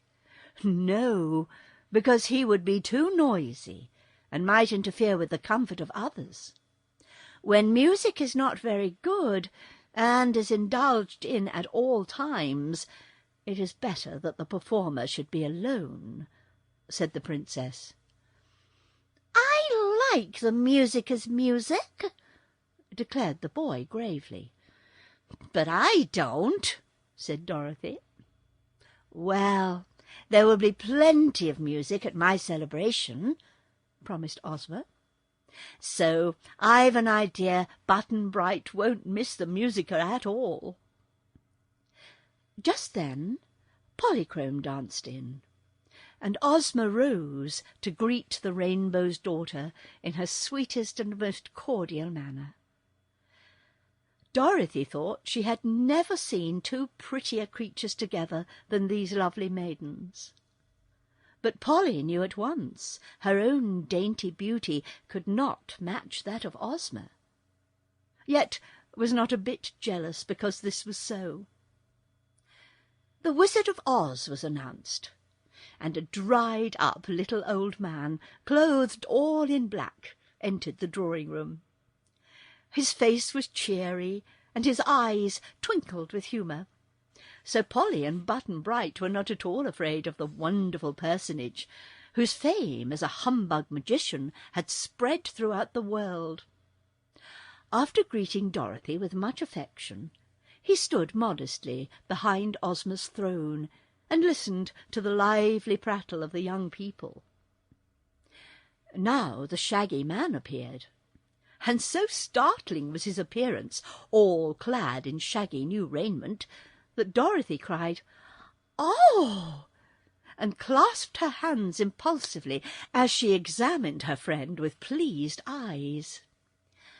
"He's still Shaggy, all right," remarked Button-Bright, and Ozma nodded brightly, because she had meant the Shaggy Man to remain shaggy when she provided his new clothes for him. Dorothy led him towards the throne, as he was shy in such fine company, and presented him gracefully to the Princess, saying, "This, your Highness, is my friend the Shaggy Man, who owns the Love Magnet." "You are welcome to Oz," said the girl ruler in gracious accents. "But tell me, sir, where did you get the Love Magnet which you say you own?" The Shaggy Man grew red and looked downcast as he answered in a low voice, "I stole it, your Majesty." "Oh, Shaggy Man!" cried Dorothy. "How dreadful! And you told me the Eskimo gave you the Love Magnet?" He shuffled first on one foot and then on the other, much embarrassed. "I told you a falsehood, Dorothy," he said, "but now, having bathed in the truth pond, I must tell nothing but the truth. "Why did you steal it?" asked Ozma gently. "Because no one loved me or cared for me," said the Shaggy Man, "and I wanted to be loved a great deal. It was owned by a girl in Butterfield who was loved too much, so that the young men quarrelled over her, which made her unhappy. After I had stolen the magnet from her, only one young man continued to love the girl, and she married him and regained her happiness." "Are you sorry you stole it?" asked the princess.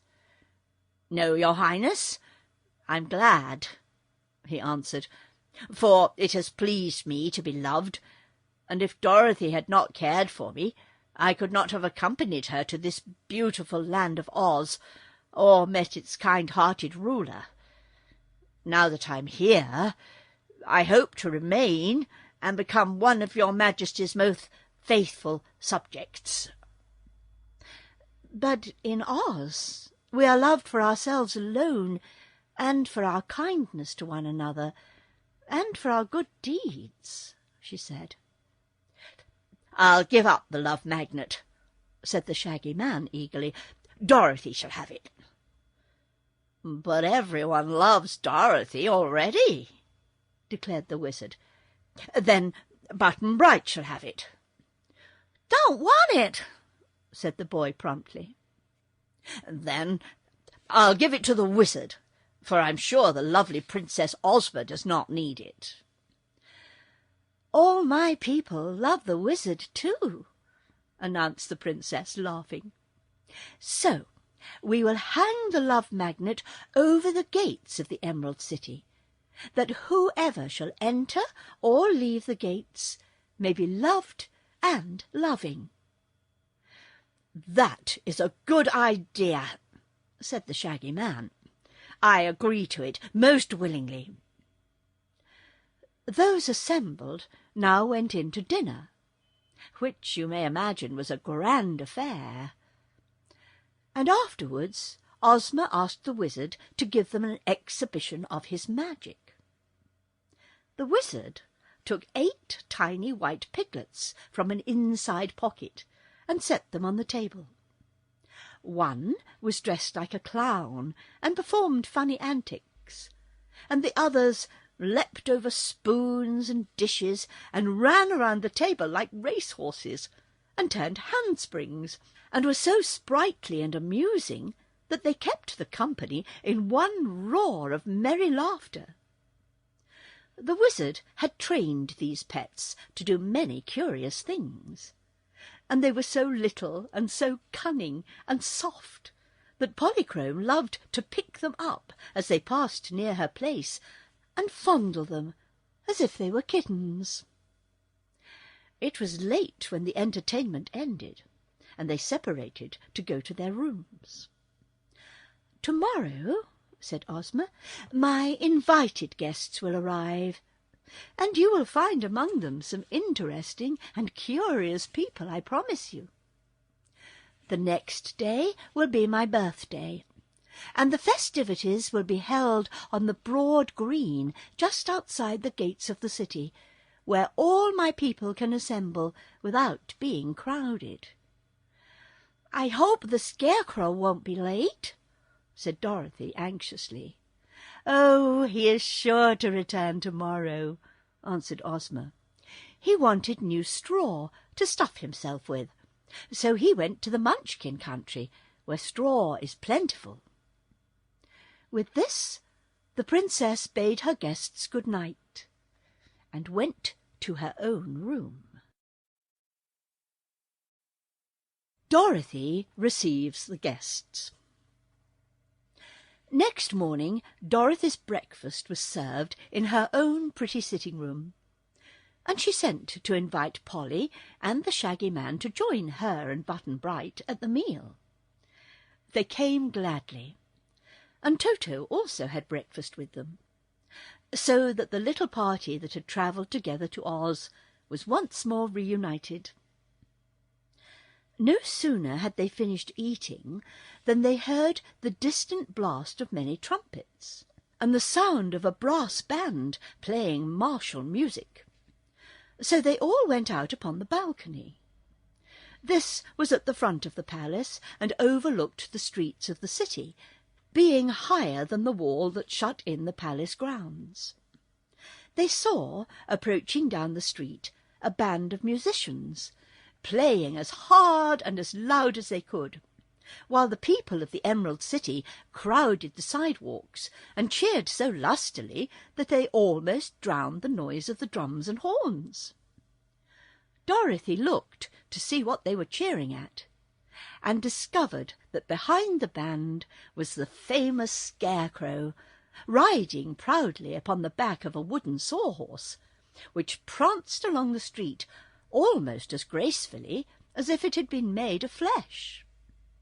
Its hooves, or rather the ends of its wooden legs, were shod with plates of solid gold, and the saddle strapped to the wooden body was richly embroidered and glittered with jewels. As he reached the palace, the Scarecrow looked up and saw Dorothy, and at once waved his peaked hat at her in greeting.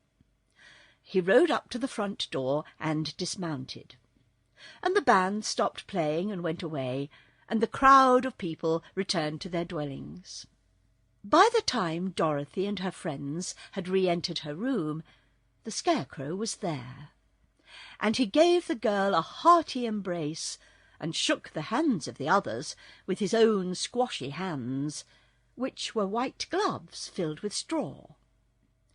The Shaggy Man, Button-Bright, and Polychrome stared hard at this celebrated person, who was acknowledged to be the most popular and most beloved man in all the land of Oz.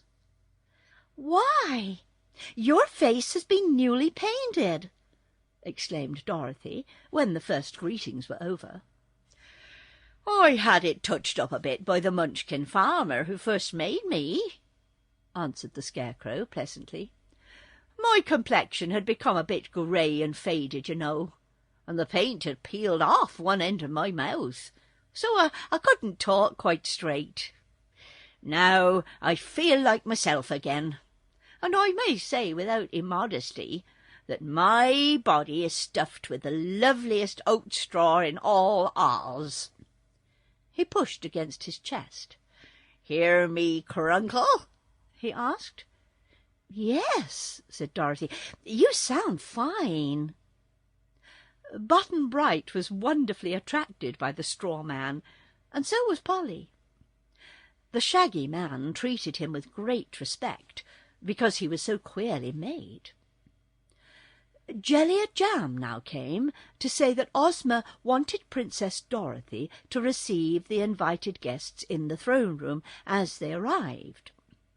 The ruler was herself busy ordering the preparation for the morrow's festivities, so she wished her friend to act in her place. Dorothy willingly agreed, being the only other princess in the Emerald City. So she went to the great throne-room and sat in Ozma's seat, placing Polly on one side of her and Button-Bright on the other.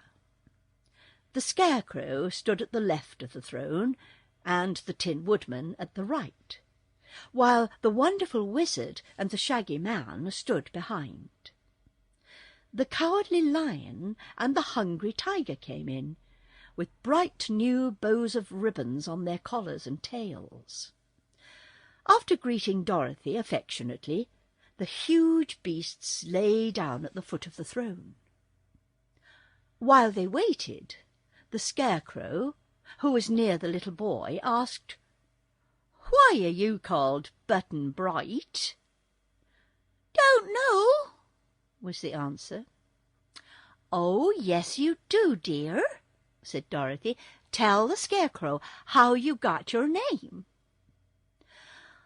"Papa always said I was bright as a button, so Mama always called me Button-Bright," announced the boy. "Where is your home?" asked the Scarecrow. "Don't know," said Button-Bright. "Don't you want to find your mamma again?" asked the Scarecrow. "Don't know," said Button-Bright calmly. The Scarecrow looked thoughtful. "Your papa may have been right," he observed, "but there are many kinds of buttons, you see. There are silver and gold buttons, which are highly polished and glitter brightly. There are pearl and rubber buttons, and other kinds with surfaces more or less bright. But there is still another sort of button, which is covered with dull cloth, and that must be the sort your papa meant when he said you were bright as a button. Don't you think so?" "Don't know," said Button-Bright. Jack Pumpkinhead arrived, wearing a pair of new white kid gloves, and he brought a birthday present for Ozma, consisting of a necklace of pumpkin seeds. In each seed was set a sparkling carolite, which is considered the rarest and most beautiful gem that exists. The necklace was in a plush case, and Jellia-Jam put it on a table with the Princess Ozma's other presents. Next came a tall, beautiful woman, clothed in a splendid trailing gown, trimmed with exquisite lace, as fine as cobwebs. This was the important sorceress known as Glinda the Good, who had been of great assistance to both Ozma and Dorothy. There was no humbug about her magic, you may be sure, and Glinda was as kind as she was powerful. She greeted Dorothy most lovingly, and kissed Button-Bright and Polly, and smiled upon the Shaggy Man. After which Jellia-Jam led the sorceress to one of the most magnificent rooms of the royal palace, and appointed 50 servants to wait upon her. The next arrival was Mr. H.M. Wogglebug, T.E., the H.M. meaning highly magnified, and the T.E. meaning thoroughly educated. The Wogglebug was head professor at the Royal College of Oz, and he had composed a fine ode in honour of Ozma's birthday. This he wanted to read to them, but the Scarecrow wouldn't let him.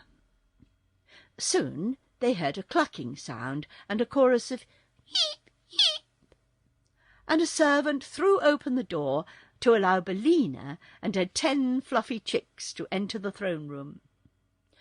As the yellow hen marched proudly at the head of her family, Dorothy cried, "Oh, you lovely things!"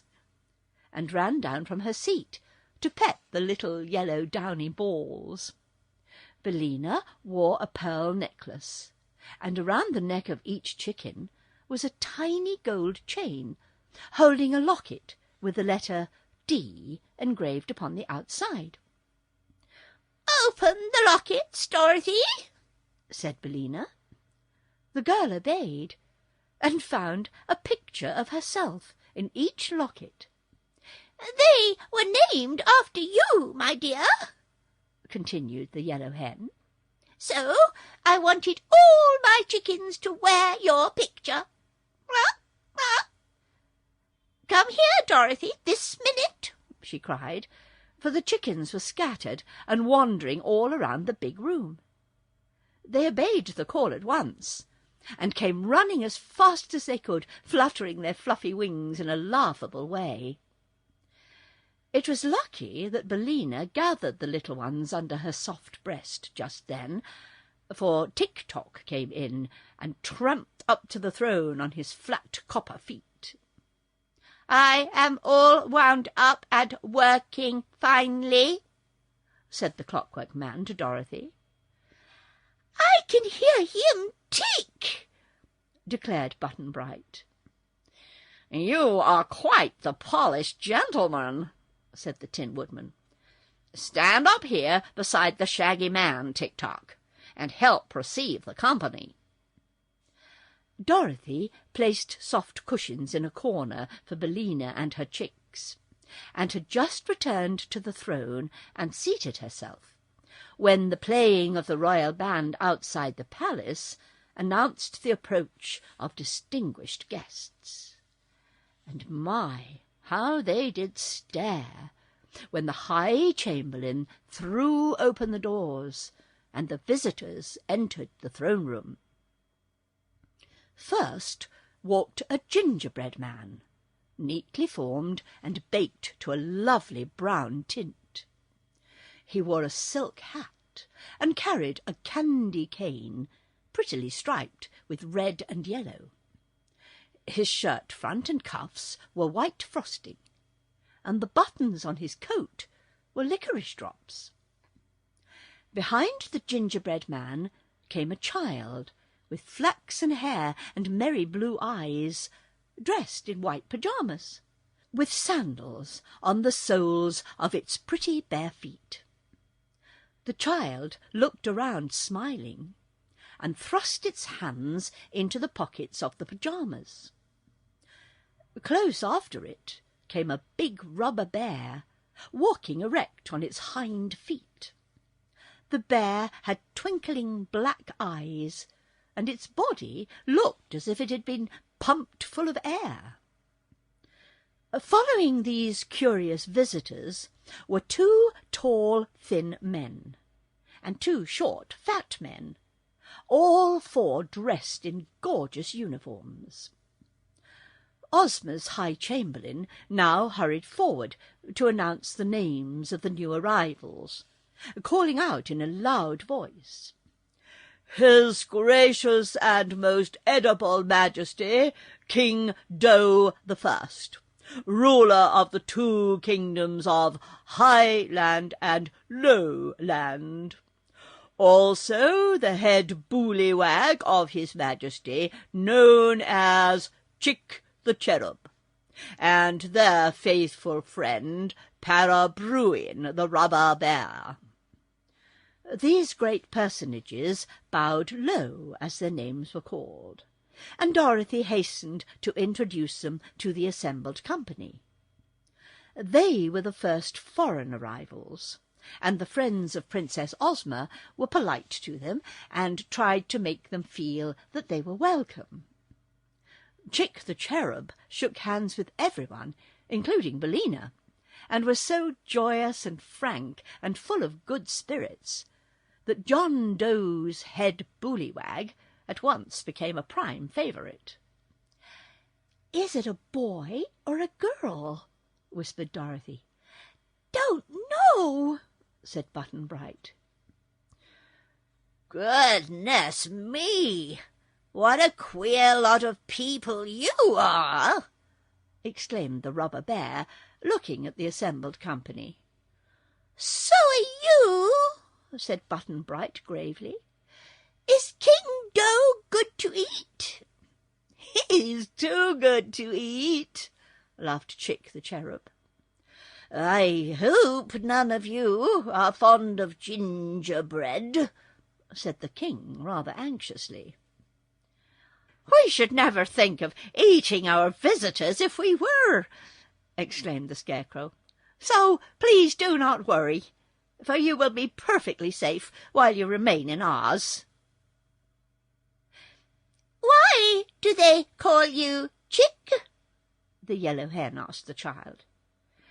"Because I'm an incubator baby and never had any parents," replied the head bullywag.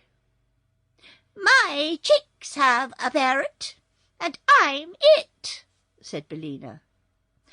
"I'm glad of that," answered the Cherub, "because they'll have more fun worrying you than if they were brought up in an incubator. The incubator never worries, you know." King John Doe had brought for Ozma's birthday present a lovely gingerbread crown, with rows of small pearls around it, and a fine big pearl in each of its 5 points.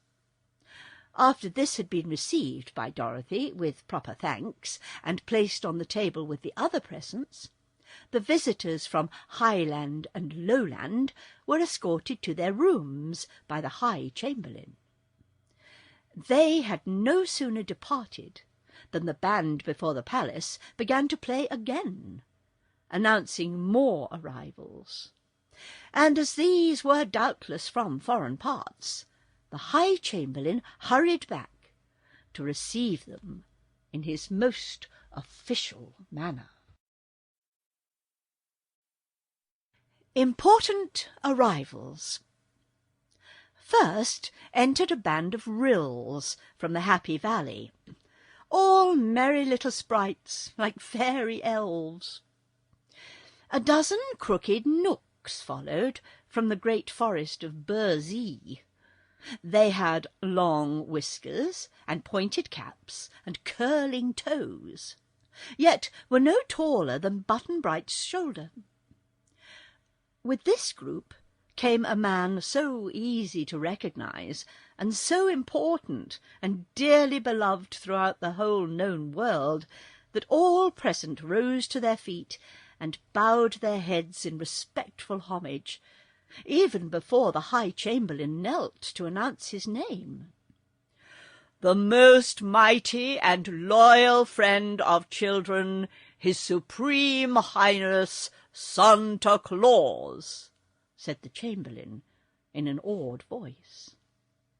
"Well, well, well, glad to see you, glad to meet you all," cried Santa Claus briskly as he trotted up the long room. He was round as an apple, with a fresh rosy face, laughing eyes, and a bushy beard as white as snow. A red cloak trimmed with beautiful ermine hung from his shoulders, and upon his back was a basket filled with pretty presents for the Princess Ozma. "Hello, Dorothy! Still having adventures?" he asked in his jolly way, as he took the girl's hand in both his own. "How did you know my name, Santa?" she replied, feeling more shy in the presence of this immortal saint than she had ever before in her young life. "Why, don't I see you every Christmas Eve when you're asleep?" he rejoined, pinching her blushing cheek. "Oh, do you?" "And here's Button-Bright, I declare," cried Santa Claus, holding up the boy to kiss him. "What a long way from home you are, dearie me!" "Do you know Button-Bright too?"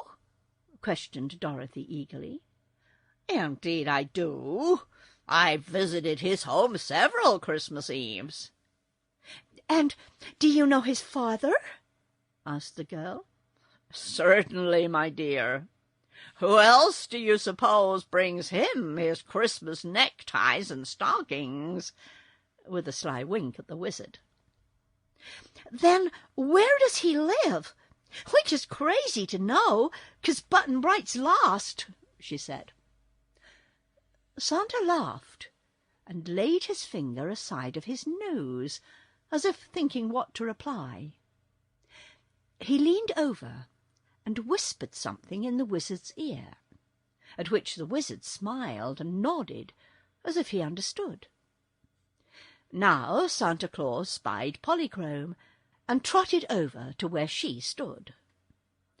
"Seems to me the Rainbow's daughter is farther from home than any of you," he observed, looking at the pretty maid admiringly.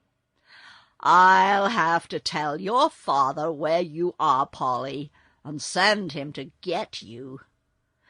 "Oh, please do, dear Santa Claus," implored the little maid beseechingly. "But just now we must all have a jolly good time at Ozma's party," said the old gentleman, turning to put his presents on the table with the others already there. "It isn't often I find time to leave my castle, as you know, but Ozma invited me, and I just couldn't help coming to celebrate the happy occasion." "I'm so glad!" exclaimed Dorothy. "These are my Ryls," pointing to the little sprites squatting around him. "Their business is to paint the colours of the flowers when they bud and bloom. But I brought the merry fellows along to see Oz, and they've left their paint pots behind them. Also, I brought these crooked Knooks, whom I love. My dears, the crooked Knooks are much nicer than they look, for their duty is to water and care for the young trees of the forest, and they do their work faithfully and well. It's hard work, though, and it makes my Knooks crooked and gnarled, like the trees themselves. But their hearts are big and kind, as are the hearts of all who do good in our beautiful world." "I've read of the Ryls and Knooks," said Dorothy, looking upon these little workers with interest.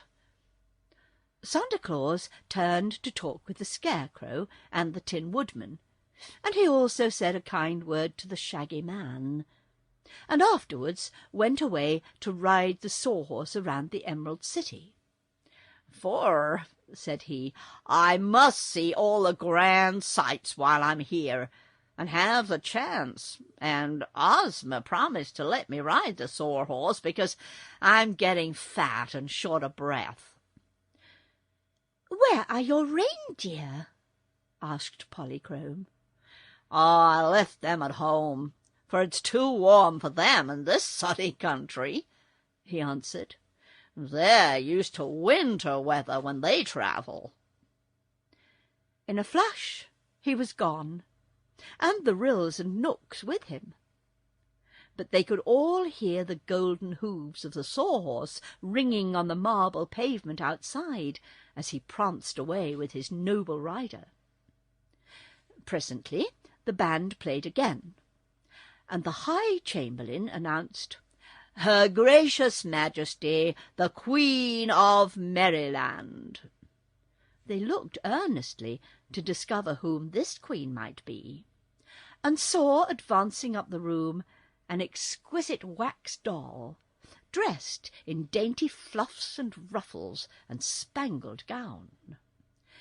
She was almost as big as Button-Bright, and her cheeks and mouth and eyebrows were prettily painted in delicate colours.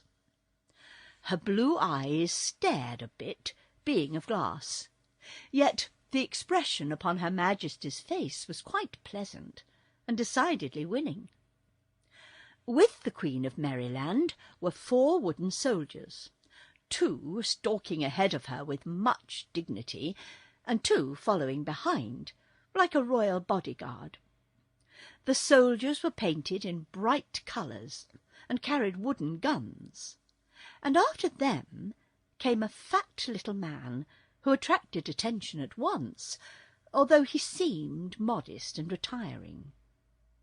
For he was made of candy, and carried a tin sugar-sifter filled with powdered sugar, with which he dusted himself frequently, so that he wouldn't stick to things if he touched them. The High Chamberlain had called him the Candy Man of Merryland, and Dorothy saw that one of his thumbs looked as if it had been bitten off by someone who was fond of candy and couldn't resist the temptation. The wax doll queen spoke prettily to Dorothy and the others, and sent her loving greetings to Ozma before she retired to the rooms prepared for her. She had brought a birthday present wrapped in tissue paper and tied with pink and blue ribbons, and one of the wooden soldiers placed it on the table with the other gifts. But the Candy Man did not go to his room, because he said he preferred to stay and talk with the Scarecrow and Tick-Tock and the Wizard and the Tin Woodman, whom he declared the queerest people he had ever met. Button-Bright was glad the Candy Man stayed in the throne-room, because the boy thought the guest smelt deliciously of wintergreen and maple sugar. The braided man now entered the room, having been fortunate enough to receive an invitation to the Princess Ozma's party. He was from a cave halfway between the invisible valley and the country of the gargoyles, and his hair and whiskers were so long that he was obliged to plait them into many braids that hung to his feet, and every braid was tied with a bow of coloured ribbon. "I've brought Princess Ozma a box of flutters for her birthday," said the braided man earnestly, "and I hope she will like them, for they are the finest quality I have ever made." "I'm sure she will be greatly pleased," said Dorothy, who remembered the braided man well. And the wizard introduced the guest to the rest of the company, and made him sit down in a chair and keep quiet, for, if allowed, he would talk continually about his flutters. The band then played a welcome to another set of guests, and into the throne-room swept the handsome and stately Queen of Eve. Beside her was young King Everardo, and following them came the entire royal family, of 5 princesses and 4 princes of Eve.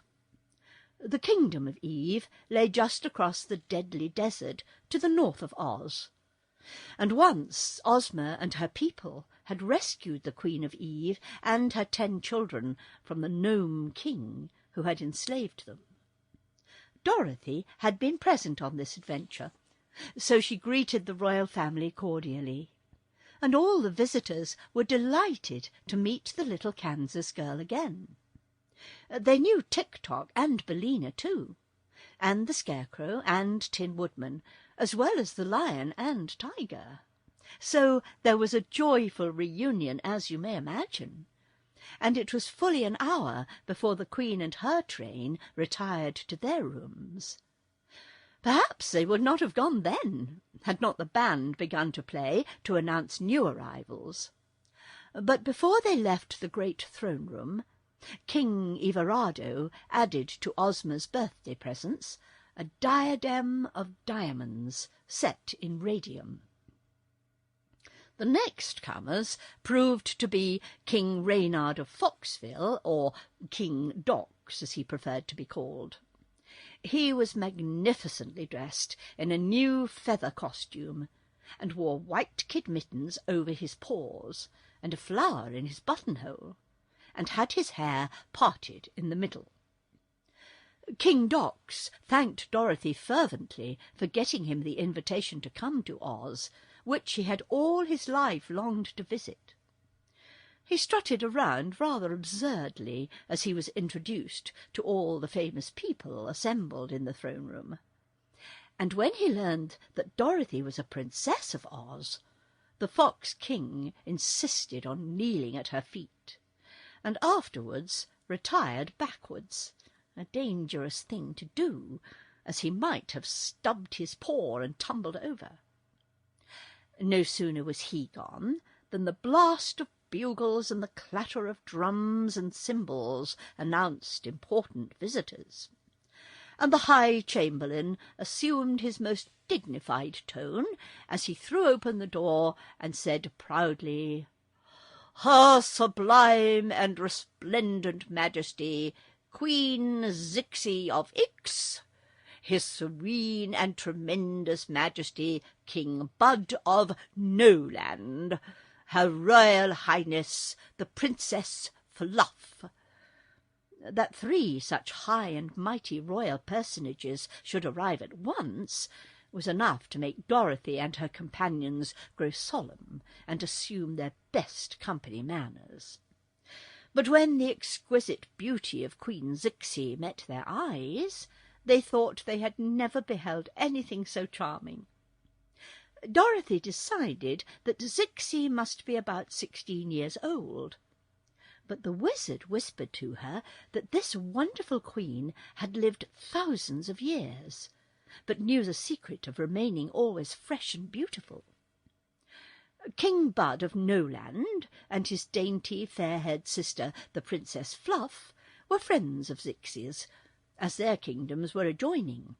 So they had travelled together from their far-off domains to do honour to Ozma of Oz on the occasion of her birthday.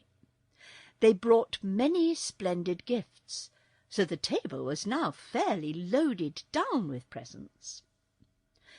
Dorothy and Polly loved the Princess Fluff the moment they saw her, and the little King Bud was so frank and boyish that Button-Bright accepted him as a chum at once, and did not want him to go away. But it was afternoon now, and the royal guests must prepare their toilets for the grand banquet at which they were to assemble that evening to meet the reigning princess of this fairyland.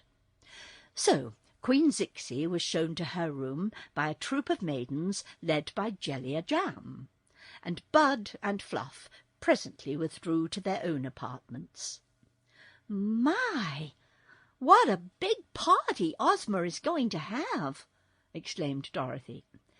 "I guess the palace will be chock full, Button-Bright. Don't you think so?" "Don't know," said the boy. "But we must go to our rooms pretty soon to dress for the banquet," continued the girl. "I don't have to dress," said the Candy Man from Merryland. "All I need to do is dust myself with fresh sugar." "Tick-Tock and I always wear the same suits of clothes," said the Tin Woodman, "and so does our friend the Scarecrow." "My feathers are good enough for any occasion," cried Billina from her corner. "Then I shall leave you four to welcome any new guests that come," said Dorothy, "for Button-Bright and I must look our very best at Ozma's banquet." "Who is still to come?" asked the Scarecrow. "Well, there's King Kikabray of Dunkiton, and Johnny Dooit, and the Good Witch of the North. But Johnny Dooit may not get here until late. He's so very busy." "We will receive them and give them a proper welcome," promised the Scarecrow. "So run along, little Dorothy, and get yourself dressed." The Grand Banquet. I wish I could tell you how fine the company was that assembled that evening at Ozma's royal banquet. A long table was spread in the centre of the great dining hall of the palace, and the splendour of the decorations and the blaze of lights and jewels was acknowledged to be the most magnificent sight that any of the guests had ever seen. The jolliest person present, as well as the most important, was, of course, old Santa Claus. So he was given the seat of honour at one end of the table, while at the other sat Princess Ozma, the hostess.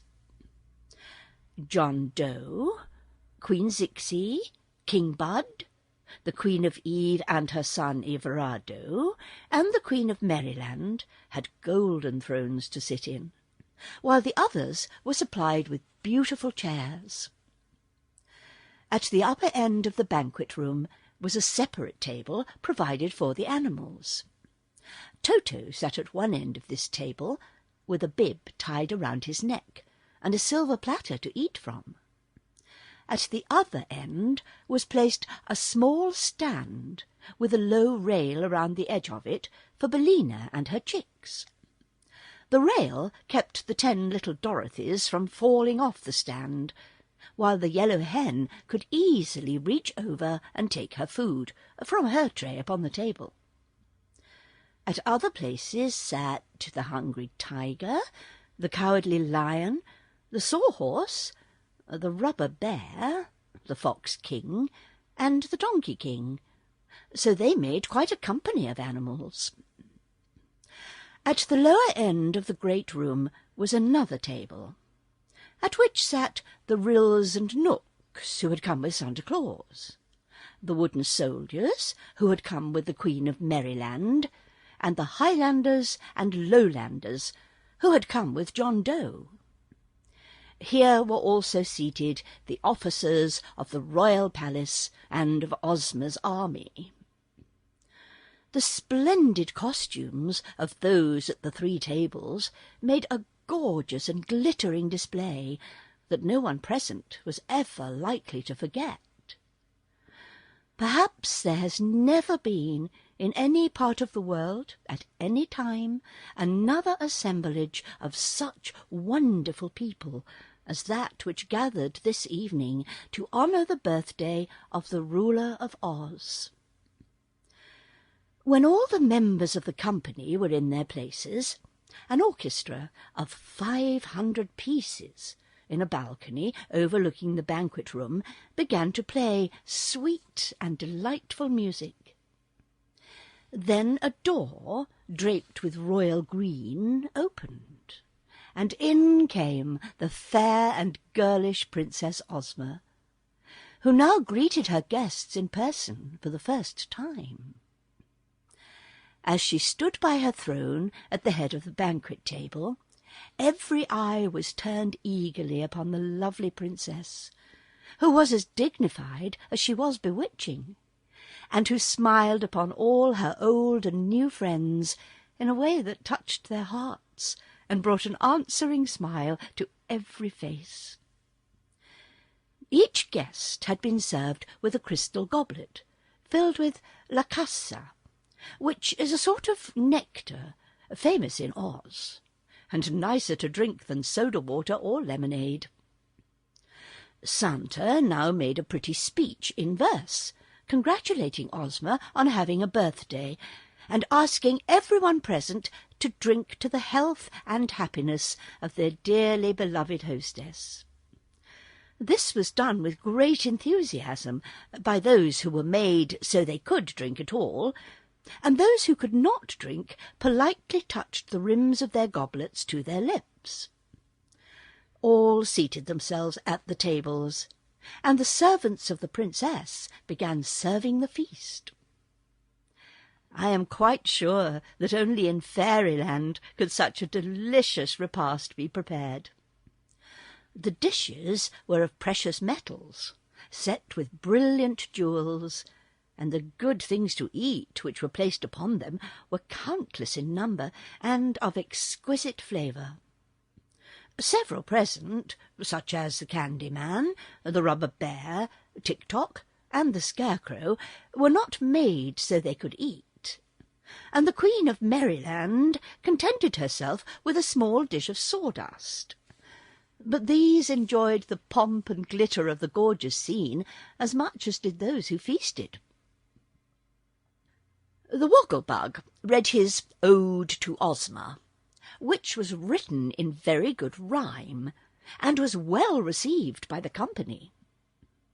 The Wizard added to the entertainment by making a big pie appear before Dorothy, and when the little girl cut the pie, the 9 tiny piglets leapt out of it and danced around the table, while the orchestra played a merry tune.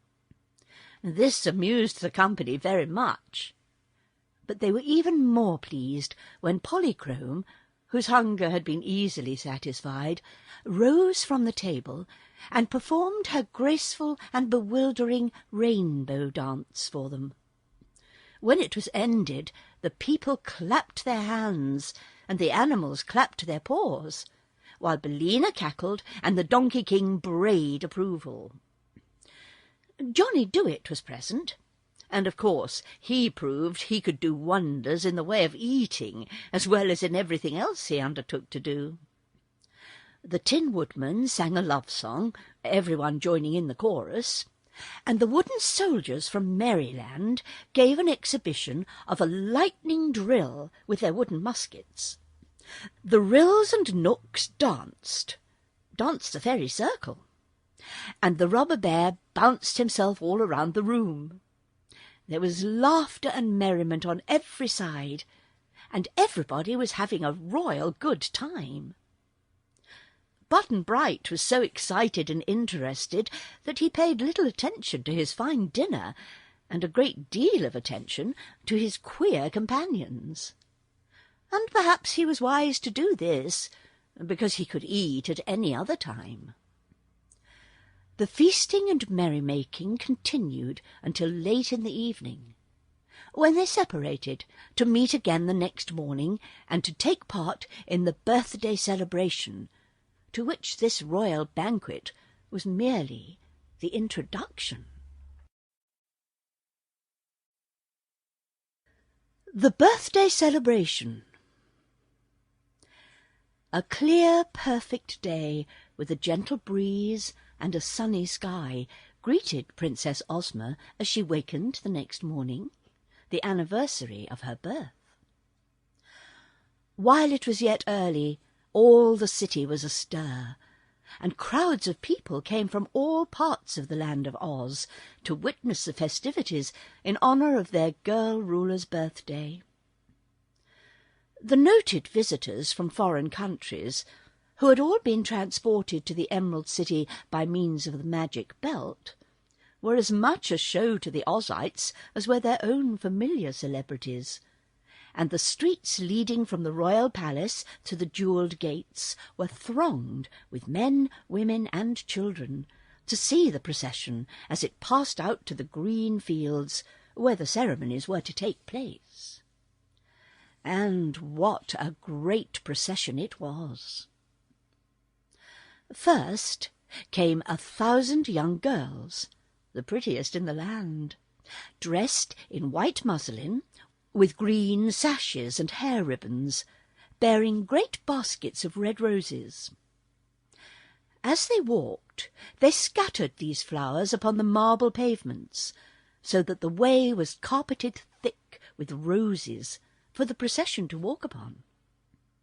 Then came the rulers of the 4 kingdoms of Oz, the Emperor of the Winkies, the Monarch of the Munchkins, the King of the Quadlings, and the Sovereign of the Gilligans, each wearing a long chain of emeralds around his neck, to show that he was a vassal of the ruler of the Emerald City. Next marched the Emerald City Cornet Band, clothed in green and gold uniforms, and playing the Ozma two-step.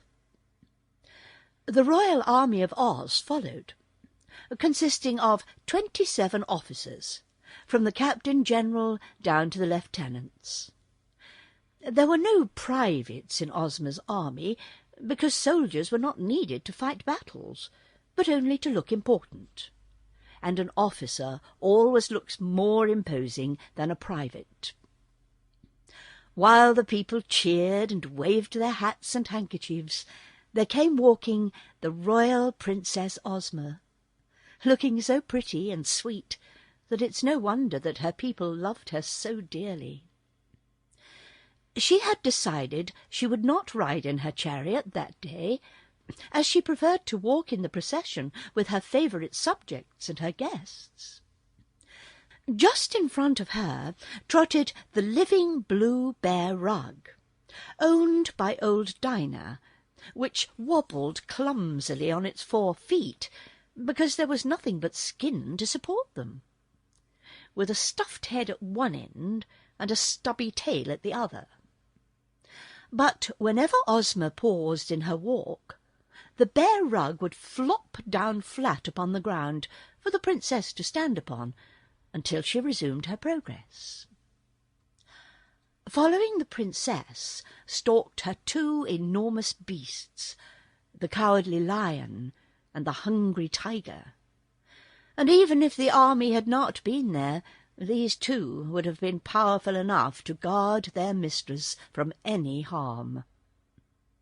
Next marched the invited guests, who were loudly cheered by the people of Oz along the road, and were therefore obliged to bow to right and left almost every step of the way.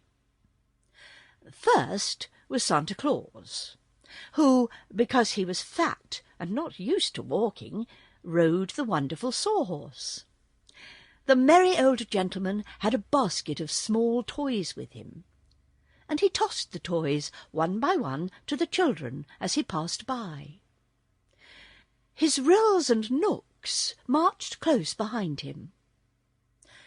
Queen Zixi of Ix came next, then John Doe and the Cherub, with the rubber bear named Para Bruin strutting between them on its hind legs.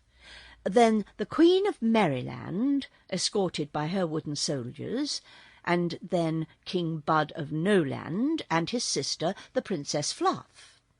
Then the Queen of Eve and her 10 royal children. Then the Braided Man and the Candy Man side by side. Then King Dox of Foxville and King Kickabray of Dunkiton, who by this time had become good friends.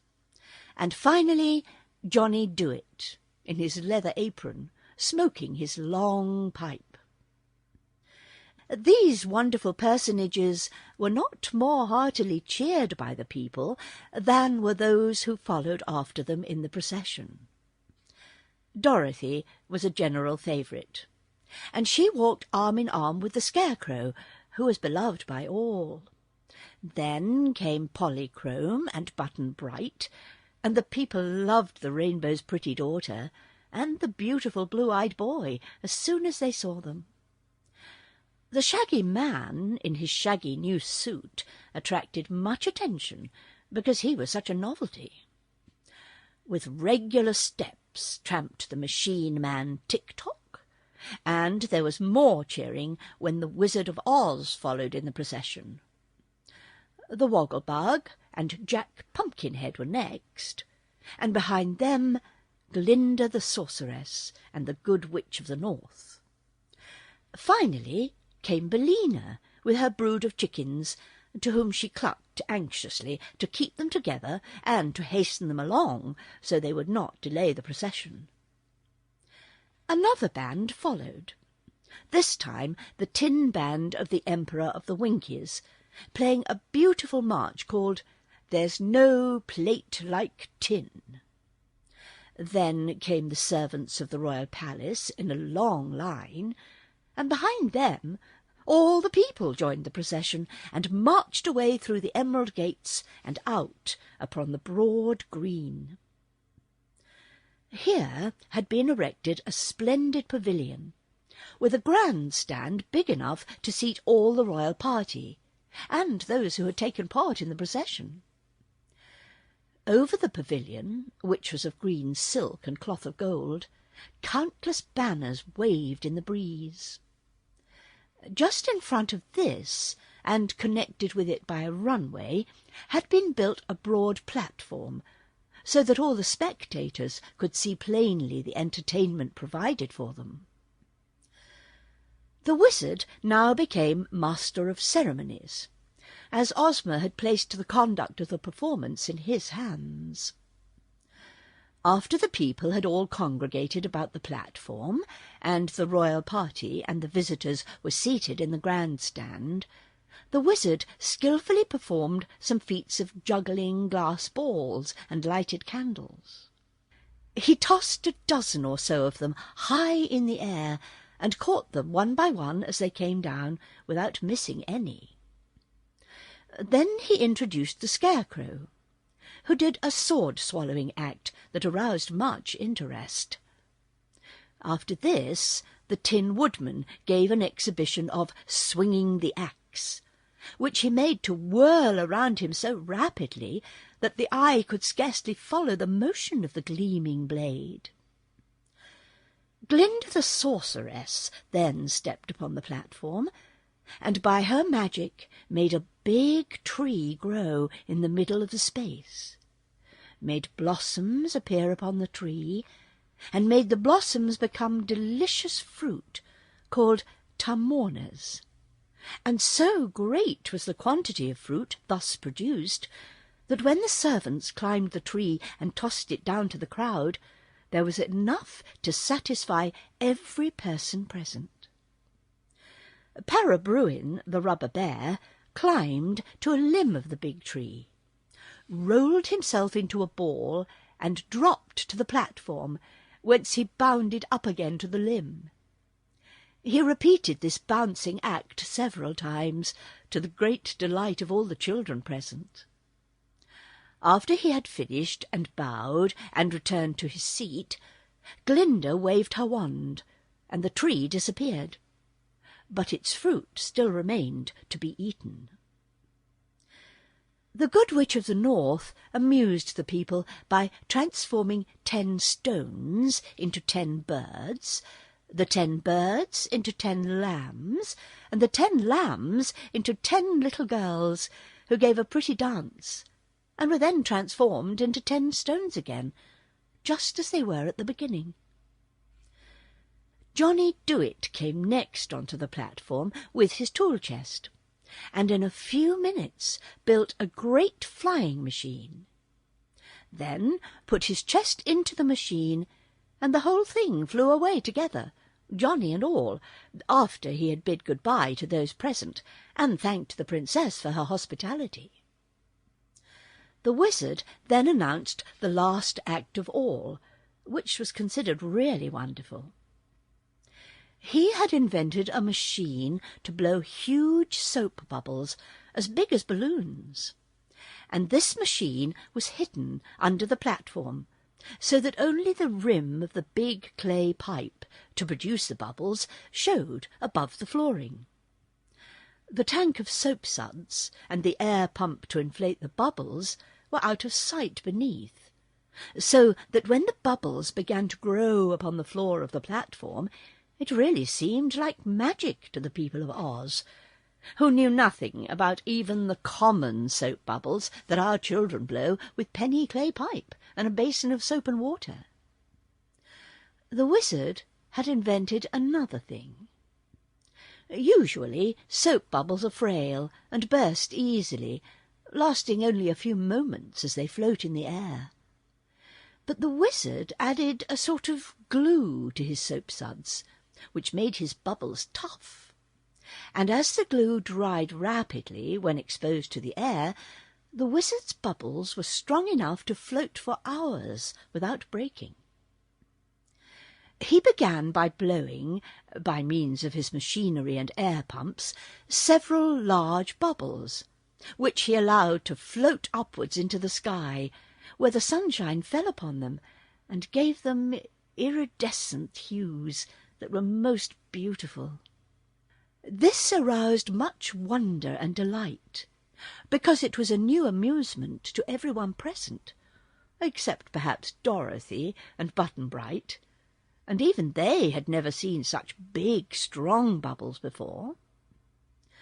The wizard then blew a bunch of small bubbles, and afterwards blew a big bubble around them, so they were left in the centre of it, and he allowed the whole mass of pretty globes to float into the air and disappear in the far distant sky. "This really is fine," declared Santa Claus, who loved toys and pretty things. "I think, Mr. Wizard, I shall have you blow a bubble around me, and then I can float away home and see the country spread out beneath me as I travel.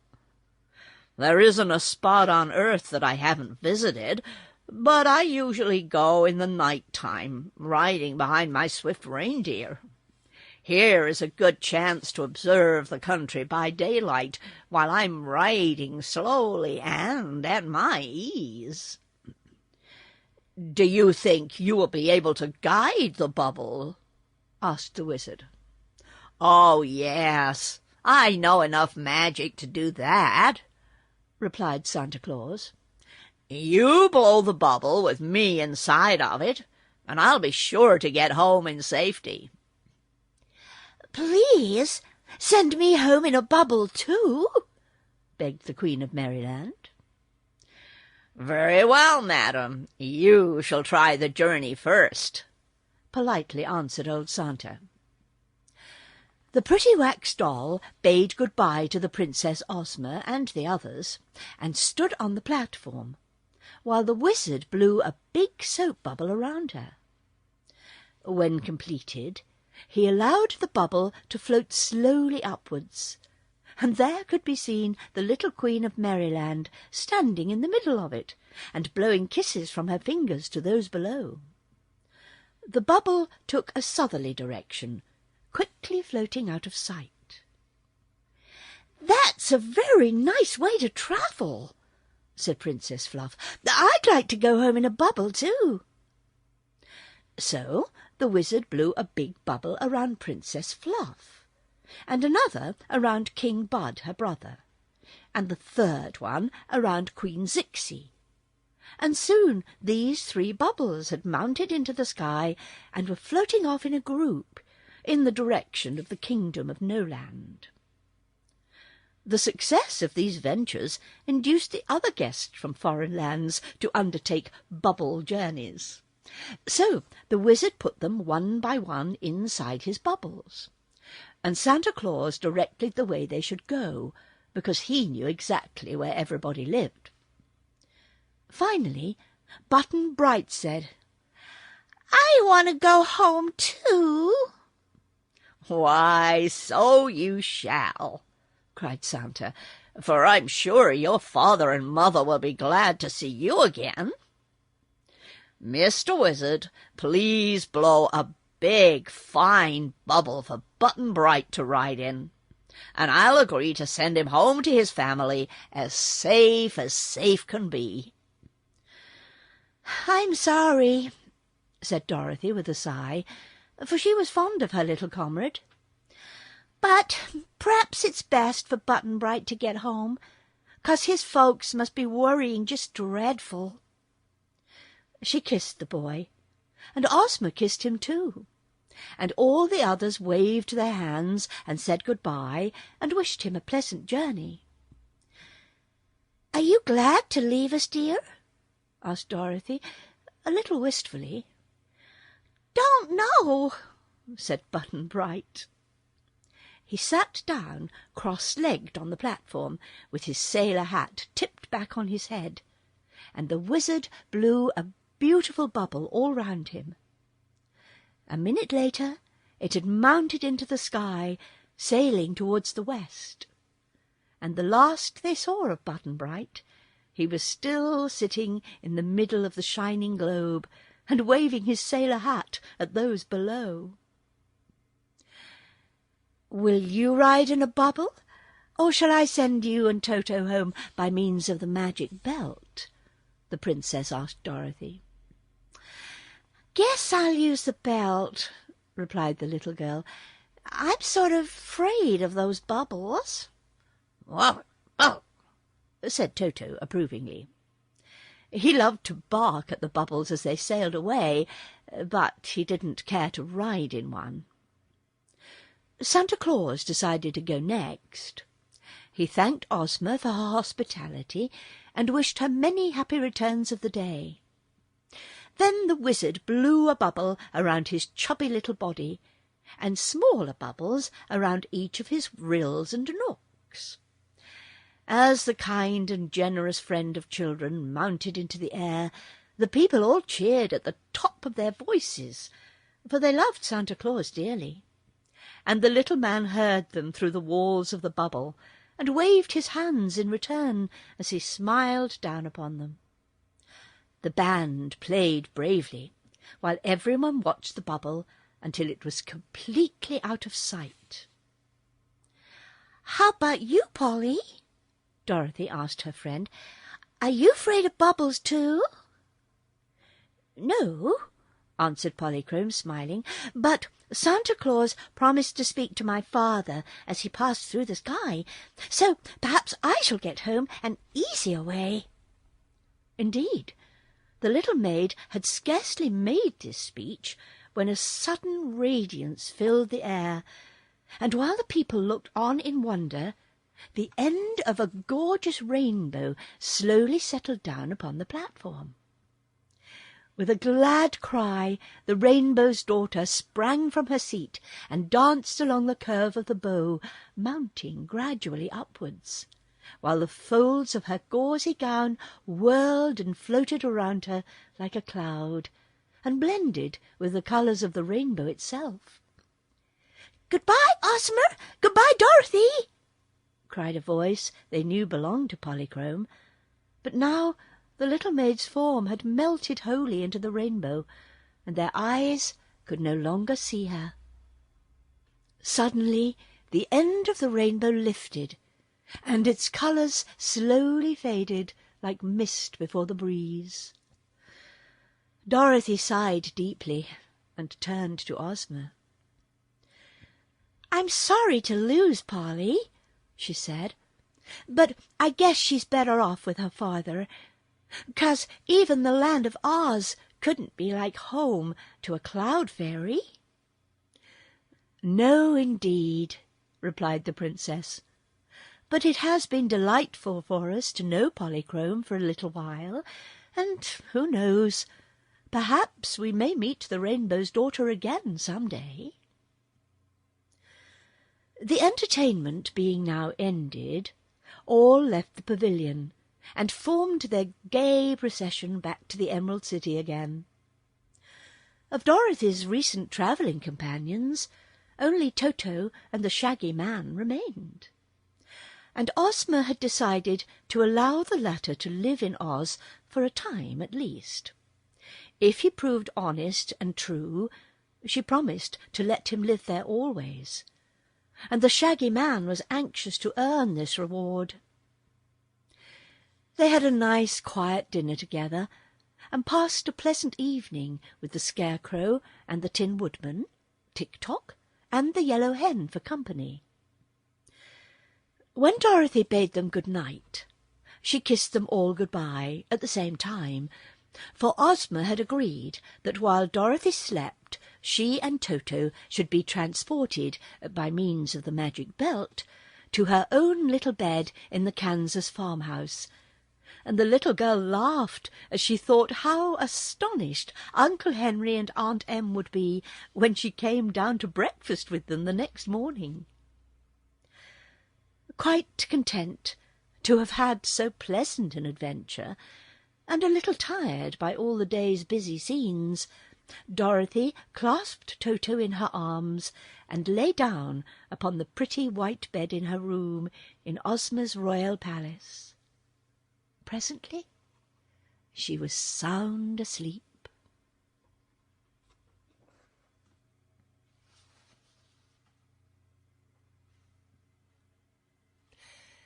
The end.